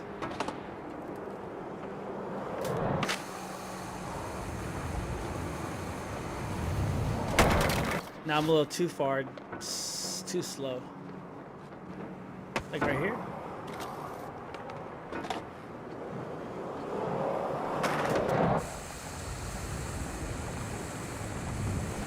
Nope. Come on.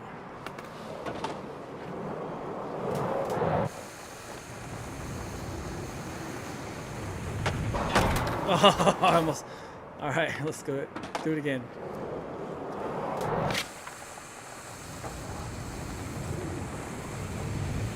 Damn.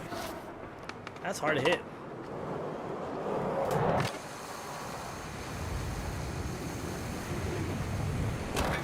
Oh, I thought that was it. Hit R1, check your other tasks. Let's see. Sequence with grinds around the block party. Where's the block party at?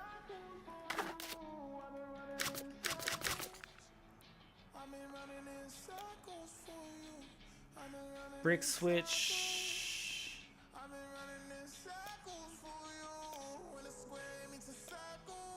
Teleport to you. Let's see. Tell a friend. Teleport.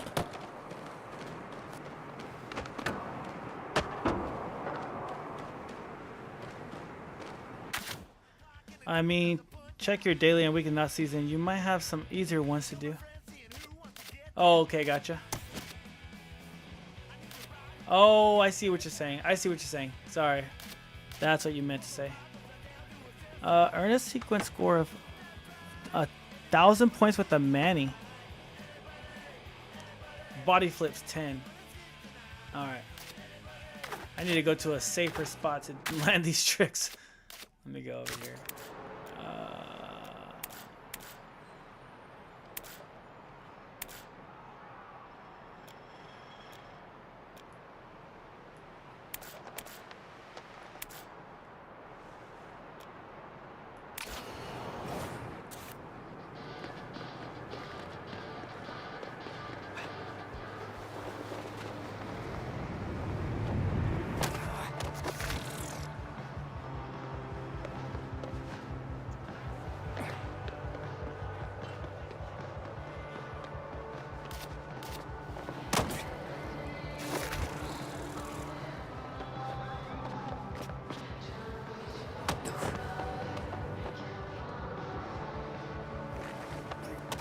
I can't even jump.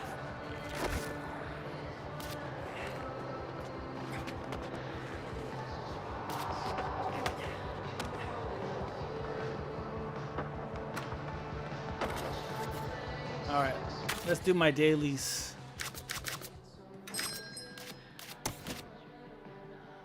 Trick of the day, burial kickflip. How do I do a burial kickflip? Burial kickflip.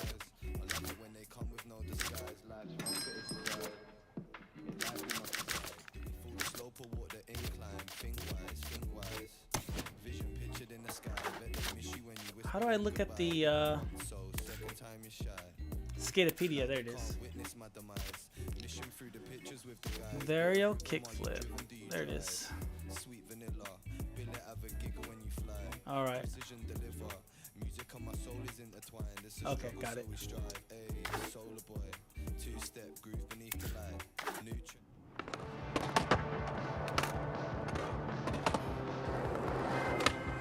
Nope, that's just a regular ass kickflip.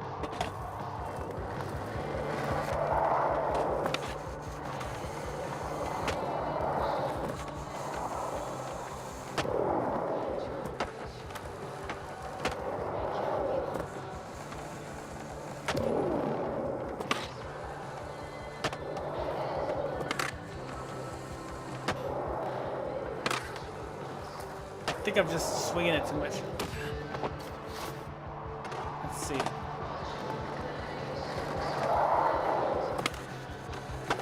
That keeps...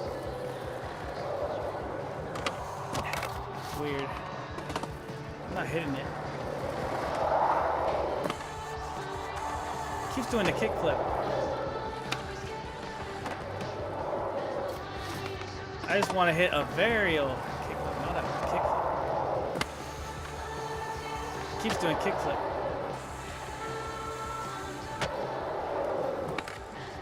Nope.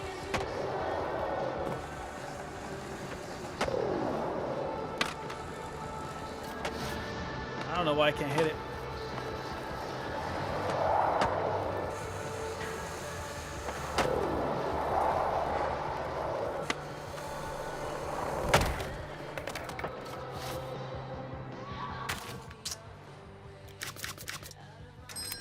How do you do it again? Start down and toe side, scoop heel side, then flick heel side to combine a kickflip and a pop shove it. Okay, let's see if I can do it.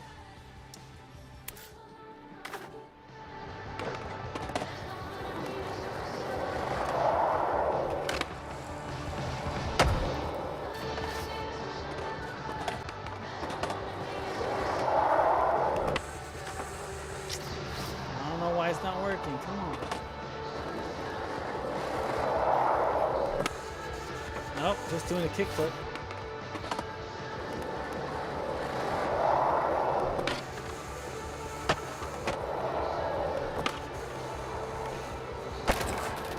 Rinse and repeat. There it is. I did it.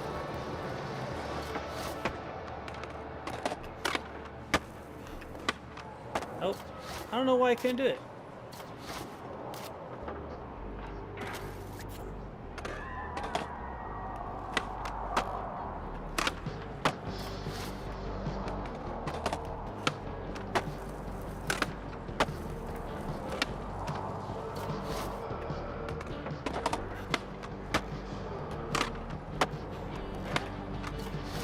Damn, why can't I do this? Nope.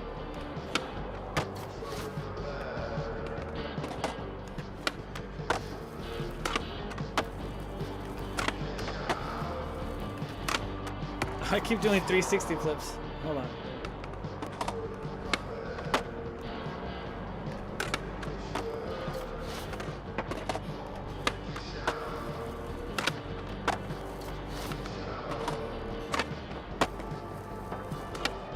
There it is.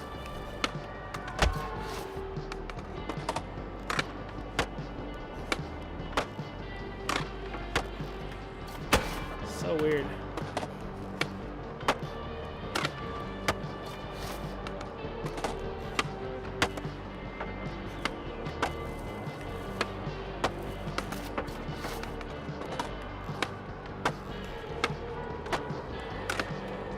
I keep doing fucking kick flips, dude. Let's see if I can do this. Alright.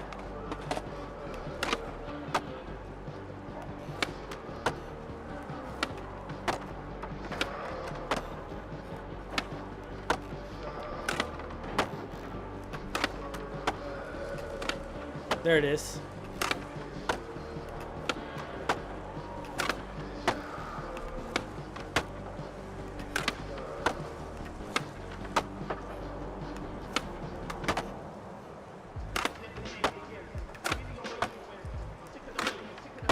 Remember that mission you started with Shingo? Damn.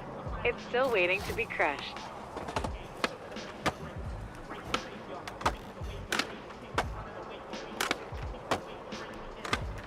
Did it. Ah, fucking finally, bro. Jesus, that took me forever. Alright. Claim. Got it done. Better do it on a flat ground, yeah. For real. Earn a sequence score of 1,000 with a Manny. Let's just hold a Manny. Is that what it wants me to do? Do 50 body flips. Okay, I could do that.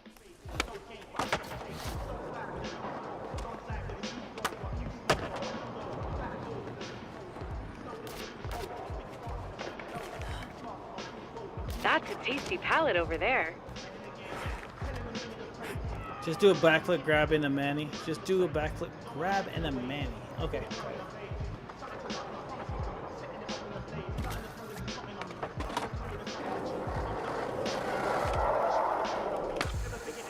Fucked up. Oh, wait, I thought I saved it up there.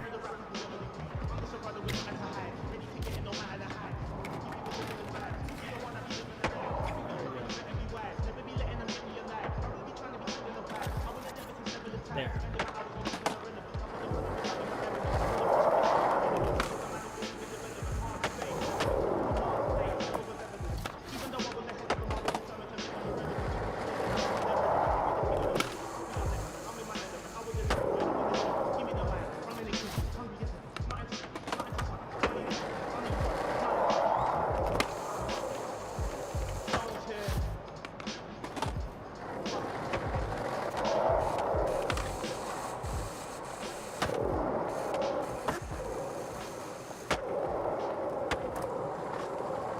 Lock in on this spot.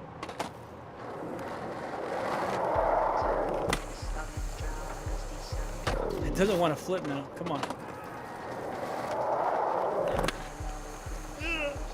No. When you grab the multiplier, it'll be easy. Oh, okay, okay. So it just wants you to land a trick that's dope, and then, man, you know, got it.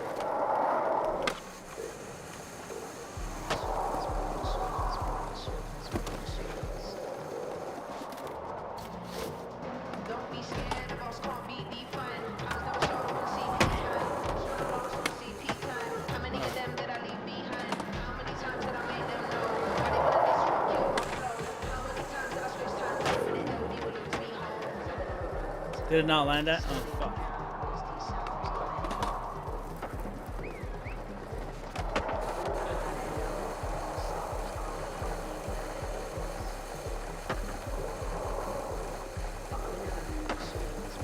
Like, the multiplier is just trash now. Alright.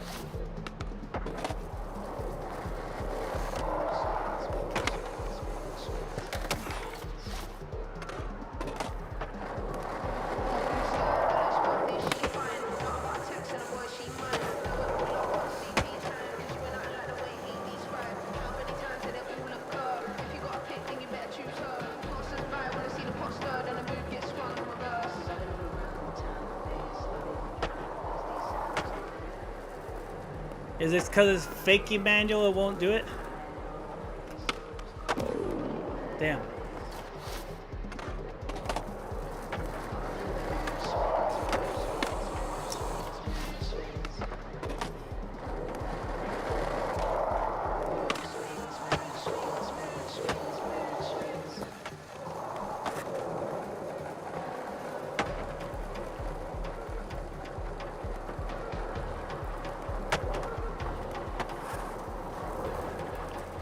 Come on, I'm almost there.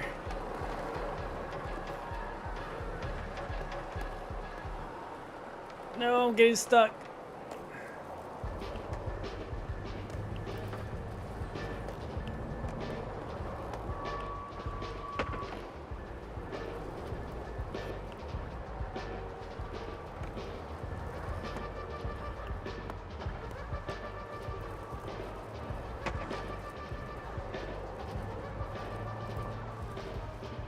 Oh no.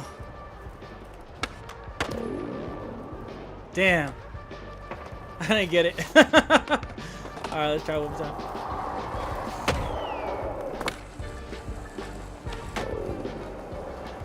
Oh, I didn't even land it.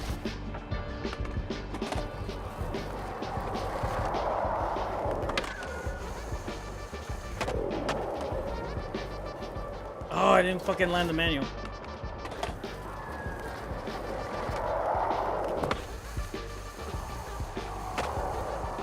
Oh, it's the fakie, not the fakie. I need to land in a normal ass Manny. Oh, fuck.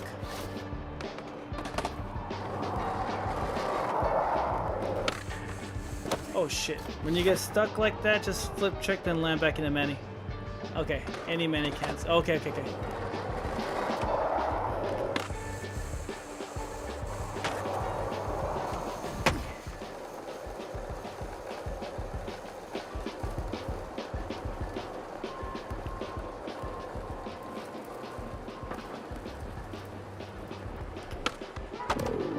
No, I had it. Come on.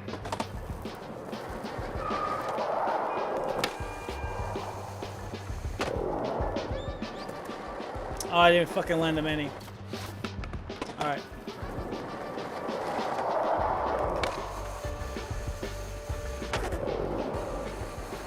This spot is a garden What of the fuck scalable happened, delight. dude? This fucking glitch. You've got a mighty green thumb.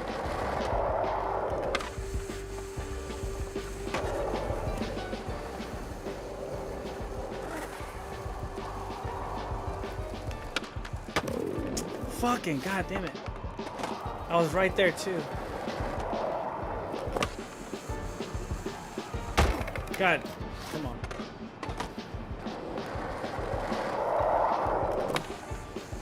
Oh shit. I went low too far left. Oh no, I did it again. Come on.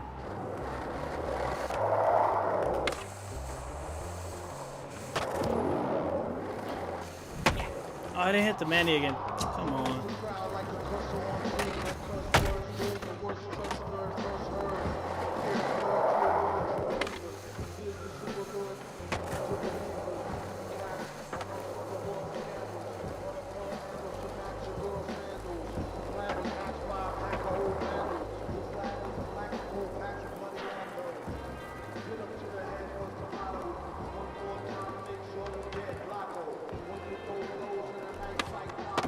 Damn, dude. I can't hit that Manny up.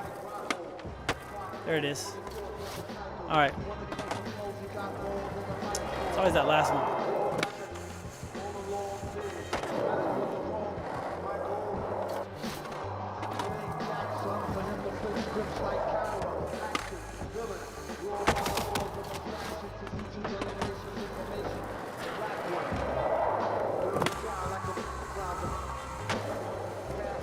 There it is. Did it.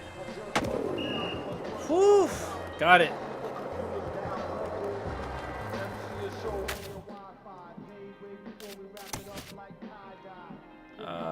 Wait, it didn't count? Oh, I gotta keep doing it 30 times. Got it. Stop respawning. Use the multiplier to take advantage even if you don't land in many. Okay. I gotta do that 30 times now. Fuck. Alright, let's go. Landed 30 times. We got this.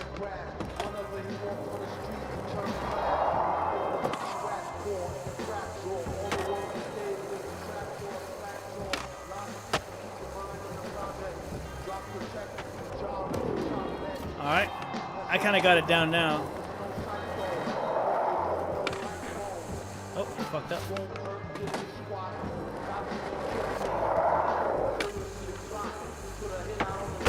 Oh. Mark, miss, return, repeat.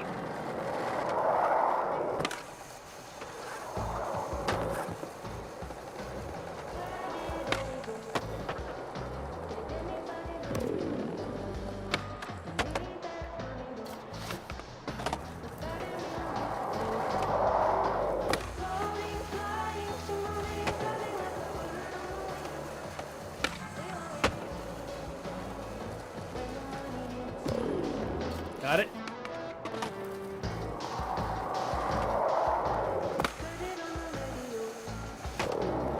Fuck. God damn it.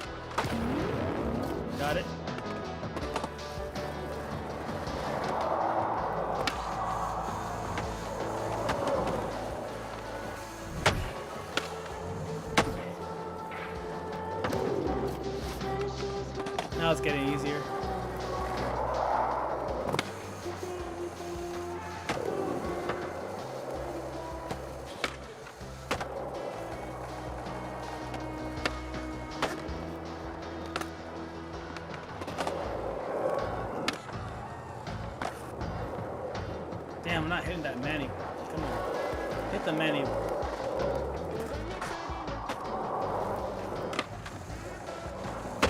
Damn.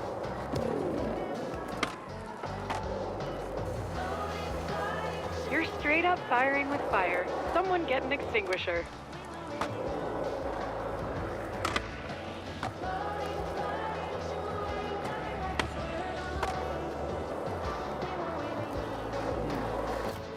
That was kind of tough.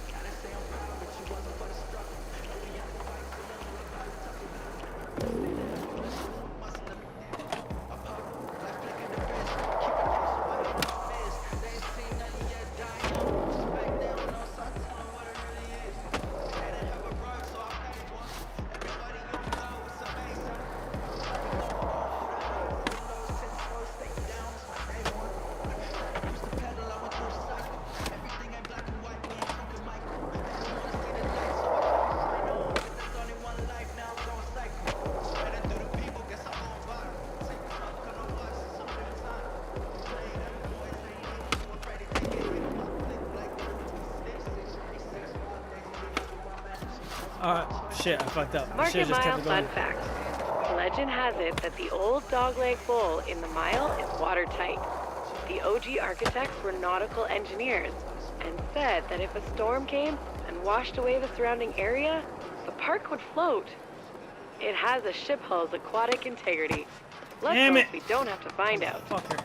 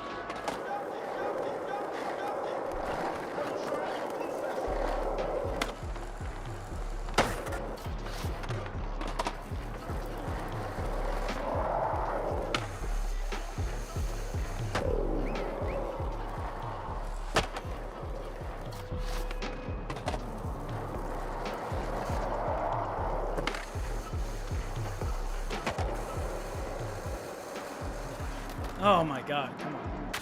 How much more of this I gotta do?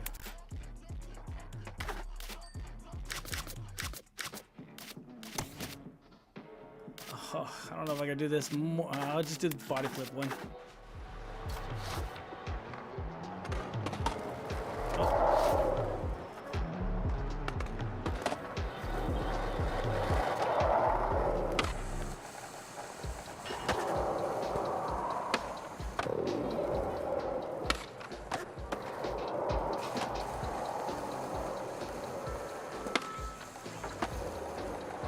Yeah, are you in spot destruction mode? Because it sure looks like it.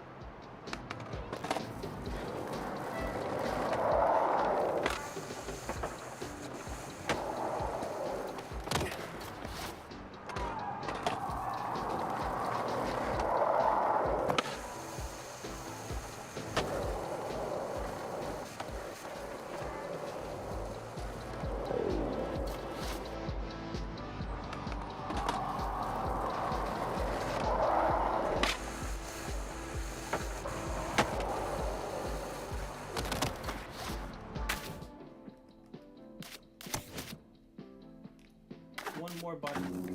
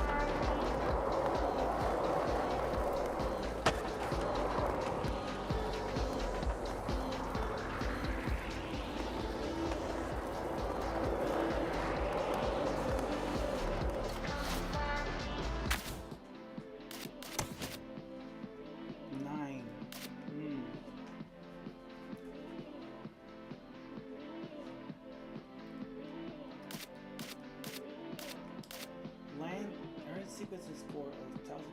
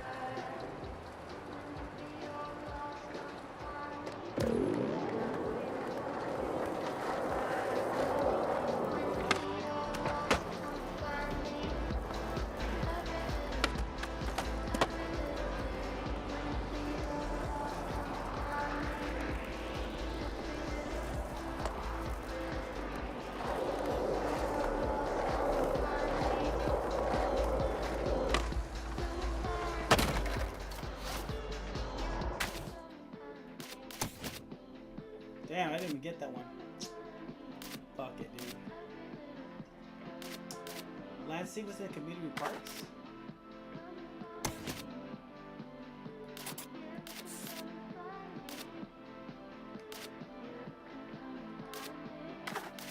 Let's check on the pass.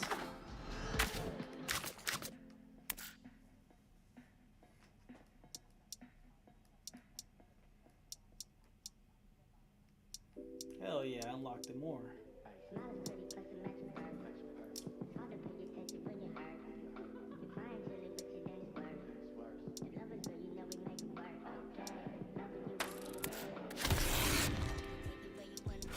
If you want an easier one, teleport to me and just land 50 flip kicks. Alright, sounds good.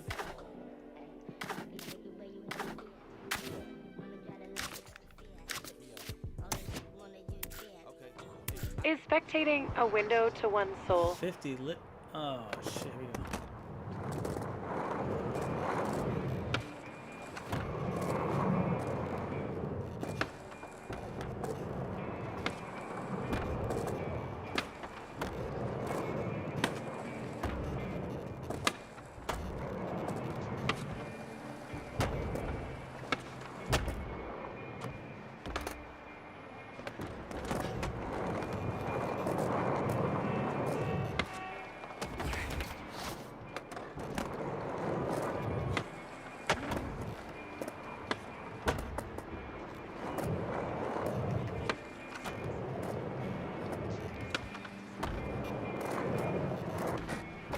How the fuck did I...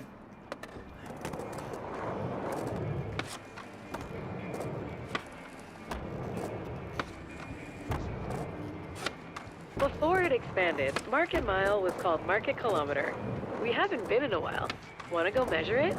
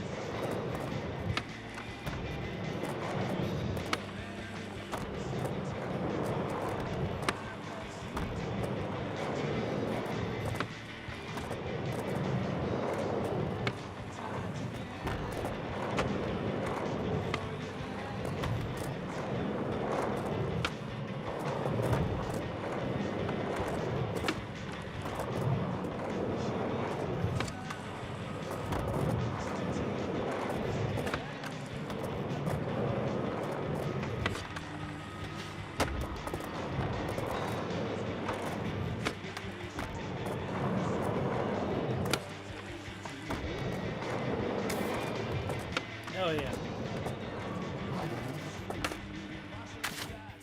Alright, what else we got?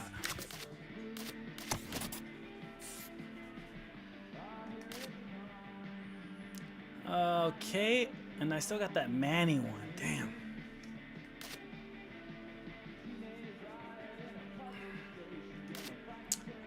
That Manny one's gonna fucking piss me off.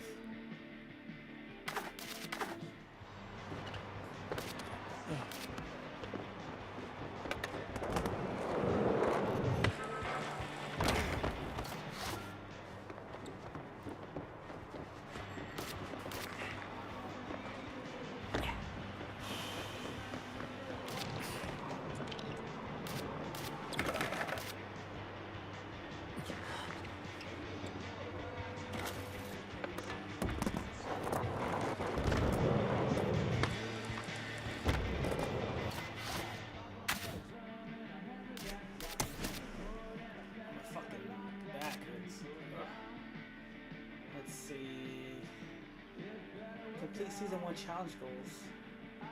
It's like halfway through.